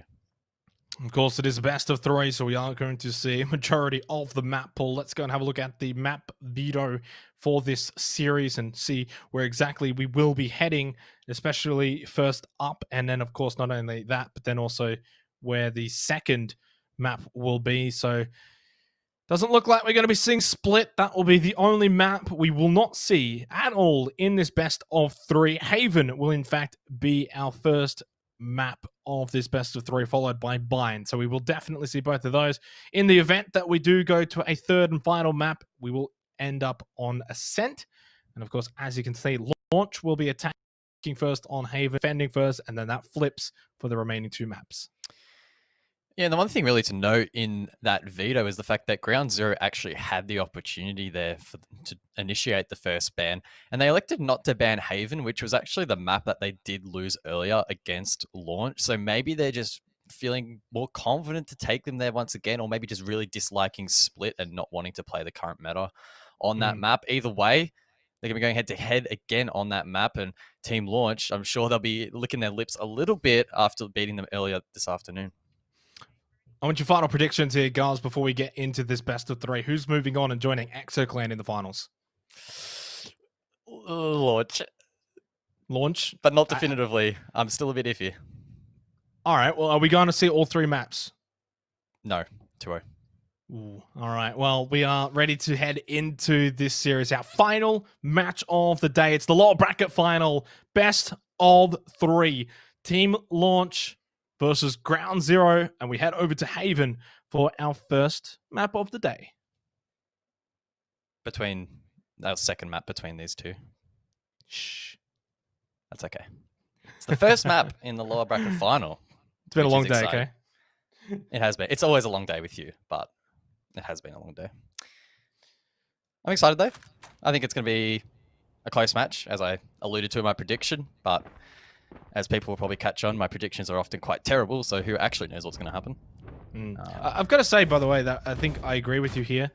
For me, my prediction is 2-0 in favor of Launch, but they're going to be close. You know what I mean? Like, each map is going to be close, so...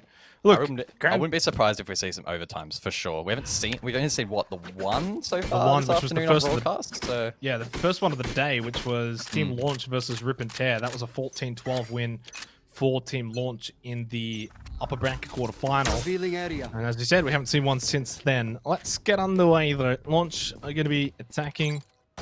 Ground Zero on the defense. The good news for Ground Zero as well here, guys, is we literally just saw them play Haven. Yeah, and that's it I'm going to lead into the point that I was actually going to make, which is that Ground Zero hopefully will be feeling pretty good after that map, and without that break, they'll be able to carry on that momentum, hopefully, here into the second. Or the second following map, which is Launch, of course. momentum tends to play a pretty big role in Valorant. We've seen that so far this Placing afternoon. swarm grenade. Killjoy as well, going to be in play from Swarm launch. They're electing not to bring her, but Autumn. It's off with food. Berg and Dick Stacy off the board, but push down long will shut down Autumn on the retrade. Still though, Ground Zero in a good position, even if launch get the spike down. Spike planted. 4 to 3 spike down and in the ground. Zencoco knows exactly where they are. Or lands at least one headshot there with the ghost. Doesn't quite get the elimination. Just checks Hal dropping down from heaven. Kane knowing where the next one is just going to force them out. But the smoke means not going to be able to take out Dexter just yet. Enough time as well for Dexter to have gotten Zencoco. But Kane, the quick double. Oh, Tux, no. hello! Oh, it's got a 4K clutch from Tux. What a way to start the best of 3. Jeez, and I was just going to say that the fact that so many members from Team Launch late were on low HP opened up the gates for Ground Zero to take the round, but my oh my was I wrong. Great start from Launch. It's one way to come back in style. Remembering that in their last best of 3 Xenox, they didn't win a single round, so it's really great for their confidence. Well, that was in the first map, yeah. 13-0 to ExoClan. At least for Team Launch, they're on the board. And really, if you're Team Launch, you kind of want to be trying to apply the same thing to now Ground Zero. So if you can go 13-0 against them, that's a tough ask, though, by any stretch of the imagination. Great start to at least clutch that out. Get a few hype moments in the chat. And the voice chat, I mean. Gone. Coco, headshot onto Wizard. Just slightly pushing up through middle like it doesn't matter. Aggressive from Ground Zero's defense. The rest of Team Launch going to slowly head over. Well, that's a Nana Swarm quickly back over to the Spectre for Ferg. Kane never even knew. That will set up the A site here for Team Launch. 4 on 4 post plant. Team Launch looking to hold on once again. Of course, we're expecting them to win this second round, as we so often do in officials. Autumn, though, that's one onto Tux and banging back, so a nice shot from them. Disco on the flank, I'm trying to believe in Coco's, and Coco dropped, but Disco trades it out 3 on 2. Joke's over. Extra as well. It's a 2 on 2. Really could be anyone's game. Oh my, Dick Stacy comes up huge there. Launch will take the round.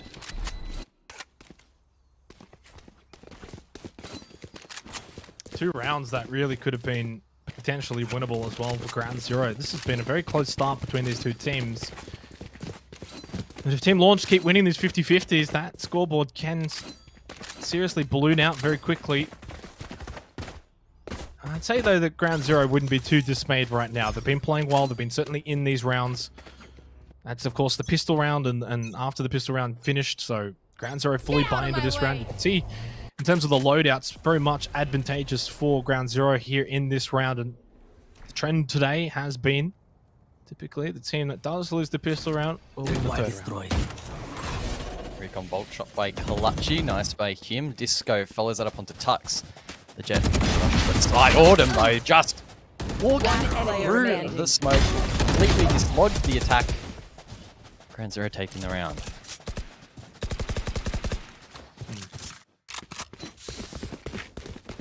Well, I guess that keeps up with our trend, doesn't it? It's hard to take too much away from that round in particular. And kind of feels like that's just the case in Valorant generally as a whole. The first 3 rounds, while they are super vital, don't really give too much of an indication as to where either the map, or in this case, a series, is going to be heading. Now this is going to be our first true indication. Both teams are essentially fully bought up. Texas still with a Spectre, though, but Tux is walking around with an operator. Team Launch is going to be very deadly. Alright, does get this by Kane. Oh, what a wallbang from Dick Stacy. Thank you very much, says Big Dick Stacy. Easy one down mid. That's now a 5v4 advantage for Team Launch. For the remainder of the round, spraying into Garage. Not going to find anything, though. Disco and Autumn at the top of the Garage window. Tux, there is that operator play. Takes out Zencoco.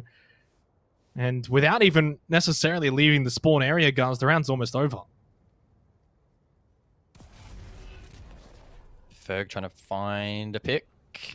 That Cypher's cape will give away their position. That is most unfortunate. Team Launch now with site control. Can that planted. Down ground zero. Probably going to save, you would imagine. Maybe try and find a completion. Enemy kill. Finds that one onto Dick Stacy. That's not too bad. Probably just back off now and recover for the next one.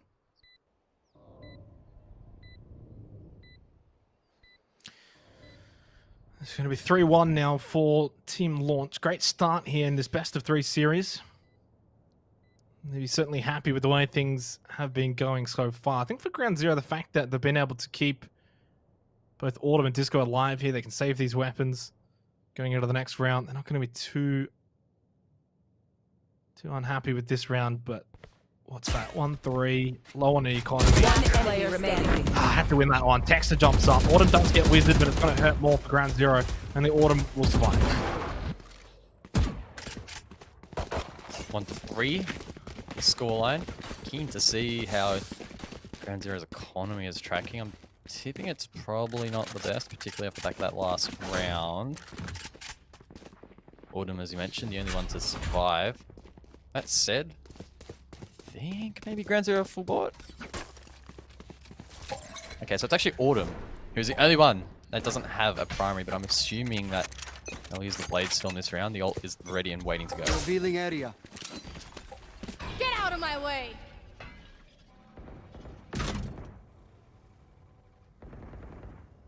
It's a smooth start for Team Launch here in the lower bracket final. Long ways to go from here. Autumn with the Blade Storm pushing out through garage doors, able to just sneak up all the way to mid. Maybe spotted by Dick Stacy. Quick right click. Tailwind away. Did lose a lot of the armor. Does get a second one. Oh my god, Autumn! That's a montage reel play. Wow. Definitely don't need a gun, that's for sure. And Autumn looking for the 5th. It is, of course, the Omen. In spawn. Ace. Oh, look no! away. Look back.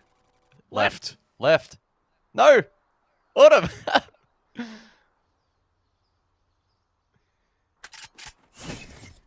Oh, here we go. There's the ace.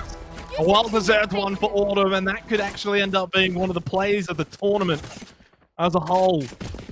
Ground Zero make it 2-3. What a start to this best of 3 series for the lower bracket final, and it's just sort of showcasing what Valorant can really achieve at its highest of highs. You know, the 4K from Tux in that opening round, and then an ace from Autumn in tantalizing style. 12-3 in 5 rounds. Incredible for Ground Zero's Jet player. Pretty handy contribution, that's for sure. Team Launch probably a little bit annoyed at just how strong the Jet was, the opposing Jet, in that round, but nothing they can do about it now. It's time to recover and continue what has, for the most part, been a pretty strong attack. We have seen so far this afternoon teams generally struggling a little bit more on the attack on this map. So even if Launch can maybe get 3-4 rounds, they'll be looking pretty good, but still popping off. Look at the aggression, just walking the smoke with confidence. Tux, though, was anticipating that play from Autumn. Lockdown was used. Oh, that was actually over towards Sewer. Well, it was about to run out anyway, so in the end, not too much really lost there. Texter should know exactly where Kane is. Player remaining. Oh, just peeked that so slowly from Texter, especially knowing full well Kane was right there. And Team Launch are going to lose this round. Only the 1v4 remaining. 30 seconds left. We've seen some crazy things already happening in this matchup, though. I don't suspect Dick Stacy's going to want to try this one out. Disco waiting for the exit. I'll find out where he is as well. And all but confirms this round. It's just a matter of can they actually get the elimination. 10 seconds left. 10 seconds left. They don't. Well played there from Clutchy down along to find pick. Ground Zero evening out the scoreline, and just when I was starting to talk up Team Launch's ability to attack here on Haven, it seems like they've hit a little bit of a brick wall. I'll be looking to push through that nice and quickly though. These maps can go by really, really quickly. Just when it feels like they're starting, they're almost finishing in some regard. So it's important that teams don't let too many rounds slide, or they can find themselves in that position of getting caught off guard. Breakaway.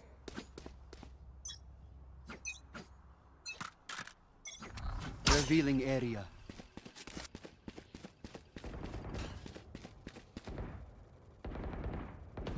Nice even spread for Ground Zero. Their defense has looked good. Obviously, Team Launch winning that pistol round has given them an edge, but you take out the pistol round plus the following round, Ground Zero have looked to the better. Texter with the opening frag is going to allow them to get onto the B site, get this plant down. Careful now. And it certainly has been noticeable today that teams have been pretty comfortably been able to get the spike down, even if they haven't been able to convert the round wins. Apparently, Autumn just bound to collapse onto Tux and Texter. I feel like we should just have an Autumn cam. There's the pit. I was get eliminated by Dick Stacy though. As soon as I mentioned that, Coco knows exactly where Wizard is located, but the paranoia just going to buy Wizard time to get out of that little cover. Look at the teleport, but it's just getting aggressed upon by Disco. Hunter's Fury going to be used by Dick Stacy to try and deny the defuse. Gets pushed. Disco finds a 3K. Ground Zero find the round win at 4-3. The trend really continuing there on the B site. Of course, it's got the most direct pathing from spawn. Arguably one of the easier sites to actually get that spike down, but post plant's another story. Ground Zero off the back of Autumn getting the 2K. Able to really just flex their manpower, take the round, and in doing so actually take the lead. It really feels like a pivotal round was Autumn on the ult. That Bladestorm got to work, and maybe Team Launcher find themselves on the back foot a little bit. It's time to again dig those heels in. They've been through arguably a tougher series already tonight, or a tough series tonight. I think they have that experience under them.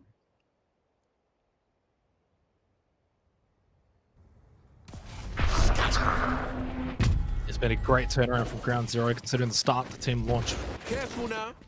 brought us here on Haven. It definitely feels like we've got a series on our hands. Spike planted. Maybe we won't see just 2 maps. Maybe we go the distance. Wizard's going to just teleport out of hell. Spots ahead over up in Heaven. Disco planning and teleport as well. See what he finds. Can actually go for a long here. Cancels it immediately, or either that will be denied. Parks with the shot over the connector. Not going to be successful. Then Coco, great wallbang. Texter trying to just be as aggressive as possible with these flashes. Look at seeing Coco just pushing straight up. Another wall bang. This one onto Texter. The paranoia effective though from Wizard. Gets that elimination. Now with 2 bursts with 1 remaining. Clutchy can't clutch it out. That's going to be Team Launch with the round win. Messy, messy round, but a win nonetheless. Good recovery there from Launch. Evens out the score line. A little bit too much freedom given by Ground Zero in towards the site. Team Launch given a wide window, it felt, to then set up for that post plant. Quite a messy round in the end. A lot of trades late round. Team Launch out on top. Again, another quick look at the scoreboard. Says Autumn has the ultimate, the Bladestorm, ready and waiting again. And it was a 5K last time. And they do it again. Well, Tuck says, watch this. Pops the Bladestorm for himself as well. Let's see long. Autumn does find a frag onto Ferg. It's not quite the Bladestorm, it'll be the operator. That works just as well.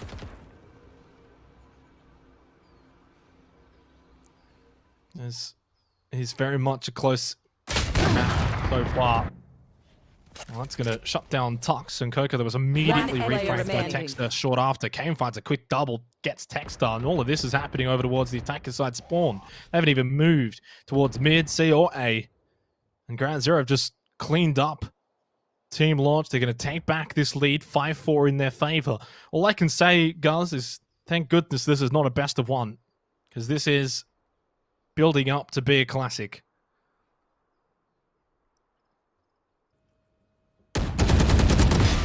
Mid does find one. They managed to find another. Winnable. Okay, that's not bad. 51 HP in the bank.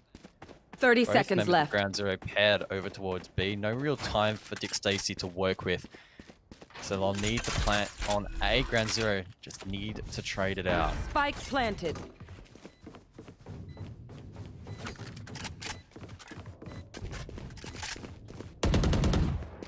One versus two.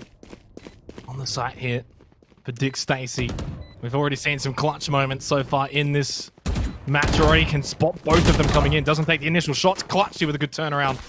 And they'll get the defuse as well. Ground Zero do in fact make it 5-4 like I said they would. Spike defused. Whew. It's been a tiring half just to watch already so far. 5-4. Starting to settle in both teams. I get the impression that my prediction of a 2-0 will probably be wrong if the closeness of these maps continues. Again though, still early days relatively speaking, 3 rounds left in the half, and there is an opportunity, at least for Ground Zero in particular, to gain a significant margin heading into the attack, and that's probably the comfort that they want to try and find, because we do know that attacking can be hard, and I think it's probably fair to say that even if Launch are down by only a round or two at the end of the half, they're arguably in a better position. That's a nice opening. That's what I want to see though. Tux versus Autumn. Operator v Operator.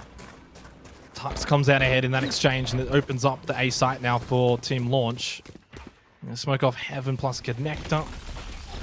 It's going to be a late rotation for Ground Zero here, so it's going to be a proper retake situation, and the downer player too. Full control of this A site, completely locked down, whether it be Sewer, A long, Heaven, Connector, doesn't matter. They've got it covered for Team Launch. Tux will get clutchy.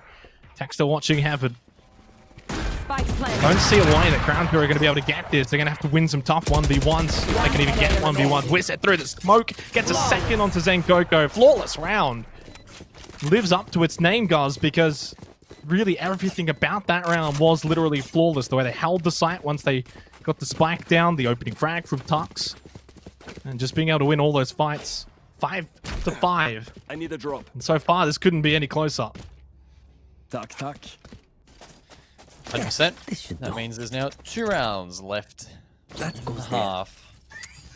Really, again, difficult to pick out who's going to be on top. And Autumn is still sitting on that ult. I don't believe they have used it at all yet, at least for a second occasion. Possibly even a third by this stage. I would still think second. Maybe just waiting for the right time to strike. We know last time Autumn used it, it was a 5k, an ace. Maybe just seeking comfort in that operator at the moment. It seems to be doing its job. Deploying drone. And they just slowly lock down Autumn the last couple of rounds. Oh, no, that's a no. Finds text up through mid window. There's a second one onto Dick Stacy. I'll eat my words. Autumn is still on track. Tux is Cage One enemy still remaining. trying not to get hit, but Flawless. another flawless round. Jeez, all right. We go from one flawless round for Team Launch and then a flawless round from Ground Zero. Round in the hash. Both of them literally flawless in the ways that they were played out for the respective teams. And I gotta say, guys, it lines up with what we're seeing right now in this first half. Scoreboard-wise, 6-5. I kind of gonna say anything less than a 6-6, and I feel like it's disingenuous how even this first half has been between Ground Zero and Team Launch. Just a reminder, of course, this is a best of 3. Next map after this will be Bind. And if we do go the distance, Ascent will be our 3rd and final map. Winner of this does go through to the finals. Autumn out through garage doors again. Can't land the second one on the Tux. Just missing by an inch. And we'll have to take out that tracking dart as well. Back over towards C. And rotate actually back over to the top of garage. Repositions nicely. Clutchy just holding out patiently in Sewer. Team Launch at a disadvantage, 5-4 in favor of Ground Zero, but A for the most part left open, just being held by the Cypher.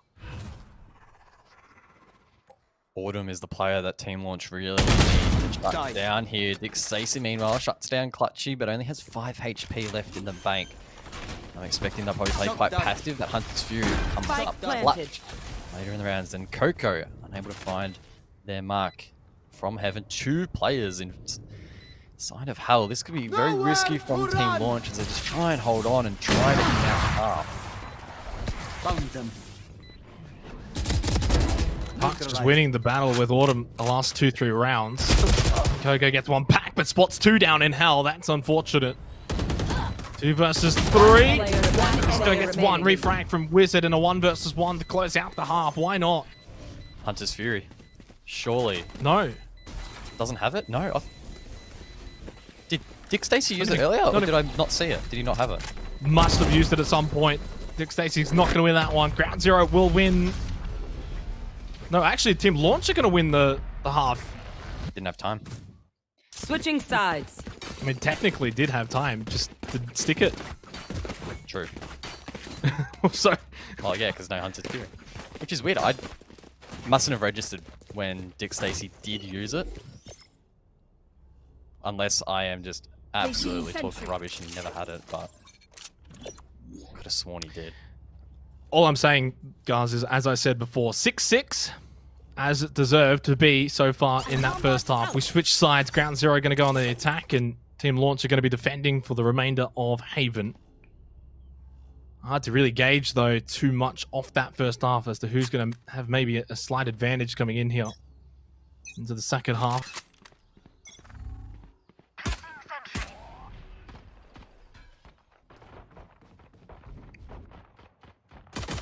Ground Zero, of course, looking to get this first pistol on the board as they shape up for potentially a push through mid. Just really getting a feel for it at the moment, not rushing anything too soon, which can often be a trap on this map, particularly with the retake.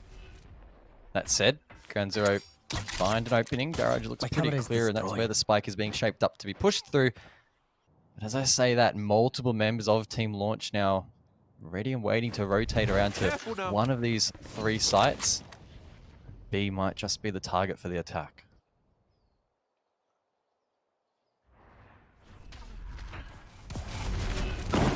As soon as Ground Zero smoked off that side of B, they're going to get smoked out mid. Regardless, they'll still push through. Autumn's going to open it up with a headshot onto Wizard Ferg. Still over towards the connect. It's just going to be a mess on the site in favor of Ground Zero. Just a quick triple as a team. Ferg can't win that against Autumn, and it's a flawless pistol round win for Ground Zero.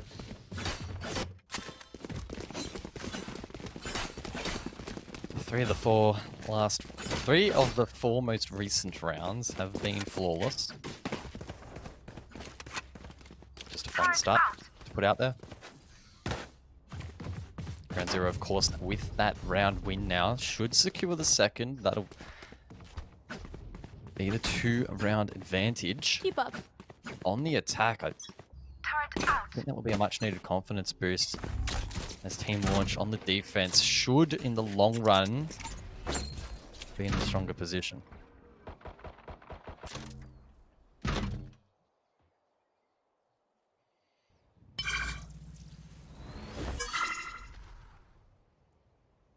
Gonna be a slow push for Ground Zero this round. See Long looking like the play. Autumn's gonna push up through Garage, pretty much uncontested. No one from Team Launch holding Garage at all. Here. Hasn't quite pushed through just yet. They can actually reposition, rotate back over towards the A site. It was a quick paranoia used to keep Clutchy at Avenue forward. He's just spotted 3 players, was flashed at the last second, unfortunately for Clutchy. Bad timing. Ferg finds the opening frag of the round. Blocking sight. And while a lot of these rounds have been flawless, it's just back and forth from both of these 2 teams. Paranoia is so effective, landed onto at least 2 or 3 targets, but Autumn does get Wizard. Was at the back of the B side, into the smoke. One with a bit of help from this though. Find a second onto Tux as well. Ground Zero just clean up again on this B site. A repeat of the pistol round. Not bad, good size for Ground Zero. The size, of course, being the size of that margin. A little bit of a comfort for them. I'm sure Team Launch will work very, very hard in the next few rounds to narrow that gap. Being on the defense, you'd expect them to eventually. Oh, look at that, 23-9. Here. Not bad. I'll take that. Next best is 13. Both teams. A lot more. It's 10 more. Pretty nuts. Autumn is going to head this attack now in towards Garage. Smokes provide cover, in fact. Autumn thinks about maybe going a little bit further. Instead, will play quite passive. Meanwhile, Ferg tries to hit a wall bang.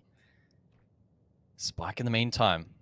Over towards C long. Rest of the team of Ground Zero, though, pushing quite aggressively. More so towards mid. Shadows traveling. Need to see how Launch deal with it. Yeah, but the spike's over towards C long. That's the main thing here. So if you can get Garage control, they're probably going to rotate into C rather than B, which is looking like the case here. Autumn going to push in through Connect up pre-fight. Nice headshot onto Wizard.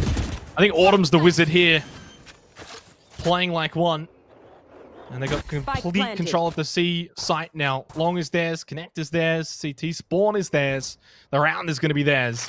Maybe the half could be theirs as well, because it's 9-6. Well, at least it's going to be 9-6, Guz, and Team Launch have got to pick up the slack here. That's exactly right. The first 2 rounds a little bit more excusable on the pistol, but this third one of the half, it's when the warning signs begin to appear and the bells begin to ring. Team Launch, I think many expecting them to go quite deep into this tournament. Of course, if they do lose this best of 3, they're not out completely, but they'll come back tomorrow. Chances diminish. In their best interests, of course. Cool. To finish this off. Oh. That was clean. I thought it was almost another one at the end, but it wasn't. Well, 2 quick ones from Tux at the end. Just puts a slight dent into what is now a growing economy for Ground Zero. 3 round wins in a row. 4 of the last 5. Plenty in the bank. Team Launch will be able to buy heavily into this round, though. At least. Big round coming up. It's just slipping away from Team Launch here on their defense as well. Credit to Ground Zero, but their attack has just been flawless. Can they make it 10-6? Of course, best of 3. Bind to come after this, so it's not hopeless. Potentially 4 Team Launch if they do lose out here to Ground. Autumn has definitely been the star player, though. Again, around Garage. I feel like if you can take out Autumn early on, Ground Zero just looked that little bit more vulnerable. Can't do that too easily, though. Again, Tux losing the battle to Autumn. And that means they can get this B site.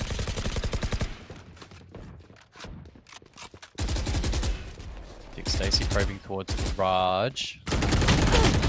Ground Zero. Trying to transition in towards A. Team Launch will Spike planted. we have to allow them to stick the spike they do. 3. Now it's up for the retake, but Autumn. Unstoppable, really, here on map number 1. Dick Stacy, though, has nothing to say about it, but another great trade there. Target Down. Ground Zero will surely take this round, and it's a very healthy lead. 10-6 plus 4. Especially after that first half, which was just back and forth, guys. Like for the entire 12 rounds, ended up 6-6 at the half. It's just a new look Ground Zero. Well, not really a new look. It's more like the same, but this time Team Launch have just not been able to keep up with them. They haven't been able to trade rounds back. They haven't been winning these 50-50s. Struggling to win the fights. Tux versus Autumn. It's definitely going Autumn's way now, whereas Tux was winning quite a few against Autumn in the first half every now and then, but it's been struggle street for Team Launch. They lose this map, it'll be 3 map losses in a row for them. You look back at the result between these two earlier in the afternoon. Team Launch, who ended up on top 13-8 on this very map. The Ground Zero already head and shoulders above that performance so far. Even on the off chance they lose the map, they've still done better in the last encounter. It's definitely not looking like they'll lose it at the moment. It's been strong so far. They just need to continue chipping away. Team Launch this round, though, have dug deep. It's a 3-on-3. Plenty of time for the attack to work with, however. The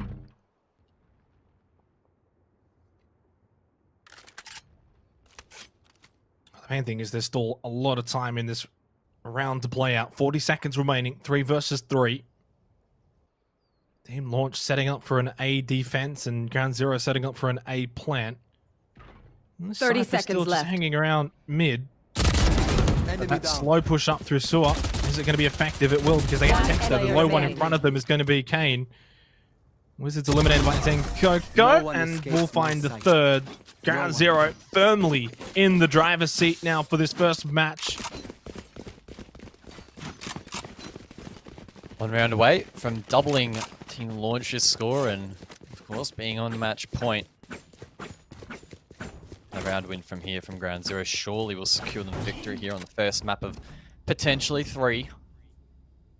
Scary, scary prospect for Team Launch, who, of course, actually won against Ground Zero, as I mentioned earlier, on this map not too long ago this afternoon. Not quite sure what's happened between now and then, I guess. Team Launch struggled against Expo, which might be playing into their mind a little bit. Some shots in mid. Disco gets very aggressive, probably ill-advised in the end, and that does give Launch a little bit of an opening here. Round 18. One down. He Cage gets triggered. elimination onto Wizard.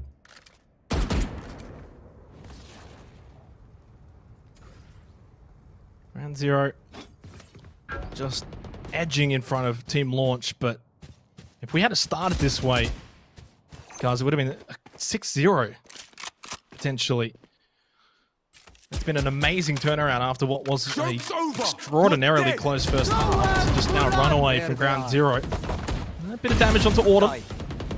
Although Dick Stacy, nice wall bang onto Autumn to get the finish. Autumn was quite low. Coco did find one as well, so it's a 3 versus 3 here. Over towards the C site. Clutchy, nice headshot onto Texter. No more charges. Checking the right hand side of this site. It's going to be another spike planted for Ground Zero. And once again, they're in this position to win out the round. Team Launch at a disadvantage. Over towards TT Spawn. Dick Stacy was wanting to come through Garage. Gets shut down. That's the round 1 again for Ground Zero. 12-6. Match point. Match point. And on the verge of taking a 1-0 lead in this best of 3. They can smell finals already. Hard to believe, really, that it's 6 rounds straight for Ground Zero. And on the attack, nonetheless. So that's an incredibly strong performance. And hard to believe, again, really, that it was 6 all of the switch of sides. That's a big fall from grace for Team Launch on the defense. Revealing area. Again, it is a best of 3. Even if Team Launch are to falter here on Bind, they still can fall up on Haven, rather, can still fall onto Bind and Ascent later, Savo.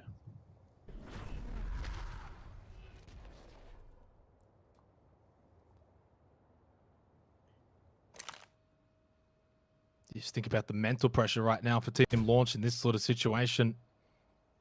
Match point to Ground Zero, knowing that you're so far behind and that it is a best of 3, that you can, of course, turn things around on the next map.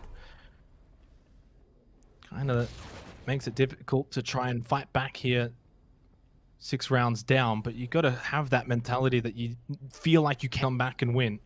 Can't just throw in the towel. It's not over till it's over. Off your feet! Thunder. Gonna explore. Autumn, though, again finds an opening frag. This time, fortunately for Team Launch, big double from Wizards. They're pushing onto that inside. There's the third one on the Clutchy. 30 seconds Lockdown left. going to be utilized as well for Team Launch. Maybe wasn't necessary because Wizard had done the majority of the work. Although, I say that, this guy just quick headshot onto Ferg, who peeks. Well, he probably didn't need to. Makes it a 2 versus 2. 15 seconds remaining. Right in hand for Disco. Disco gets Texter. 1 versus 1. Match on the line. Map on the line. Spike going to go down to at least extend the time. It's coming around the back. That will close out the round, though. And maybe just a breath of sigh of relief for Team Launch. Finds the operator on what is a mess of guns. A mess of a site. And a mess of a round. 12-7. It is over. Messy round indeed, but Team Launch With 3 HP left, they're able just to edge that one out. Still a long way away, though, from heading this one to OT. They themselves, of course, will need to win 6 rounds straight. They've done 1, so that leaves 5 to go. Very, very tall order. Very, very tall order. 28, 12, and 1 for Autumn. Definitely the standout. But as a team, guys, as a team, Ground Zero have looked immense. It's not just only the Autumn show. Yes, Autumn's been amazing, but has had some amazing support around them. Slow push up towards Garage once again. It's been the play for Autumn on the attack of Ground Zero. Good split for Team Launch. You win a couple of rounds and you can get back into it really easily. Especially when you've got the caliber of the players that Team Launch have got. Long ways to go though. 2 ults on the side of Launch, 1 for Ground Zero in this round. Minute 5 seconds. Flash out. And what is going to be now the play for B once again. And if it's anything like the earlier rounds on this B site, it's going to end up just being a back and forth of trading kills, and a matter of who comes out on top, we won't know until it's all settled. Time ticking down. Ground Zero need to think about making a move sooner or later. The longer it lingers, the longer that Launch have need to put up a defense or set up for the retake. It looks like they're going to go for the latter approach, as Ground Zero will make their way in towards site. This is going in a great position from the teleport. There's the spike. 30 seconds left. Quickly secured. Hunter's Fury from Dick Stacy, though, has an impact. That's one. Temperature as well to find another, and the trades are coming through. Leaves it in a 2-on-2. 20 seconds left. Of course, still match point for Ground Zero. Going up. Spike currently on the floor. They've just picked it up. They can go for the plant now. Tex watching and waiting, shooting through the wall. It is successful. Still alive, Clutchy versus Tux. Tux has certainly got the advantage in terms of health. Oh, what a swing from Clutchy! Oh my goodness! Plants the spike, swings out, headshot win. It's over. 13-7 to Ground Zero over Team Launch. It's 1-0 in this best of 3 for the lower bracket final. Just have to collect myself there, Guz. What a map there on Haven. Ground Zero just proving far and away in that second half that they have what it takes to qualify for the finals here and now. They've got up a 1-0 lead. Such a strong attack from Ground Zero. If you looked at the half, at the end of the half, it was 6-6. We were expecting this to be super close, probably anticipating an overtime as well, but Team Launch completely shut down, only taking a single round in that second half. So this is looking quite dangerous for them heading into map number 2. Ground Zero with a really nice momentum builder. That's 3 map losses in a row, unfortunately, for Team Launch. They're going to have to turn it around. They have to stop that losing streak, or they will have to come back tomorrow to play in the last chance qualifiers. We're going to go to a break. Currently, Ground Zero leading 1-0. We go to Bind after the break.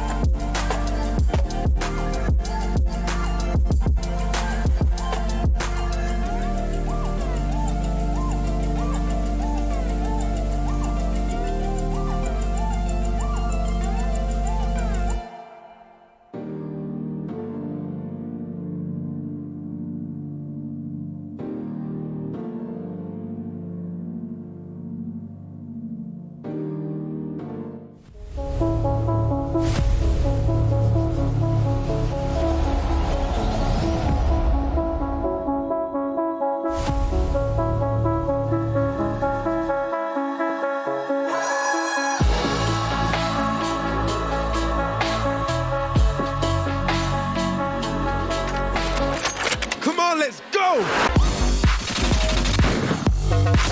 One enemy remaining.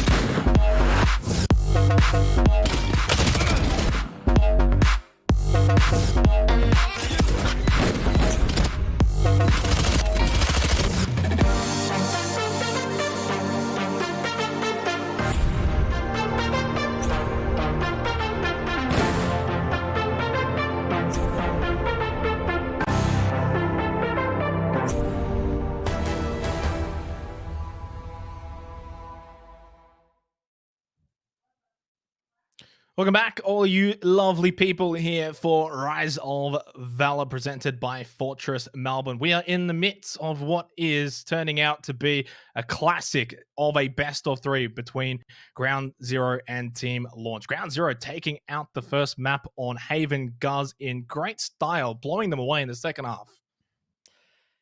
Dominant performance from Ground Zero, but the million-dollar question really is, can they continue it? I'm sure Team Launch are not going to go down without a fight. Yep, definitely, of course. As I said, best of three. So we're going over to the next map, hopefully right now, with Bind. Of course, we are going to see Team Launch defending first up, which means Ground Zero are going to be attacking. But after we saw the attack from Ground Zero on Haven Guz, I suspect they're not going to feel too uncomfortable here going into Bind.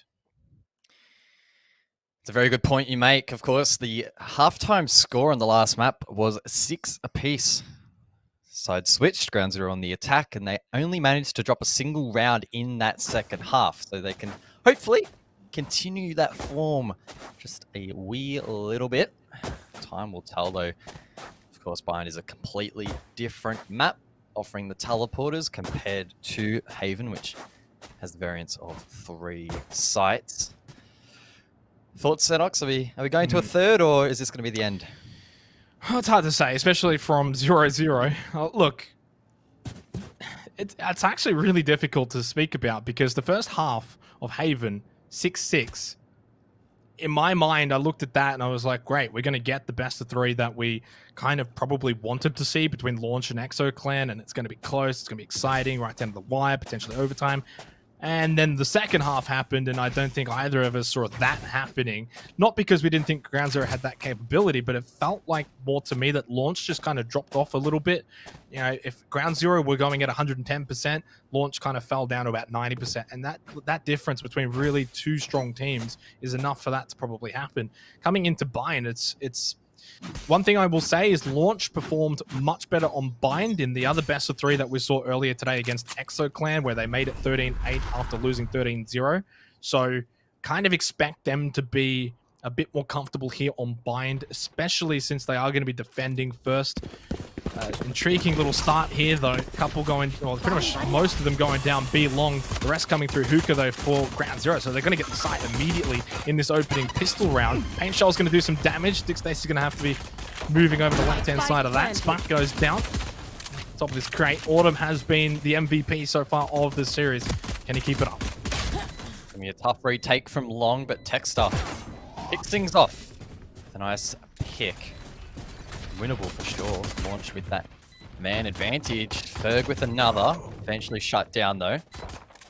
Texter enters in towards side alongside the rest of the team. It's a 3-on-2. She can go straight into the defuse. Will they be able to stick it? That's the question. I think they're going to try and commit to it. Texter falls off though. Finds the pick onto Clutchy. Another under Zen Coco. Nice round from Launch. They'll take the first pistol. We'll expect them to take the second as well. And I think that's really the spark that they need in this best of 3. Long, long ways to go, of course. Pistol round typically leads into making it 2-0, and typically then Ground Zero should make it 2-1. I feel like we should just skip the first 3 rounds, but easier said than done. Sometimes we see some upsets. Sometimes the team can, of course, get that second round, or potentially Launch could make it 3-0. Who knows? Have to play it out with an early paranoia from Disco. So by the time it actually dissipated off Texter, he was able to see him. Nice little push through short A.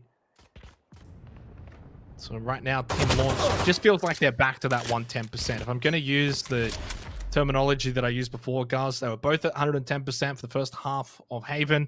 Launch dropped off a bit. Feels like they're right back up to that 110%.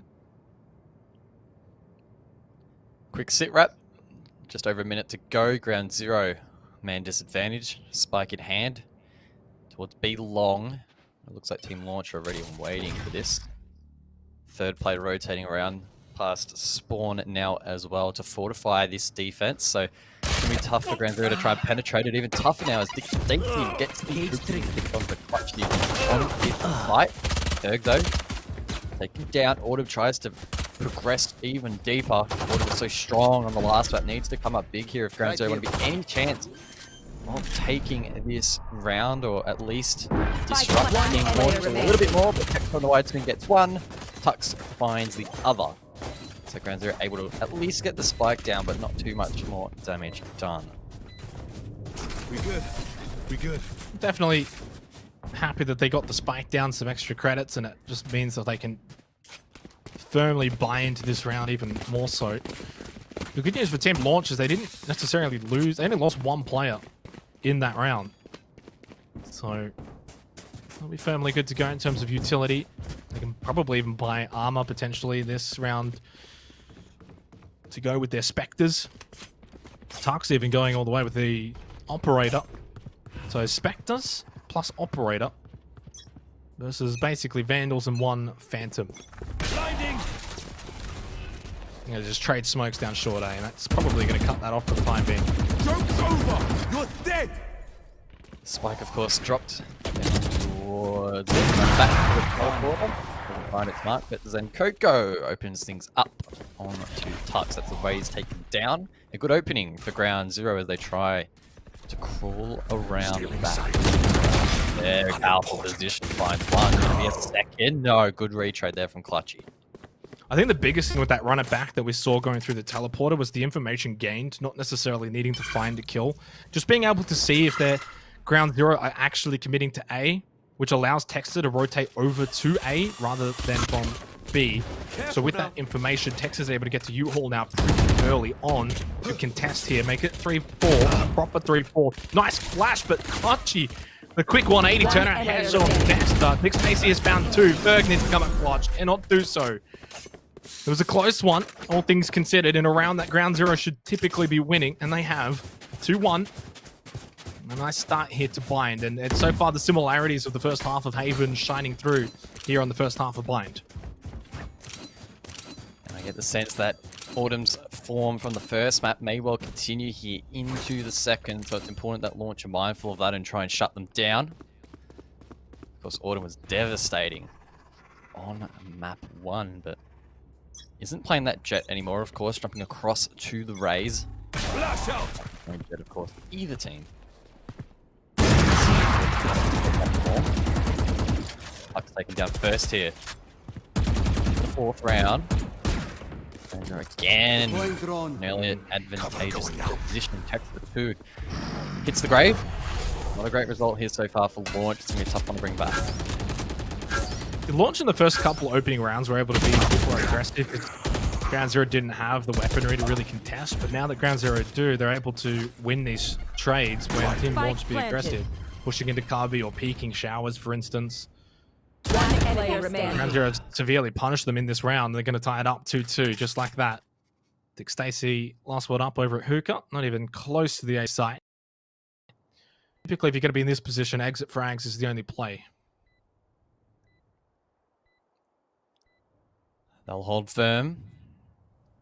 Try and find that exit as the spike continues to tick down. Of course, quick look at the minimap, and doesn't look like anyone's too close to an engagement. I mean, potentially Clutchy here on the Cypher. Progressing forward. Could be an awkward encounter very late into this round. In fact, it could be a pinch. Unspotted, and Dick Stacy down. So, decent result there for Ground 0, even out the scoreline. All members from Launch are dropped as well, and that begins to wreak a little bit of havoc in their economy. It certainly does. And Ground 0 have shown us throughout this series that they're able to weather the storm if Team Launch are able to win a couple of rounds. Team Launch get that pistol round, doesn't really bother them too much. They don't drop their heads. You just kind of expect them to come back. The question that sort of needs to be answered now, like, Ground 0 have weathered the storm. Can Team Launch stop this momentum. Of course, this round we don't expect too much from them, simply because it's an eco round. Ground Zero, you'd think, should be able to win this, unless a thrifty win would be huge for Launch.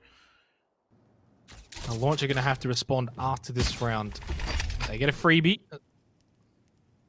See how much utility they're going to want to use here. Of course, Dick Stacy can flash this. Peek down B long. Oh, he's just going to be a little bit too late with that. Did get the flash off. Was effective against Kane.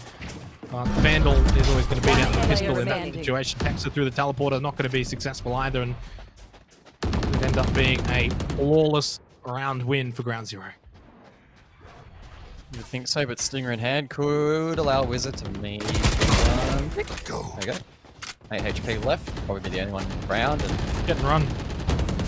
Let us pick the Phantom. Wouldn't be a bad result, but when you have to survive for such a long period of time, it might be a challenge. I'm expecting Ground Zero to try and hunt Wizard down, knowing that they're probably so low on HP.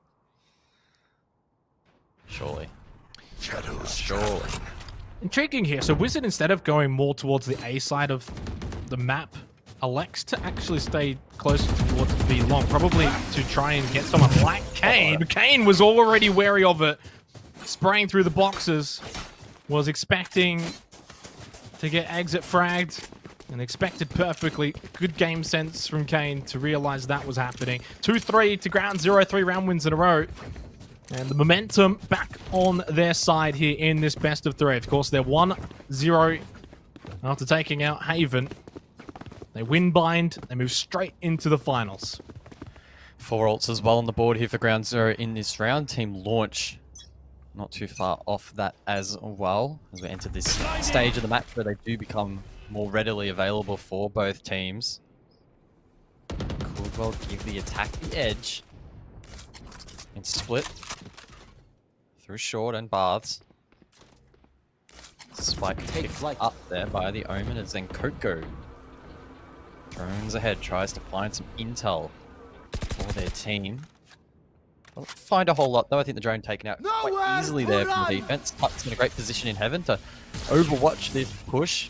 His raise isn't flushed out, almost is. It's going to be a difficult attack.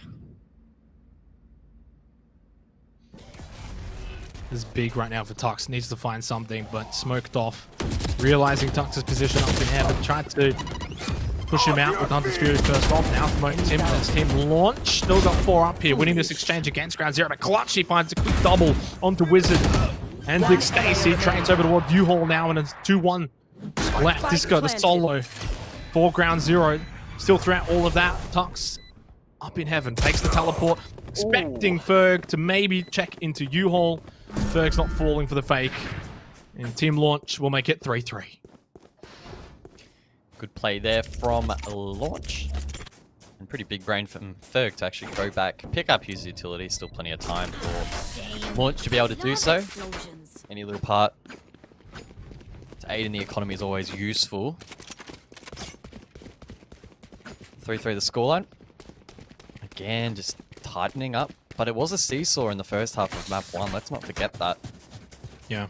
So, might not always give the truest of indications as to how the entire map really will shape up. Well, that's the thing. You just wonder, maybe we're about to go into a world where it's 6-6 again in the first half, but at this map, maybe it's Team Launch who then go and win just about 5 in a row. It could happen. If it does, that talk about similarities in the first 2 matches. Long way to go. 3-3. But I think based off the first map on Haven, in the back of my mind this whole time, I'm sitting here thinking, at any moment, is Ground Zero going to pull away? The thought process is that Team Launch are the ones still on the back of their heels based off the fact they're down 0-1 in the series, but that was a big round win, especially after the fact that Ground Zero had won 3 in a row. 3-3. And they still very much look like the Team Launch we kind of expected at the start of the day to move on to the finals. It's just they've met a very worthy challenger in Ground Zero. Now Ground Zero kind of feel like the leaders in this fight. Your feet!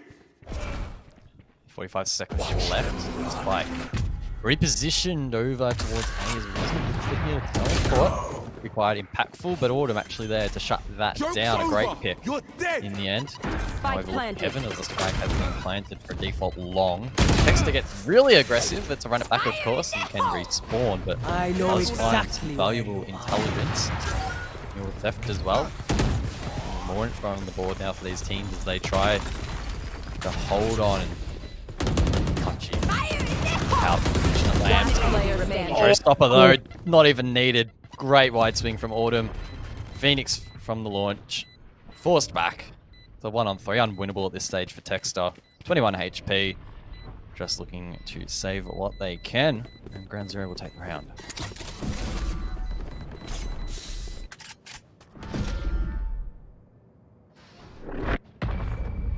Well, as long as Texter doesn't peek, this should be fine. Definitely is. 3-4. Ground Zero take the lead again. Not sure what the economy is for Team Launch here coming into this round, but it looks like they are going to be able to buy into the round. How many more, though, can they really afford to? It looks like this is probably it. Then an eco will follow. I mean, this is basically a forced buy when you got a Stinger. Did I see a Guardian in there as well somewhere? Maybe got sold. It's certainly not a clean buy. Regardless. Flash from Kane going to be ineffective. Everyone else going towards Hookah, so this is going to be a fake play from Kane. They'll smoke off short A.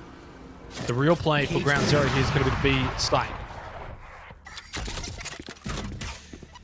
Lots of manpower, lots of utility in towards Hookah. It's going to trigger the likes of Dick Stacey now to rotate back towards B. Tuck's under a lot of pressure on site. Will at least send out a nade. Finds Clutchy. Not the worst result, but Team Launch have managed to at least ward off the majority of this attack. That said, there's Zenkoka on site, gets the spike down. It's a 2-on-3. Tough to hold. One over at elbow, 2 in Hookah for Team Launch. Disco basically on the other side of the wall to the breach. Launch is going to get swung by Dick Stacey. Nice headshot. They should win the round, and they will win the round. Big Dick Stacey standing up when it matters. 3K. I'll tie it up 4-4. We've mentioned it 2 or 3 times now, Guz, but this is essentially the Haven first half all over again. 100% agree with that one. These rounds, again, just seesawing back and forth, back and forth, back and forth. We could well and truly see a 6-all half, and if that were to be the case, we'd, like the last map, expect it to go maybe to overtime, but it's going to be a matter of whether or not Team Launch will be as strong on the other half, and vice versa for Ground Zero, who really found their feet on that last attack. So you could say that in this scenario, the fact that Ground Zero haven't been as dominant on attack might be a little bit of a worrying sign, but that said, the last map was also probably way more attacker-sided for them than it really yeah, should. I mean, that's the thing, though, as well, is that we didn't necessarily see Ground Zero's second half performance really coming, so what's to say it doesn't just happen again here? Could very well be the case. 4-4, though, until we can go off right now. That teleport's going to be denied or cancelled. It's cancelled first. Autumn will take out Wizard. Opening frag. It's been the theme of this best of 3 series. Autumn and opening frags are hand in hand. Kane's is going to be forced back into the U-Haul. Second one from Order, putting the operator to good use. Tex is going to walk in, but doesn't check the left-hand side. Kane, quick headshot. Ground Zero, like clockwork, are going to take the lead back once again. Good execute there. Aggressive, fast. Really thinking on their feet. And Team Launch, unfortunately, caught a little bit off guard. That gives Ground Zero the lead. It'll be 5-4.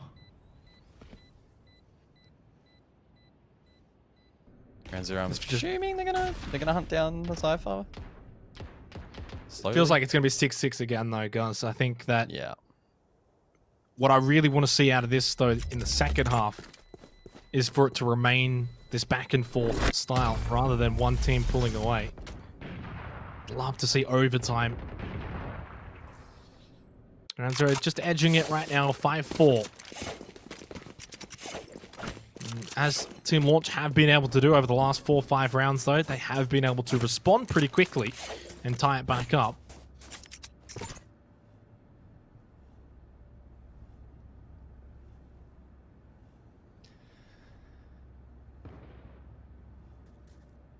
This goes here.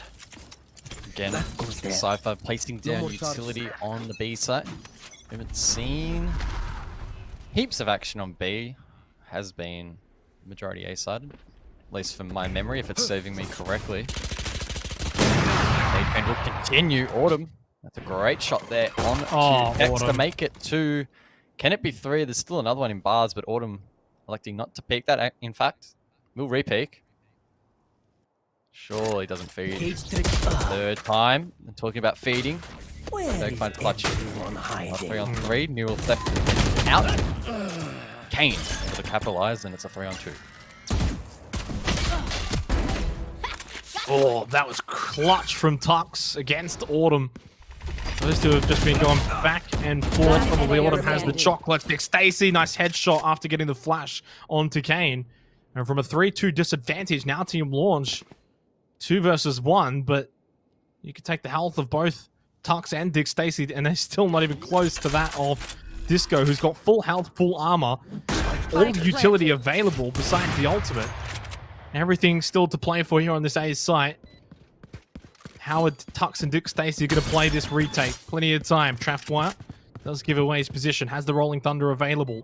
Still a Paranoia up, a couple of smokes as well for Disco, if need be. They need to almost probably both peak around the same time. Really, once it's going to go out so quick. Can't get the second. I don't know what happened there. Disco looked like he was going to shoot Tux and then just changed his mind at the very last second. Big shot from Tux in a clutch situation. 5-5 as we near the end of the first half of this second map.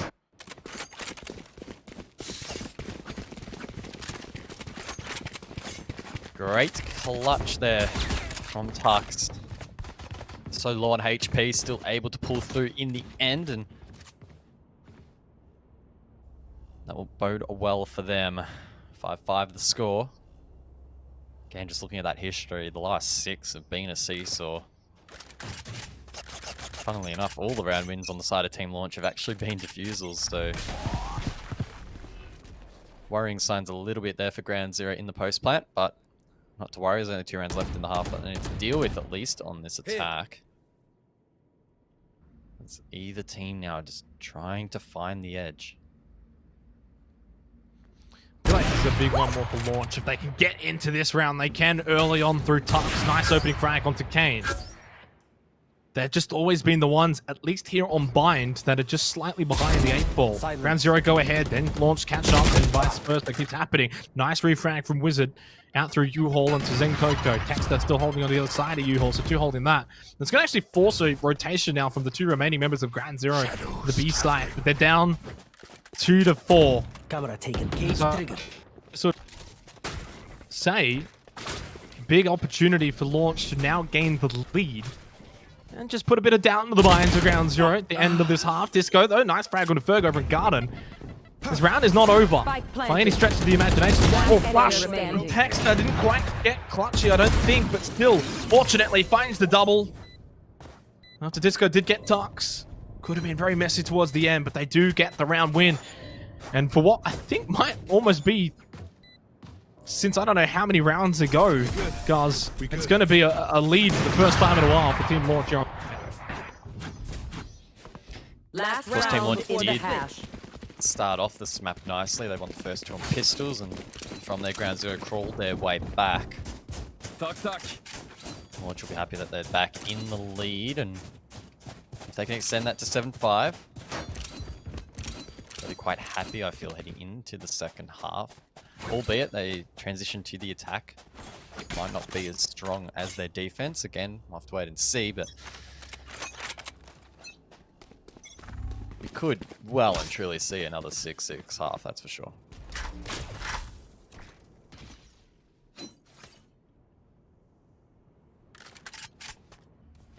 Of course, though, Team Launch now have the opportunity to at least take the half 7-5.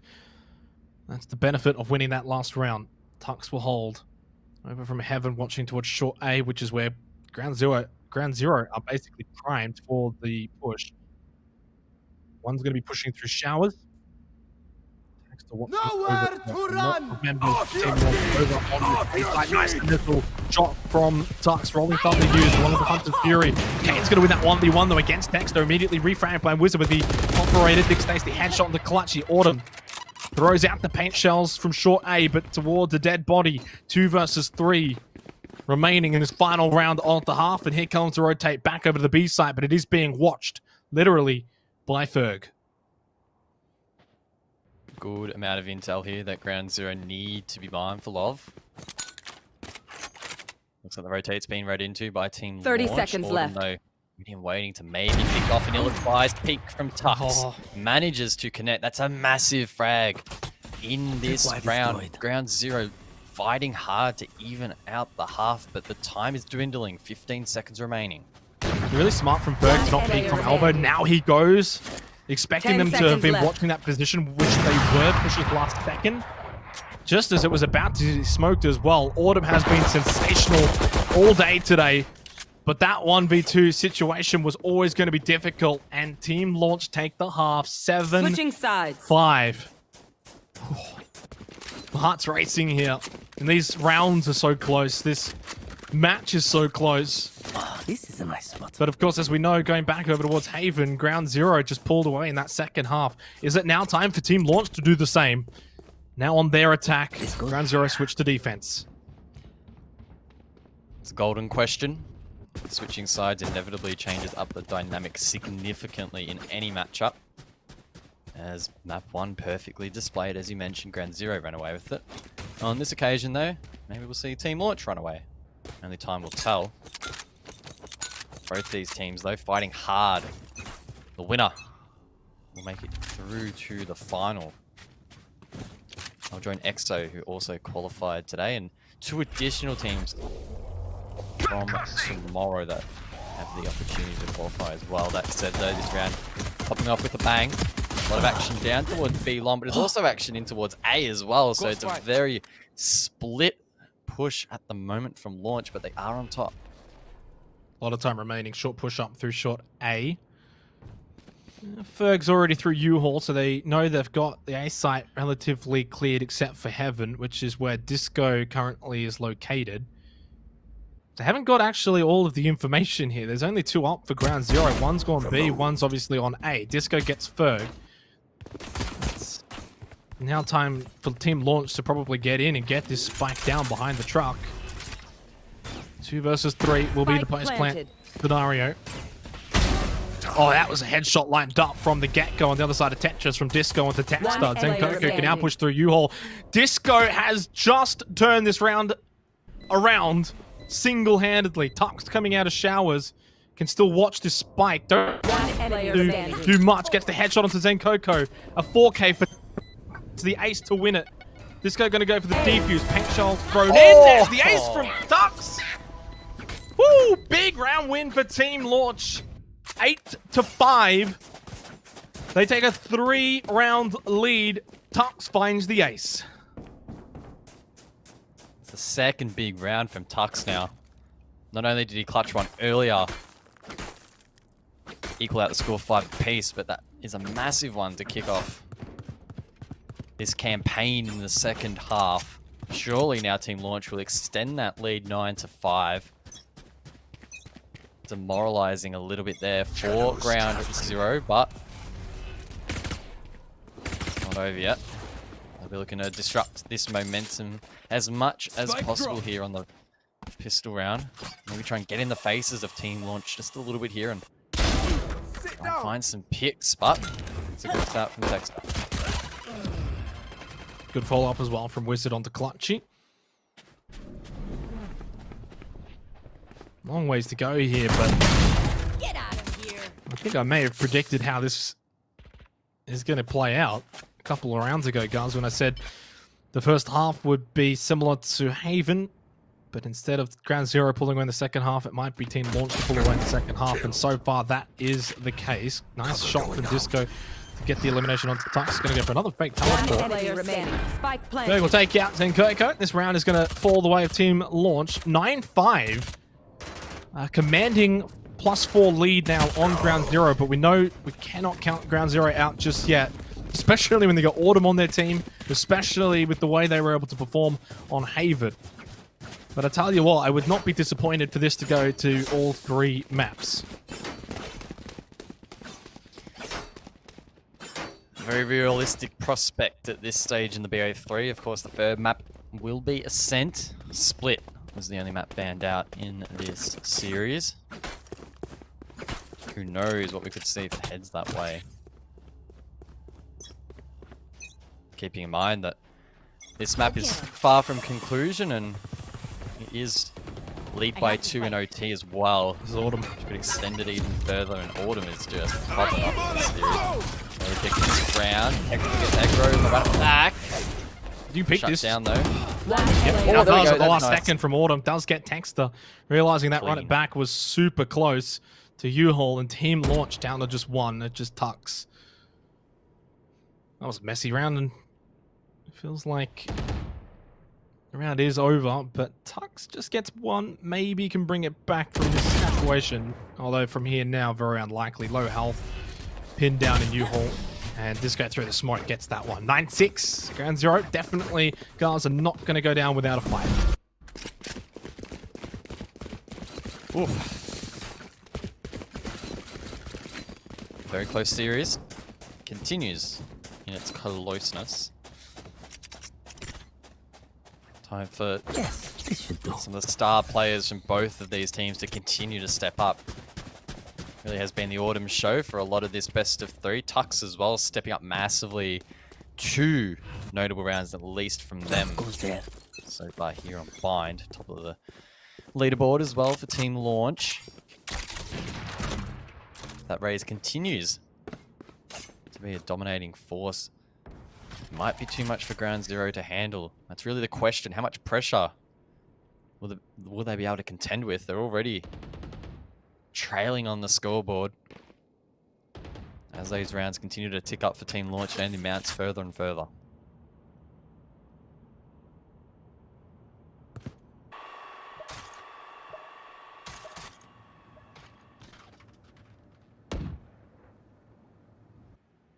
So it's going to be a split from Team Launch. This attacking round. You got 2 over towards Hookah side. They're going to push back through Marketplace and what I think converge for an A push. 3 through short 8, 2 from Showers. Kane watching it. Definitely one of the slower rounds that we've had. Not just in this matchup, but probably today. 35 seconds left on the clock, and we've really seen very little play out. How sharp is Autumn? 30 seconds left. Texter had no idea what just hit him. Ferg was at least able to get Kane from Showers. That's allowing them onto the site now. But Autumn from U-Haul just gets Ferg anyway. Why don't you just kill everyone? Rocket Fuse over the trash and a double. Oh, not quite. Somehow only got 1. Dick Stacy stayed alive at 20 health, but that shock arrow will finish off Dick Stacy. What a round from Autumn. 9-7. Ground Zero are nowhere near out of this one. It's going to be a close finish. It's not going to be the runaway second half for Team Launch. And I said these key players, these star players need to really step up when it matters, and it seems like Autumn is answering that call. Great round. 19-11. Good use of the ult as well in that last round. The showstopper had a significant impact on top of the other impact frags. Team Launch need to be careful. Nice. It's nice for Ground Zero at least. Not so much for Team Launch. Need to be careful they don't actually give away another pick. Really just feeding Kane at this point. Surely not a third. Kane just quietly has been popping off here on Bind as well. Dick Stacy just going to hold his ground, but 5 Autumn just I was going to say maybe was just going to be caught off guard there by Dick Stacy, but never mind. Still gets the headshot. Still gets that win. Ferg though will finish Autumn off with the Spectre. Imperative they get this spike down over at Tempest, which Oh. You're going to die for it, says Kane, and Tuck says, all right, I'll die for it. We're going to die anyway and lose the round. 9-8.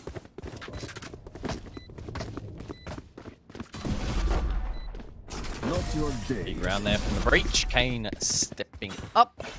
Multiple impact kills, of course. It was 2 with the operator at bars, and then another. That breach charge late in the round. Breach, of course, quite popular at the moment, quite powerful post-buff. Working out really well there for their team.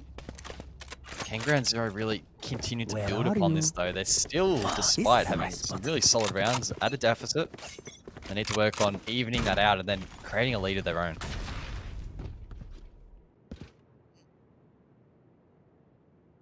It was 9-5, now to 9-8. And of course, if Ground Zero complete the comeback here on Bind, they'll take the best of 3 series. Move on to the finals. In this round, and it's all tied up 9 apiece. Tux slowly pushing up through short 8, leading the way for everyone else. Early flash. Heaven's going to be smoked, and they can now push into U-Haul, but it's being watched by Clutchy.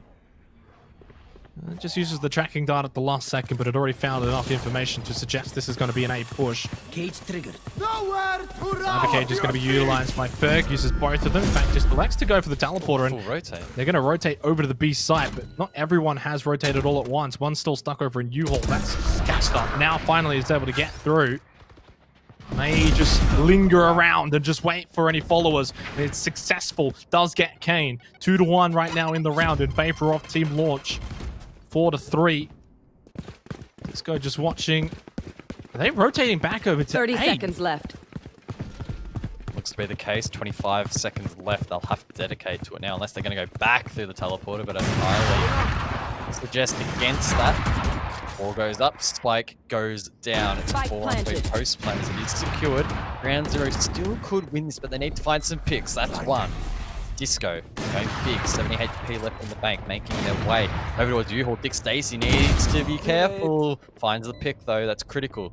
Making in the 2-on-2. Off your feet! Stacy going to patiently trying to hold out. Oh, good flick as well. Manages to find yet another. My God, that is insane. 10-8 the score. Oh. See, now this is where we thought Haven was going to go in the second half. This is how we thought it would play out. Not necessarily with Team Launch leading, but in terms of the evenness between the two teams. And well, we've gotten that here now on Bind. Team Launch into double digits now. And just breaking that little 3-win streak of Ground Zero, who, of course, because of that streak, guys, they've got plenty of money. They can buy back into this round. Not too much sweat off their nose. Tux gets a big frag onto Autumn. Getting any opening frag is usually good, but when you take out Autumn in that opening frag, nice little rotate from Zen Coco into Garden. But Dick Stacy playing this so well. One left over in the crate, 2 over towards A. They're going to use that neural theft. That's going to be a quick wall bang with a bit of help from Dexter. And well, from 3 rounds in a row to Ground Zero, Team Launch just bite back with 2 quick ones. And it should make it 11-8.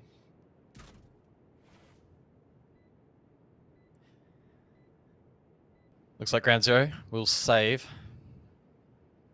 Wise decision. 2-on-5 never going to be favorable. And it's important that Ground Zero now can begin to formulate how they are going to try and come back from this. Team Launch after this round will only be a single one away from heading to match point, and that's when it starts to get into territory. If Ground Zero can at least halt them at 11 rounds, try and crawl back. One enemy remaining. Might be able to win it, but with Kane being taken out as well, that's again just diminishes the hope a little bit here for Ground Zero. Yeah.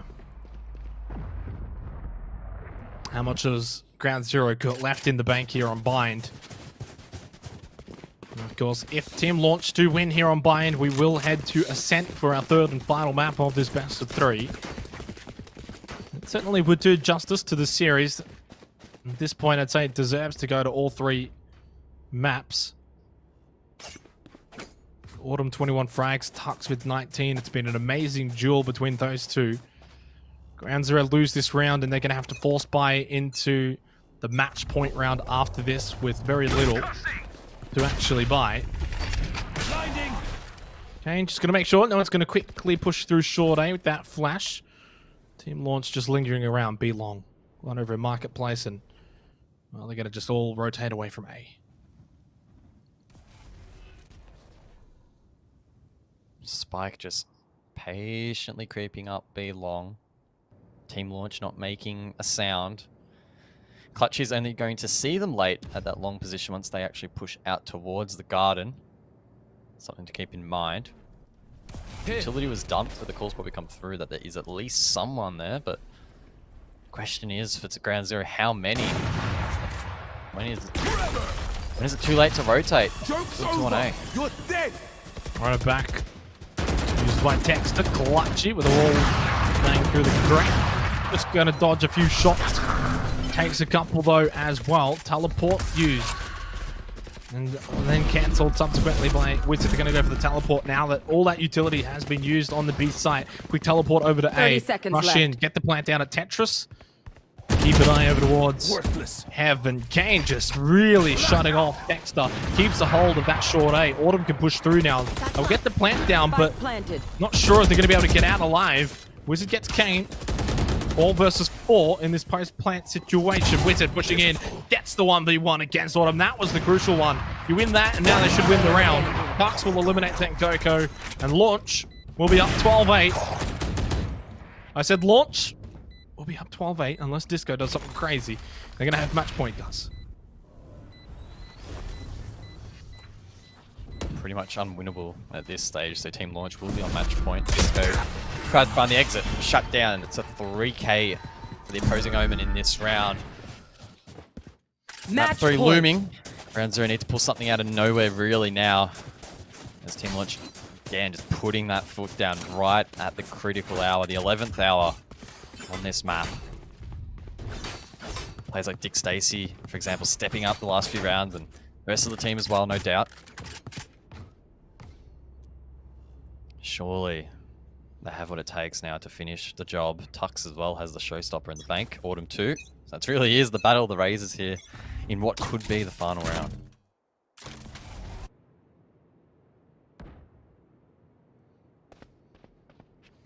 I don't know who to predict for Ascent. Both teams have been able to win their maps in a convincing manner. Both maps that have had first halves that were back and forth.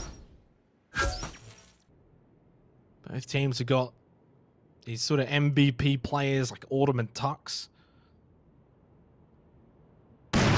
Really been equipped. Nice little jump over, just peeks into showers and spots Tux, throws the paint shells over towards U-Haul. They're just going to back out now. Just under a minute remaining. Spike over on the B side. I suspect that's where this rotate's going to eventuate. B is the play once again. 45 seconds left now. Pressure mounting at long. Zenkoko may well be the first to engage, instead electing to back off just a little bit. Silence really across the board. 30 here. seconds Neither left. team wanting to reveal too much, but as the timer continues now, 2 tick down, they will have to make a move sooner or later. Zenkoko getting lit up, going to be rushed, but manages to get the pick and drops the spike. Team Launch, they do have the advantage. She gets a big one onto Tex, but immediately refrag. 2 versus 3 with 13 seconds remaining. Get the spike down. This is a massive fight here for Kane. Gonna back away from the showstopper. Somehow doesn't get the elimination. Tux will be fuming. 2 versus 2. Now the showstopper from Autumn into the crate. That one's gonna fall short of the mark too. Paranoia used. Autumn is expecting the push from Ferg. Look away at the last second. There it is. Bind will go the way of Team Launch 13-8. And it does mean we're going to a third and final map to close out today's play-in stage, Guz, between Team Launch and Ground Zero. Great performance there, late round, well, in the later rounds, if you would, there from Team Launch to get the dub. Wow, just dominant. It looked like a different team in the last few rounds. Ground Zero just being pretty much trampled upon a little bit there towards the end. Players like Dick Stacey and the Rays stepping up massively, really, in being able to sort of bring the rest of the team forward and play like we're expecting Team Launch really to play in these style of tournaments. So map 3, wasn't expecting it to go this far, so who the hell knows what's going to happen? Yeah, I'm just going to be flat out honest. I got no idea who's going to win this map. What I do know is we're going to go to a break. When we come back, we've only got one final map remaining. Ascent here for the best of 3 of the lower bracket final.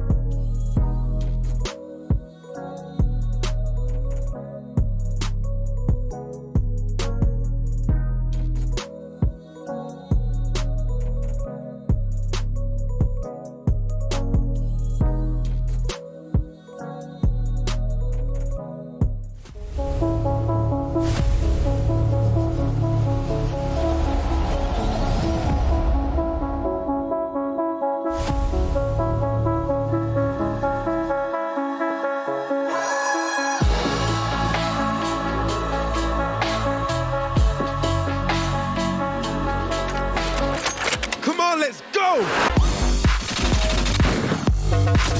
One enemy remaining.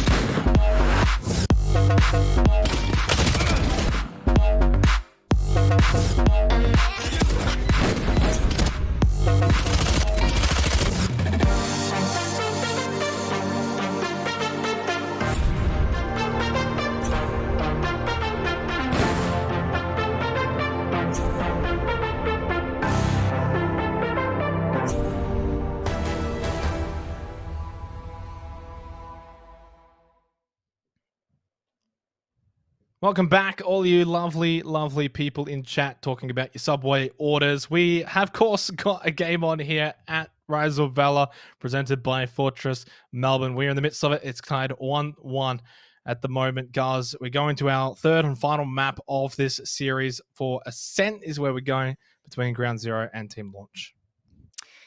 We've said it once and we'll probably say it again. This is definitely going to be a tough battle and it's a coin flip almost at this point. I personally was quite confident in Team Launch's ability to maybe take this in a 2-0 fashion, but that is really not been far from the case. Ground Zero putting in a great performance map 1. Team Launch following it up nicely there on to the second. So it sets the stage for a very tight map number 3. Yeah, it certainly does. Right now, it felt like, of course, Ground Zero were by far the clear winners of Haven and Team Launch, sort of the kind of clear winners on Bind for the most part. So heading into this final map onto Ascent, no idea. I'm going to be completely honest. If you were to ask for my prediction, I'd just literally say I don't know. I really don't know, cuz. Do you have any sort of semblance of knowledge as to maybe who you think might end up winning this? Yeah, look, I'm pretty on the fence as well. I do think that Team Launch, just with their experience, particularly from previous games, might be able to just edge out. But I have no idea. It's just so close to call. Ground Zero, if they come out strong, could well put in a dominant performance and take it. Who knows? Map 1 and map 2 both probably were more dominant in the end than we would have expected, right? Ground Zero took the first map 13-7 and then the second was 13-8. We're yet to reach an OT at all in this best of 3. So maybe this will be the map where we see that. And if it goes to OT, flip a coin, who knows? Well, we've only had one OT all day today. That was, of course, the very, very first match that we had on the broadcast. We are ready, though, to head into Ascent for what is, without a doubt, no way around it, our final map of this evening. The final map of the play-in stage. The winner of this map moves on into the finals. And can you believe it, after everything that's been said, the best of 3 comes down to technically a best of 1. Yes, it does. Everything's reset. It's 1-1 in the series. It comes down to the fourth and final map, or third and final map at least, if you exclude Split, which was banned out first. Yet to see either of these teams face off this afternoon on this map, which might sound like a little bit of a weird thing to say, but we actually did see these two teams take on each other in a BO1 before this best of 3. Funnily enough, that was Haven, where I believe it was Ground Zero that got the dub. No, it was Team Launch that got the dub, of course. Heading Ground Zero to the bottom bracket. And then they didn't replicate that result as Ground Zero took it in the best of 3. So, Revealing area. I don't know. It's been a weird one to predict, this one.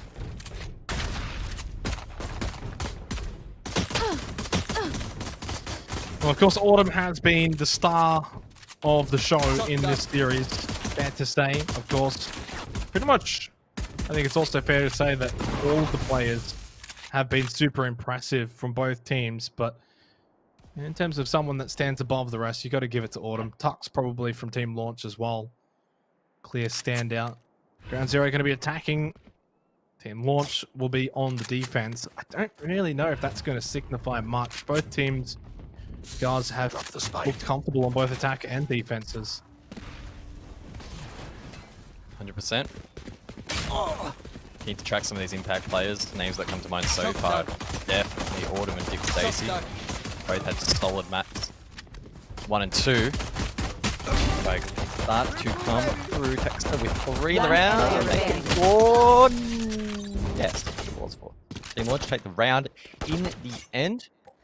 Good way to kick off their campaign on map 3.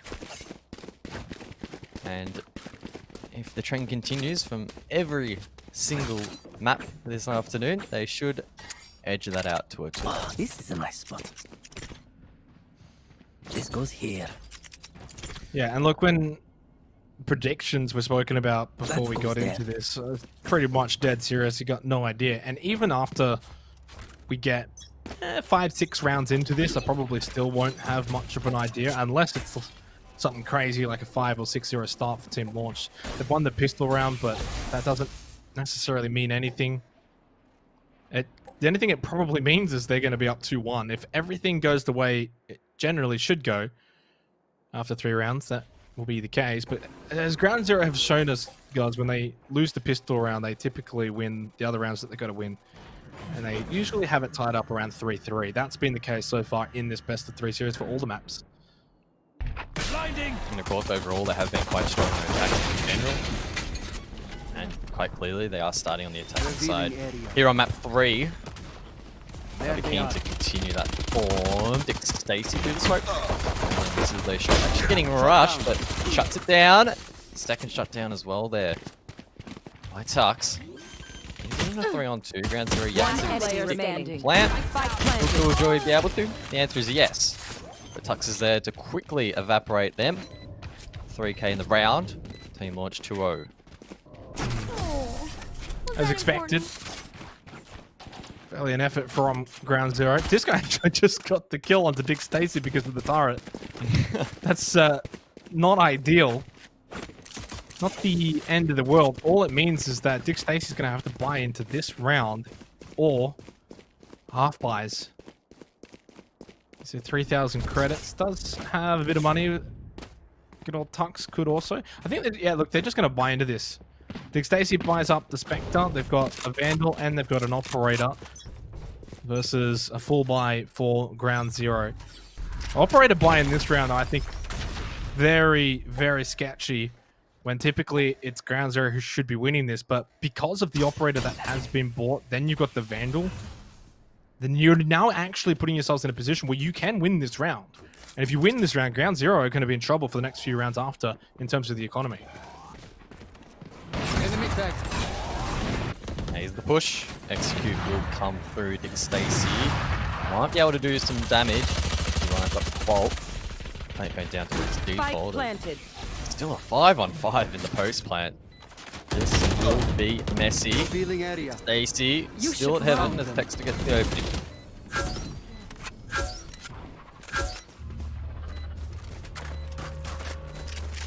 Lockdown's going to just force Team Launch away from the site for now. Spike planted over at Generator. What I'm watching in Hell. Stacy up above. Autumn though with a lovely wall bang through the floor. Takes out Dick Stacy. Drops down into Hell with the Blade Storm. Ineffective from Tuck. That's a very low health wizard. Autumn with a 3k. Round 1 for Ground Zero. Team Launch spending a few credits in that round. It may backfire for them. Ground Zero were expected to win it, and they have done so. 2-1 scoreline. Who would have guessed? Who would have guessed? Shocker.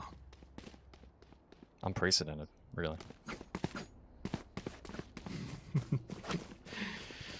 5-1 start for Texter. 4-2 for Tux. Of course, 5-2 for Autumn. Not a surprise there. These opening rounds. Team Launch not able to buy. I think maybe they just bought at the last second. A couple of them didn't seem to have full buys. Yeah, a couple Spectres around. Cover going out. Mid control to Ground Zero. Spike has been left for a B push as they get a feel for the round. Team Launch not wanting to give away a pick, playing quite passively. Crossfire set up as well here at B main. In fact, it's just Ferg now left to hold the fort. This could be risky. Damn, they just don't keep the angle. Hello? I only found one in the end, so it's not the worst result, but still messy. Enemy down. Revealing area. It's fine to be a bit messy early on, especially these early rounds when the economy is still topsy-turvy. Not the end of the world. Rotate back to mid up towards Catwalk. Into A site we go for Ground Zero's push. 4 versus 3. Team Launch over at CT spawn. They can control. They're going to send all three up towards heaven. Maybe one might elect to go through window. Not going to happen. They're going to just drop down at once. Autumn just lined them all up. Only managed to get one, which was Dick Stacy still trying to fire and move at the same time. Dexter hunts Autumn down. Disco, though, with the crossfire onto Tux. And just like clockwork, Ground Zero are going to trade rounds back and forth with Team Launch, and we're tied 2-2.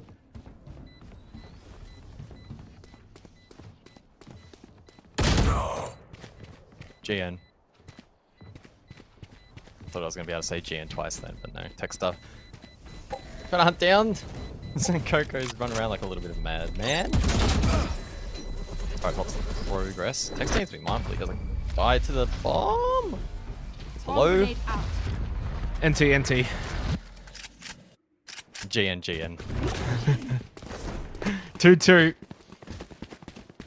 And I just feel like this first half is going to play out like the first halves of the other two maps. If you've just joined us, if you've just tuned in, so I want to recap. First map, Haven, 6-6 at the half, literally back and forth.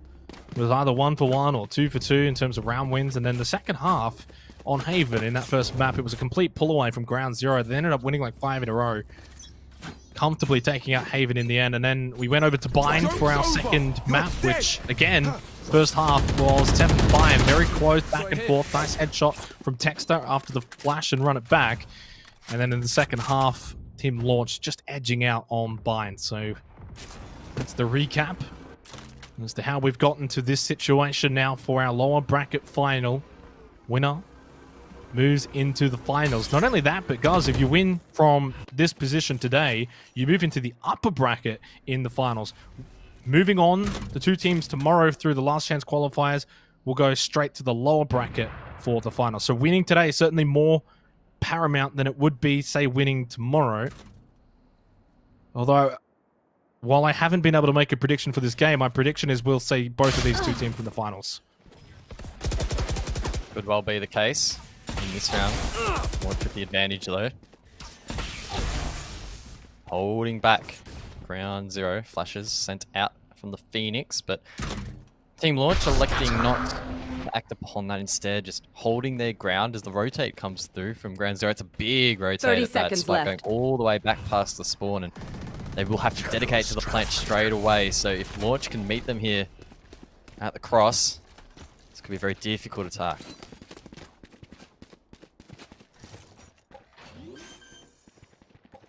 They're going to get on the site, get that spike down, get the credits in the bank. They've got it controlled. Door's going to be blown open from Market. 2 in Market, 1 coming from CT spawn. In fact, sorry, never mind, 2 Team Launch on CT spawn. So Eric's not going to find much. Disco gets Texter. 3 versus 3 now. Our Team Launch is going to blow this post plant. And I didn't check the corner. Dick Stacy, Clutchy just punishes him. Disco with a 4K. What a round win for Ground Zero. They were down a player. They got the spike down and they just held the right angles. And to be fair, Team Launch just not even half of them.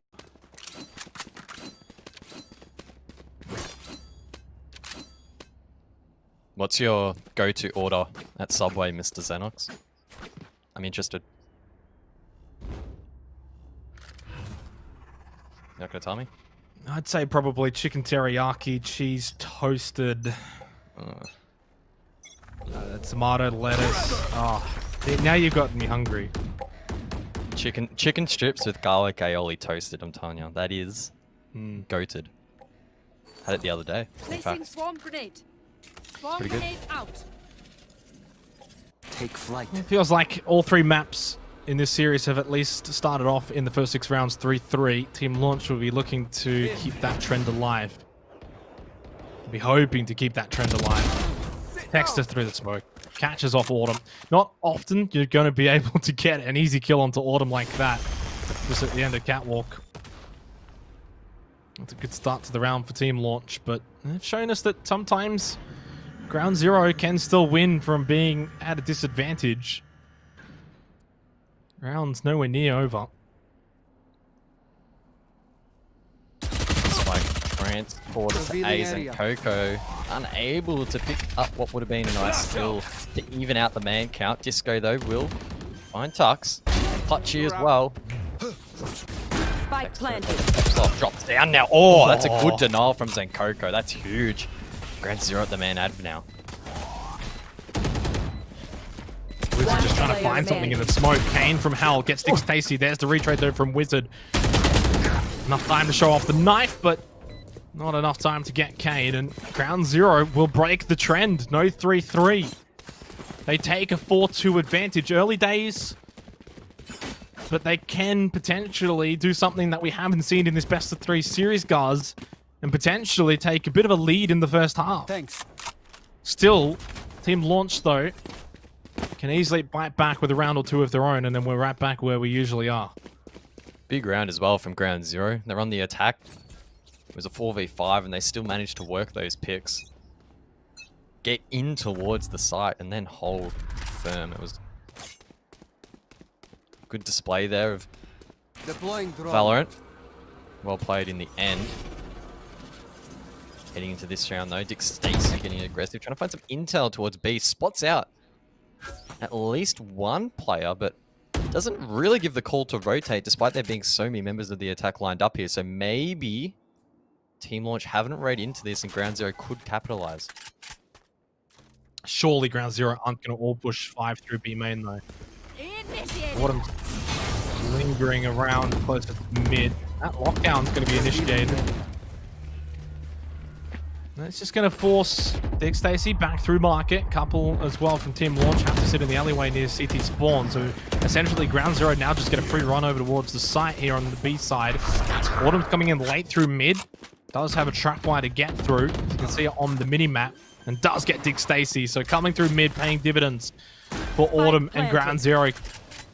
4 versus 4. Post-plant we go. 3 from this alleyway at CT. Spawn side. Going up. Can they make something work from here? So many angles still to check and try and find some frags. Burke gets Autumn. Player behind. Kane patience, but only got the 1. Probably should have got the 2 from that position. 2 versus 2. Wizard taken out by Clutchy. Gets a 3K to close it out. Got both Wizard and Tux. 5-2. And Ground Zero just slowly pulling away in this first half. Ground Zero are very good on their attacks. Every map tonight, they've been strong. Definitely something for other teams to look at. Maybe if they're looking to improve their attacks, have a bit of a gaze at Ground Zero. They're doing something right. They're getting rounds on the board, even against strong teams like Launch. Shadows traveling. Find themselves in a really nice position to growing this lead. That's a good pick onto Wizard. It's Stacy off screen finds one as well. That's Autumn taken down, so that is a good pick for Launch. Yeah, Wizard pushing through that smoke down mid though with a Spectre. You kind of have to ask the question and what the goal is there, because you're not going to win a battle against either the Phantom or the Vandal, which was proven correct. Maybe just wanting to catch someone close. Dexter just going around the back though. Let's get Zenkoko, expecting more to be down mid with that run it back, able to acquire the Phantom freely as well.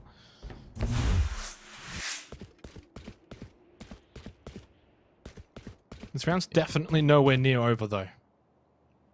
That's exactly right. We have seen scenarios like this where Ground Zero have been able to work a pick and then convert the round, so it's important that Team Launch hold firm here and play off one another. At least be in a scenario where they can trade it out. 30 seconds left. Where the spike is played, and they will rotate to defend. Dick Stacy drops Disco. One enemy remaining. It's a nice pick. That's in the round.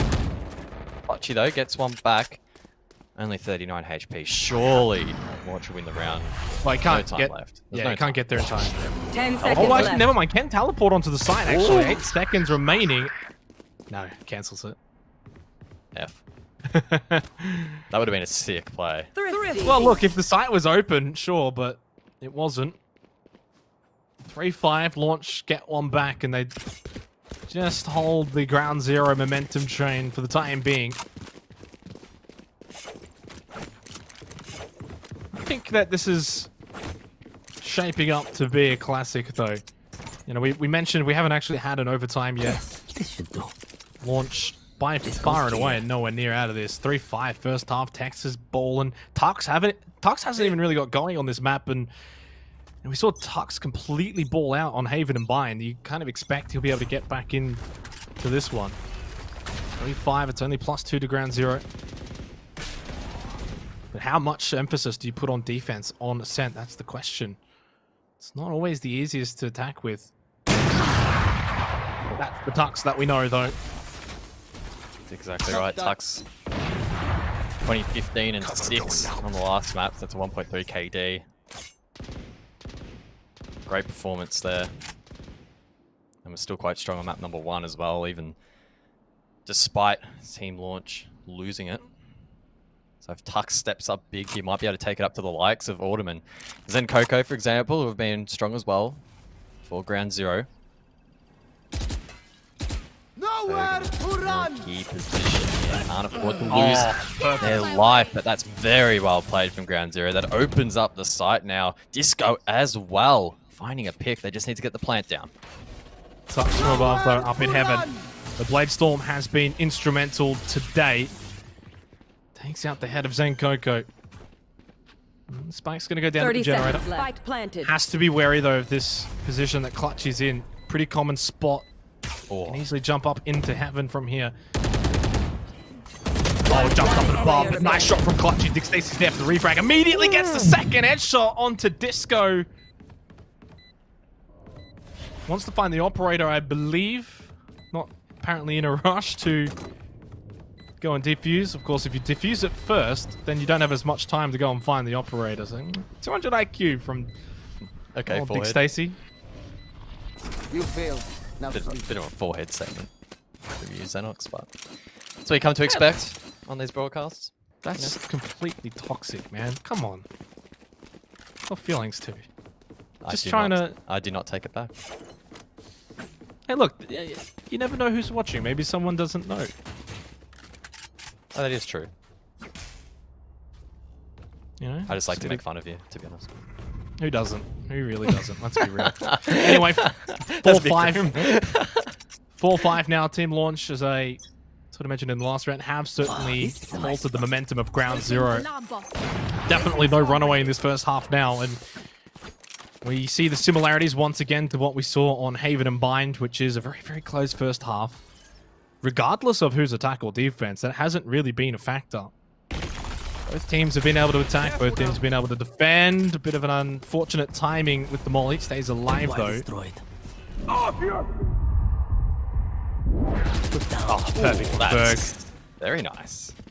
Great shot. Side opens up now again. Ground zero find themselves inside, but Wizard gets one back. So they are at a significant man disadvantage. The retake for launch, if they time it, if they execute it properly, should be quite winnable here. Dick Stacy. Bang. Flashed. Falls back. Sends out a dart. Does it hit its mark? No. Oh, he saw the head. Doesn't either, I don't think. But this is where, there we go, the advantage. It's just way too strong. Tux and Ferg. Shut there he goes. Down. Guess what? What? Flawless. It was. It was flawless. Yeah. I think actually that might be the first flawless of this map. We've seen a lot, both back and forth from both teams. Yep. Ground zero and team launch throughout this best of 3 series have pulled off quite a few flawless rounds. 5-5 though, and it's, man, this best of 3 series has lived up to the billing.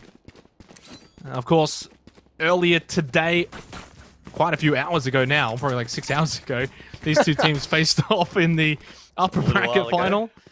It was a 13-8 victory to team launch in that best of 1. And since then, of course, both teams have eventually met back on this path towards this lower bracket final. And it couldn't be any closer. It's 1-1, 5-5. Literally no one is leading. Well, someone's about to be after this round, though. Quick math. As Dick Stacy heads out a quick drone. Again, finding some nice intel towards B. Ferg thinks better of it. Ground zero maybe trying to call their bluff, pushing back in towards B. Alt Orb might give the away double the fake. sound cue. Cover going out. Team launch are holding firm though. Oh, this is smart. Act like you're rotating A, push in through mid. And then you've still got 2 over at B main anyway. That's going to be the lockdown used as well. Shot from Wizard has to be perfect, and it is. Still slowed, and that's going to allow Kane to get the headshot as they push on in through market. He's actually going to go straight for the alleyway, straight for the GT spawn side. Going to get the headshot onto Ferg, pushing through the smoke. Aggressive play from Ground Zero. They've been a bit dormant in the past 2-3 rounds, but they've woken up here in the 11th round. Texter checks the angle, though, and does take out Kane. 2 versus 3. A bit of time still on the clock due to the spike being planted. Wants the wall off. Got to be careful. Disco can get a free peek on it because of that wall. Never mind, 2 versus 3. Now to 1 versus 2. Zen Coco. Over towards Boathouse.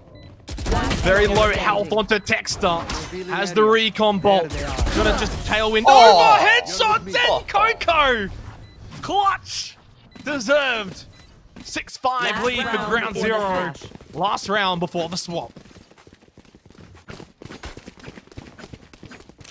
My, oh my, what a clutch that was. Jeez. Insane there. Well played. Recon bolt. Perfectly timed, able to spot their final target. Big round there. Could be a swing in momentum, as you mentioned. One team now with the lead. Shadows. Maybe Ground Zero can end out this half nicely, 7-5. That would be a great result, but Tux gets the opening in this round. It swings back. Low on HP though, so the trade might follow closely later in the round. No, this is destined for 6-6. Absolutely destined. First half, map 1, 6-6. Second map, 7-5. Third map, surely 6-6 once again. Minute and 10 seconds remaining. Oh, Autumn with a Blade Storm, Guz. Scary scenes. They've popped off at least once before. In fact, it was an ace earlier in this best of 3. Autumn.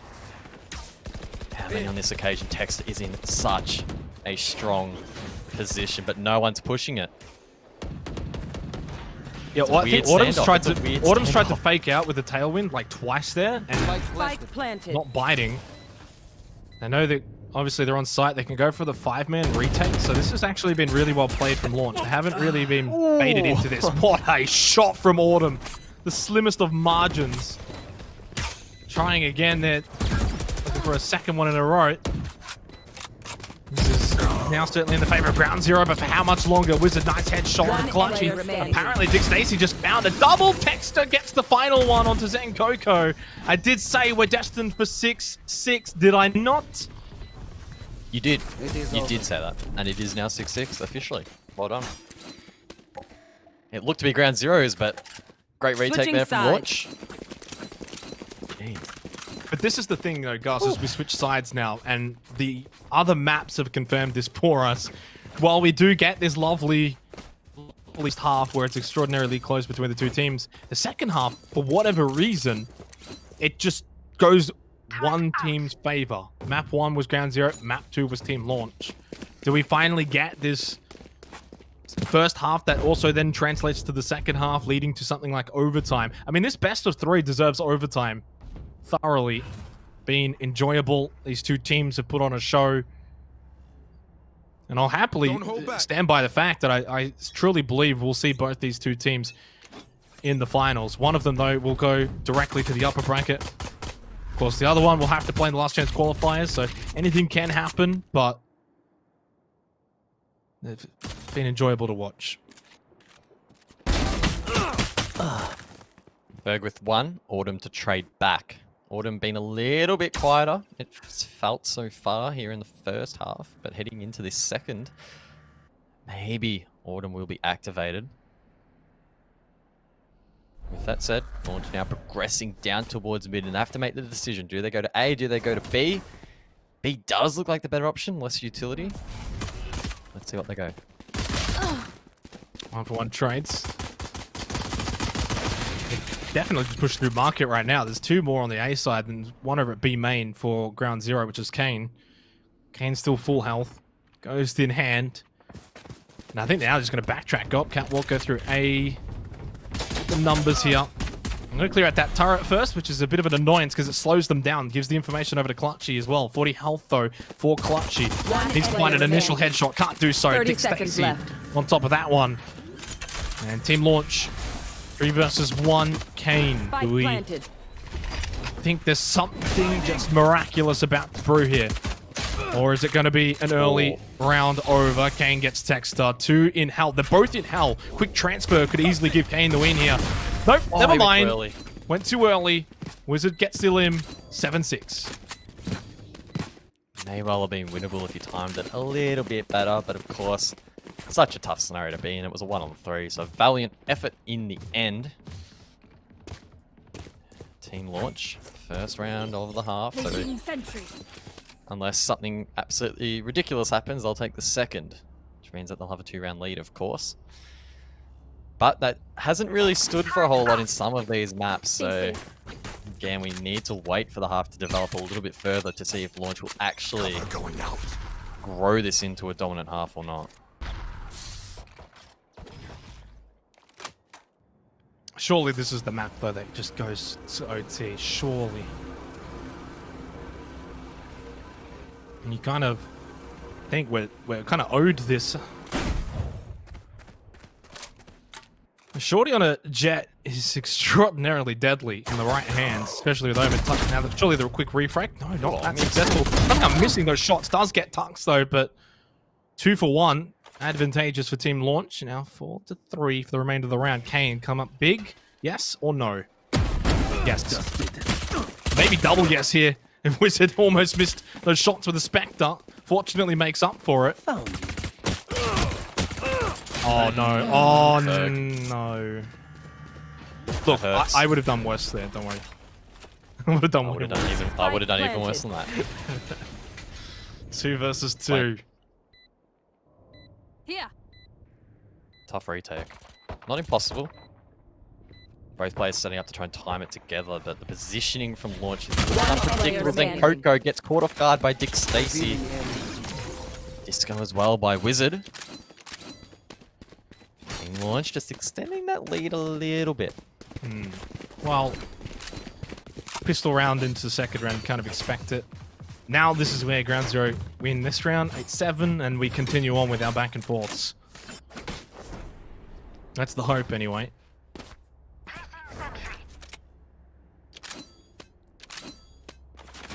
Very even spread of kills at the scoreboard, especially on the side of Ground Zero. Texter and Dick Stacy franking out a little bit more this game for Team Launch, but overall, I said it, I think, actually in the middle of the second game, but all 10 of these players have been really outstanding.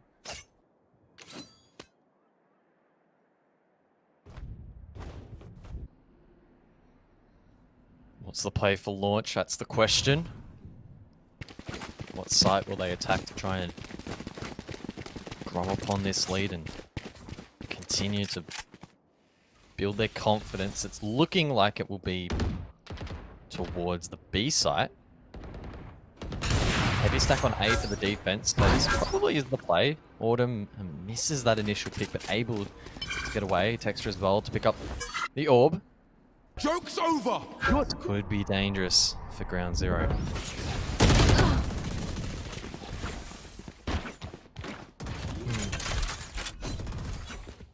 Say that's probably the round done. 5-3. 3 are going to be coming in very late as well for Ground Zero. Exit frags only from here, you'd think. They can push close, but yeah, not going to be... I think they just looked away at the last second there. Was playing that really well. Would have probably gotten Kane just about, but sometimes it's all about the timing. Still, nonetheless, Scuzz, 9-6. And unfortunately, again, the second half proving to be where we see one of the two teams just pull away for a bit. It's a little bit of an opposite result to what we saw on Haven, the first map, where it was 6-6 at the half. Then heading into the second, it was actually Ground Zero who were on the attack. They managed to collect 6 rounds straight. So if Team Launch can do something similar here on their attack here on Ascent, That could be the nail in the coffin for Ground Zero.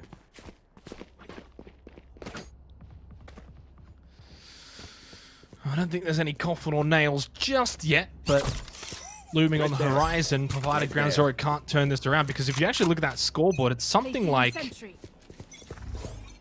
What was that? Like 6 out of the last 7? Or maybe even like 7 out of the last 8 rounds going the way of Team Launch. Enemy. Something ridiculous. So it's translating the run in that first half from Team Launch over here into the second half. Extending this lead. Disco can't even get the refrag there in that position at tree. Nowhere to run! Hunter's Fury. Hands out. Being forced to reposition, but still finds the pick. Texter probably expecting that to be a little bit clearer with that Fury being headed out, but not meant to be. 4-on-4, Team Launch. Still looking to try and get in towards the sights, and Coco, though, finds that one. So he needs to find this pick, but Kane, second in the round. It's really up to... Turret's destroyed. And there was the block push in towards the site. It's a nice retrade there from Tux. Oh, Actually, Tux. 2 in the end. Surely, this one isn't winnable. 30 seconds Definitely left. is, especially when Tux is involved. I don't think he really wants to rush this plant immediately. Definitely now can't with the recon bolt revealing his location. 30 health for Zen Coco. Goes for the shock dart. That one's going to miss. I think Zen Coco's scared to peek this because of their low health, but Tux is also very, very low. Does get the spike down. 1 versus 2. They can push this at the exact same time. Went for the Blade Storm. Went for the big play. Kane just walks straight through the smoke, picks up the kill, and puts this round to bed. 9-7. Ground Zero end up winning this one. Big ground there from Kane. Been a little bit quiet, at least in the fragging department, but we're not obviously expecting Breach to be hitting massive numbers on the scoreboard. Instead, focused on dumping that utility and sort of facilitating pushes from their teammates. But to step up there in this sort of moment in the match, huge. Not allowing Team Launch to win, as you said. What would have been 8 rounds in the last 9. Was a very scary number.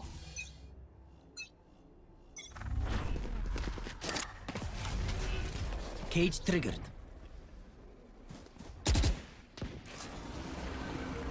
Killjoy set up over on B, Here. but 3 over towards A. I mean, that's just the power of Killjoy. Can just solo hold really the B site. You have something like a Jet in mid that can quickly get over to B if need be at a moment's notice, and that's the way that Anzer are playing it right now. Is this just going to be a rush through B main? Try and clear as much of the utility set up by the Killjoy. Try and take B. Try and just rush through. Stay in sight. Nice shot. Autumn. Coming up big. How many more is there to offer? Disco as well. Finds one for Ground Zero. Only 1 member drop so far. Spike Launch. planted. Precarious position. They do get the spike down, but on B with the man disadvantage, it's going to be tough. Dick Stacy tries to get aggro to even out the man count. Misses those shots narrowly though. Flux as well, peeking market quite aggressively too. Oh, narrowly misses that. 2 key misses, but Tux finally connects one. Autumn shut down. The ult from Breach though will be sent out. Can Team Launch hold on? It's a 2-on-2. Dick Stacy. Such a great spot though.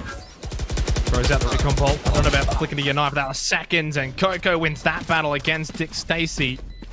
Not your day, is it? It certainly would have been tough for Dick Stacy to win it from there anyway, because Kane had full health, full armor, would have got the spike to 50% anyway, so could have got off for a bit.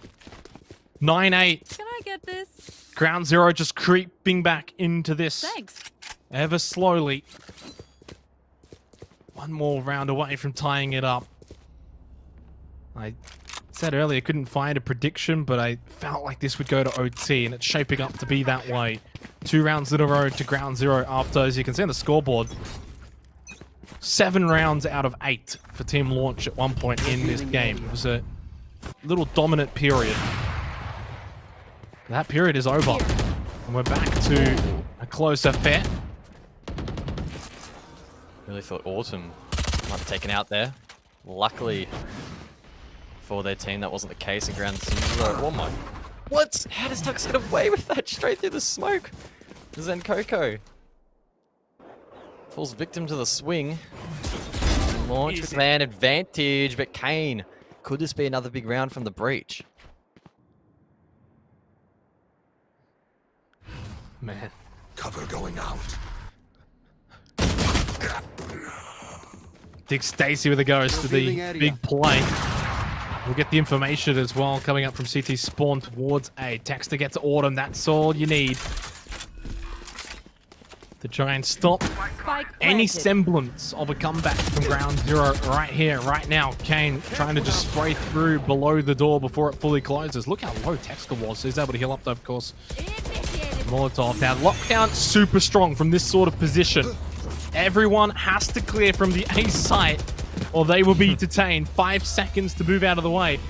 They haven't really got much room. They're all just penned in there to the left-hand side, and Kane's going to know this. He's going to be able to concuss them. One on the spike, gets off it. That lockdown has just turned this game around. A third with a double towards the end. Wins it nonetheless for Team Launch. What a round win, despite the utility used by Ground Zero. They take double digits. 10-8 lead. Really great plays from both teams. The utility usage, as you mentioned, from Ground Zero was effective. Did force Launch away from sight. But then the resilience for Launch to come back from that, to fight so hard from what was a dire position also. Amazing to watch as well. Does leave the score 10-8. Again, it's just such a close map. This is the final map of the best of 3. I think I'm starting that OT camp as that Ox. I'm feeling it. Nowhere to run. Disco clinging onto Wizard. But these rounds are so vital for Ground Zero. You lose a couple in a row, and then when the very, very important rounds matter, like match point, and if you don't have that full economy, you could be in strife. Nicely done from Autumn onto Dick Stacy. Picking up the Vandal. You can see they weren't able to full buy into this round. Or maybe they did. I actually didn't quite see.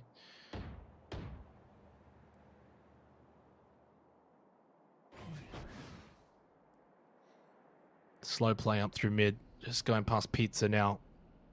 Clutch you the Vandal. Never mind, they definitely did full buy into this round. Did use a lot of utility from that last round though. It was an expensive one. 1-for-1 trade. Just at the 30 back. seconds left. CT spawn. Ground Zero not going to rush this. Keep one at A. Keep the rest over towards B. Autumn with the Blade Storm. Knows exactly where this one's going to finish. 10-9. It's building towards that OT.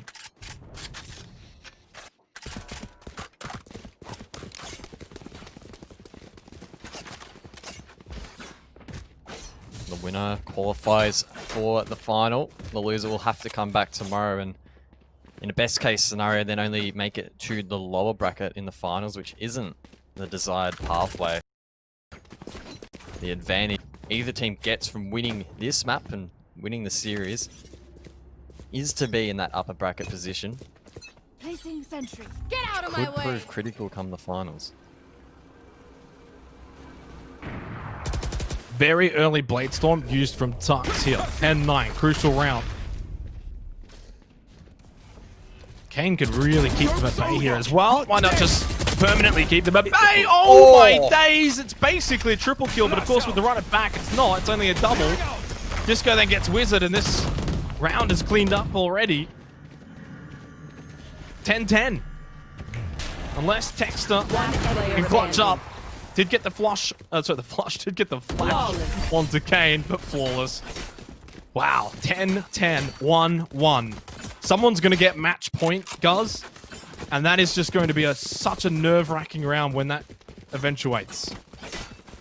The golden question is, who will it be to head themselves to match point? Turn out. Again, it's a coin flip. So hard to call. Alarm bot Assuming both these teams are in a decent economical position, and there we go. Both are able to full buy. That said, if Launch don't win this round, they could be in real strife come the next.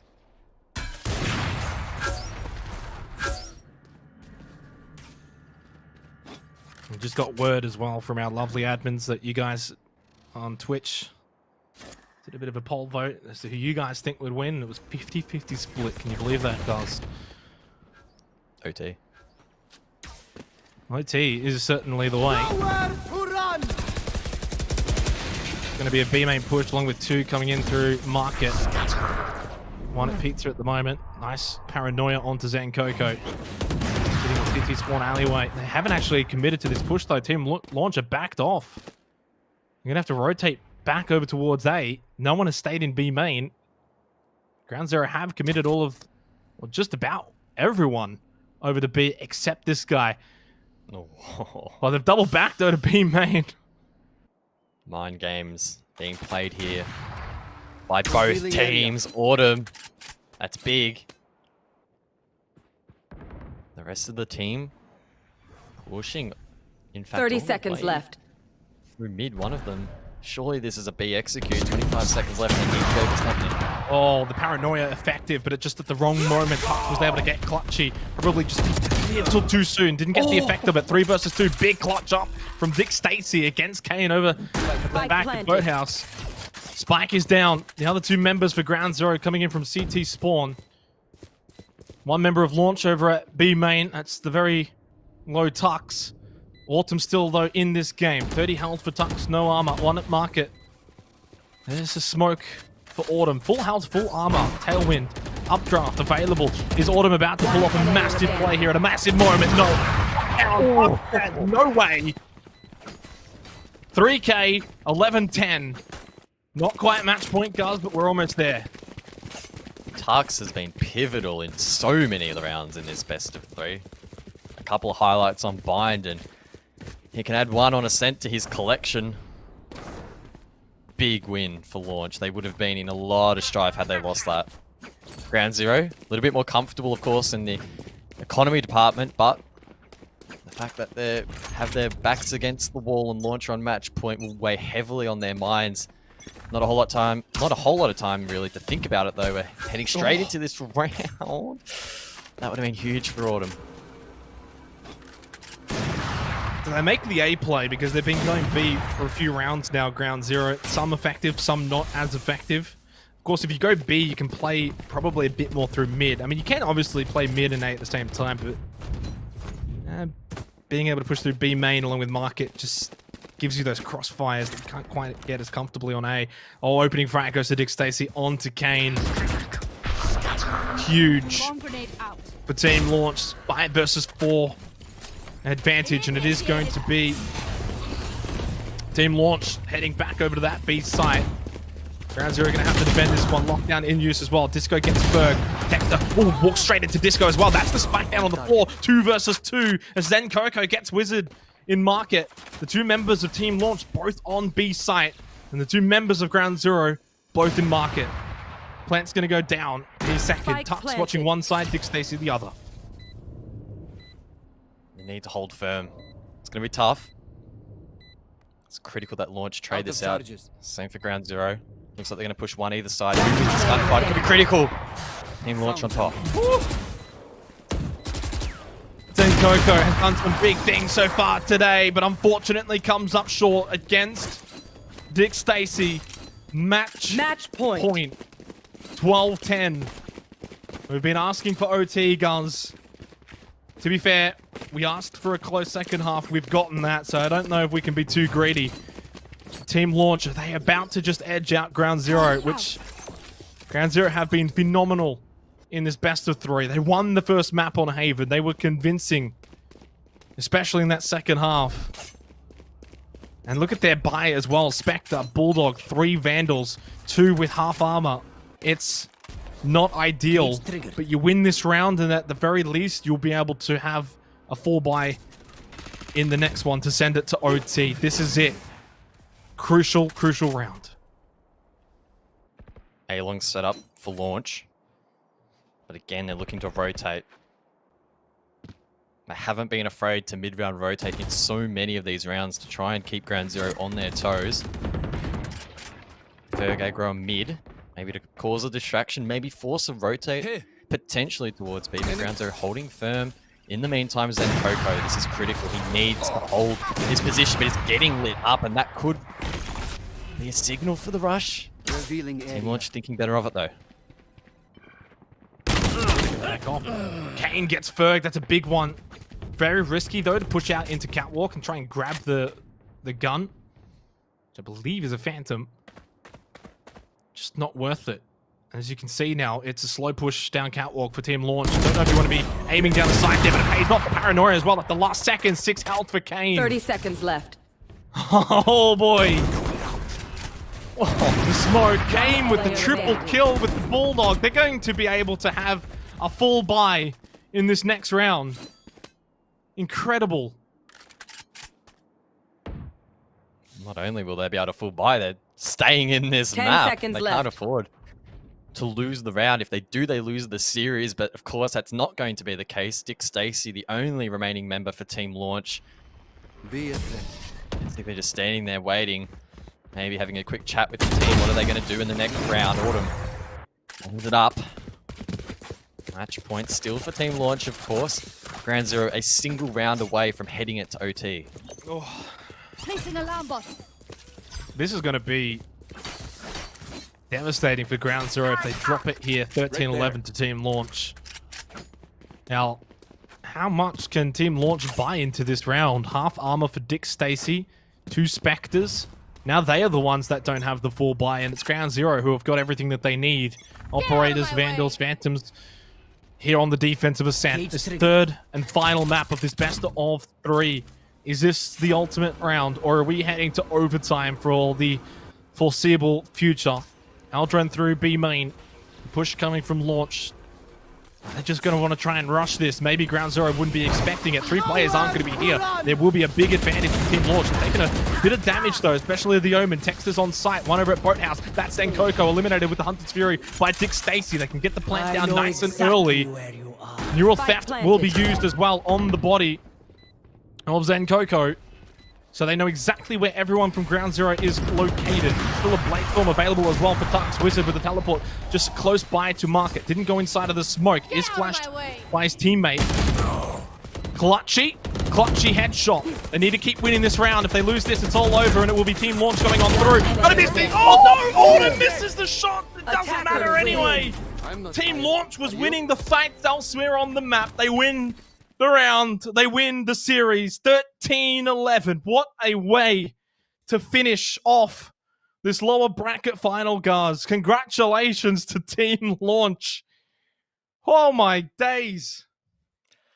I need a shower. I need a shower after how sweaty that was. You just feel like Autumn's going to hit those shots and just blade storm their way to victory. Wasn't to be, unfortunately. Congratulations to Team Launch. They join ExoClan, moving on to the finals. What a series. We didn't have a single overtime in that entire best of 3, yet it felt like one of the closest series we could have imagined. Yeah. Incredible performance from Launch.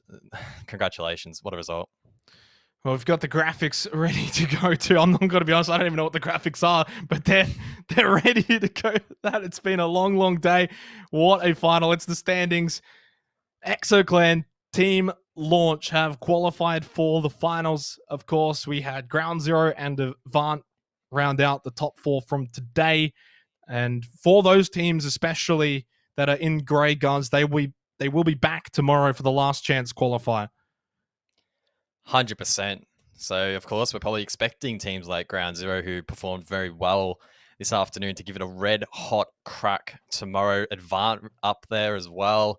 I mean, all of those teams listed really could be a decent shot at qualifying. It is, of course, only 4 that do qualify as we continue to make our way down those standings. And unfortunately, it is that cool team and Crab Walk Killers who didn't have the best of afternoons, and they unfortunately have been eliminated entirely from Rise of Valor. Yep. And obviously the teams from Mindfreak up to Mystery Inc. will be joining us again tomorrow for the last stage qualifier or last chance qualifier, however you want to coin it. It's the last chance. That's the main thing. Tomorrow will be the last chance. And at the end of tomorrow, after that's concluded, we'll be down to just 4 teams remaining for the finals. Now, as you mentioned before, 2 teams from tomorrow will join ExoClan and Team Launch in the finals, but they, unfortunately, will be in the lower bracket of it. So today was definitely where you wanted to qualify from. 100%. Being in the upper bracket is a fantastic advantage in that finals series. But I mean, at the end of the day, you want to be at least in the 4. It doesn't matter necessarily if you are in that lower bracket for some of these teams competing it out tomorrow. They'll just be fighting hard to make it in. Unfortunately, today just wasn't meant to be, particularly for teams like Ground Zero that fought so hard to make it so far this afternoon. It has to be heartbreaking. But at the same time, if they can transfer that into some motivation for tomorrow, I'm sure they'll be a force to be reckoned with. Definitely. So it's been a very long day, guys. You can see the fairy lights behind me have completely run out of battery. We've been at this for so long today. Any sort of final words that you want to mention before we sign off the show today? Just congratulations to the teams that qualified. EXO, Team Launch, both played very well this afternoon. And the teams that actually competed against them put up a really valiant effort as well. None of the matches outside of maybe the 13-0 first up in the broadcast were heavily one-sided at all. So it was a pleasure to watch some good Valorant on display. And I'm sure tomorrow is going to be even closer. Certainly agree with that sentiment. A big thank you to everyone for watching along today, especially for those that stuck with us throughout the majority of the day. Awesome to see you guys in chat. Thank you all so much for the love. Big shout out to the admins behind the scenes as well for all their work over the long day today. And again, congratulations to ExoClan and Team Launch. We'll see them in the finals, and we'll see you guys tomorrow.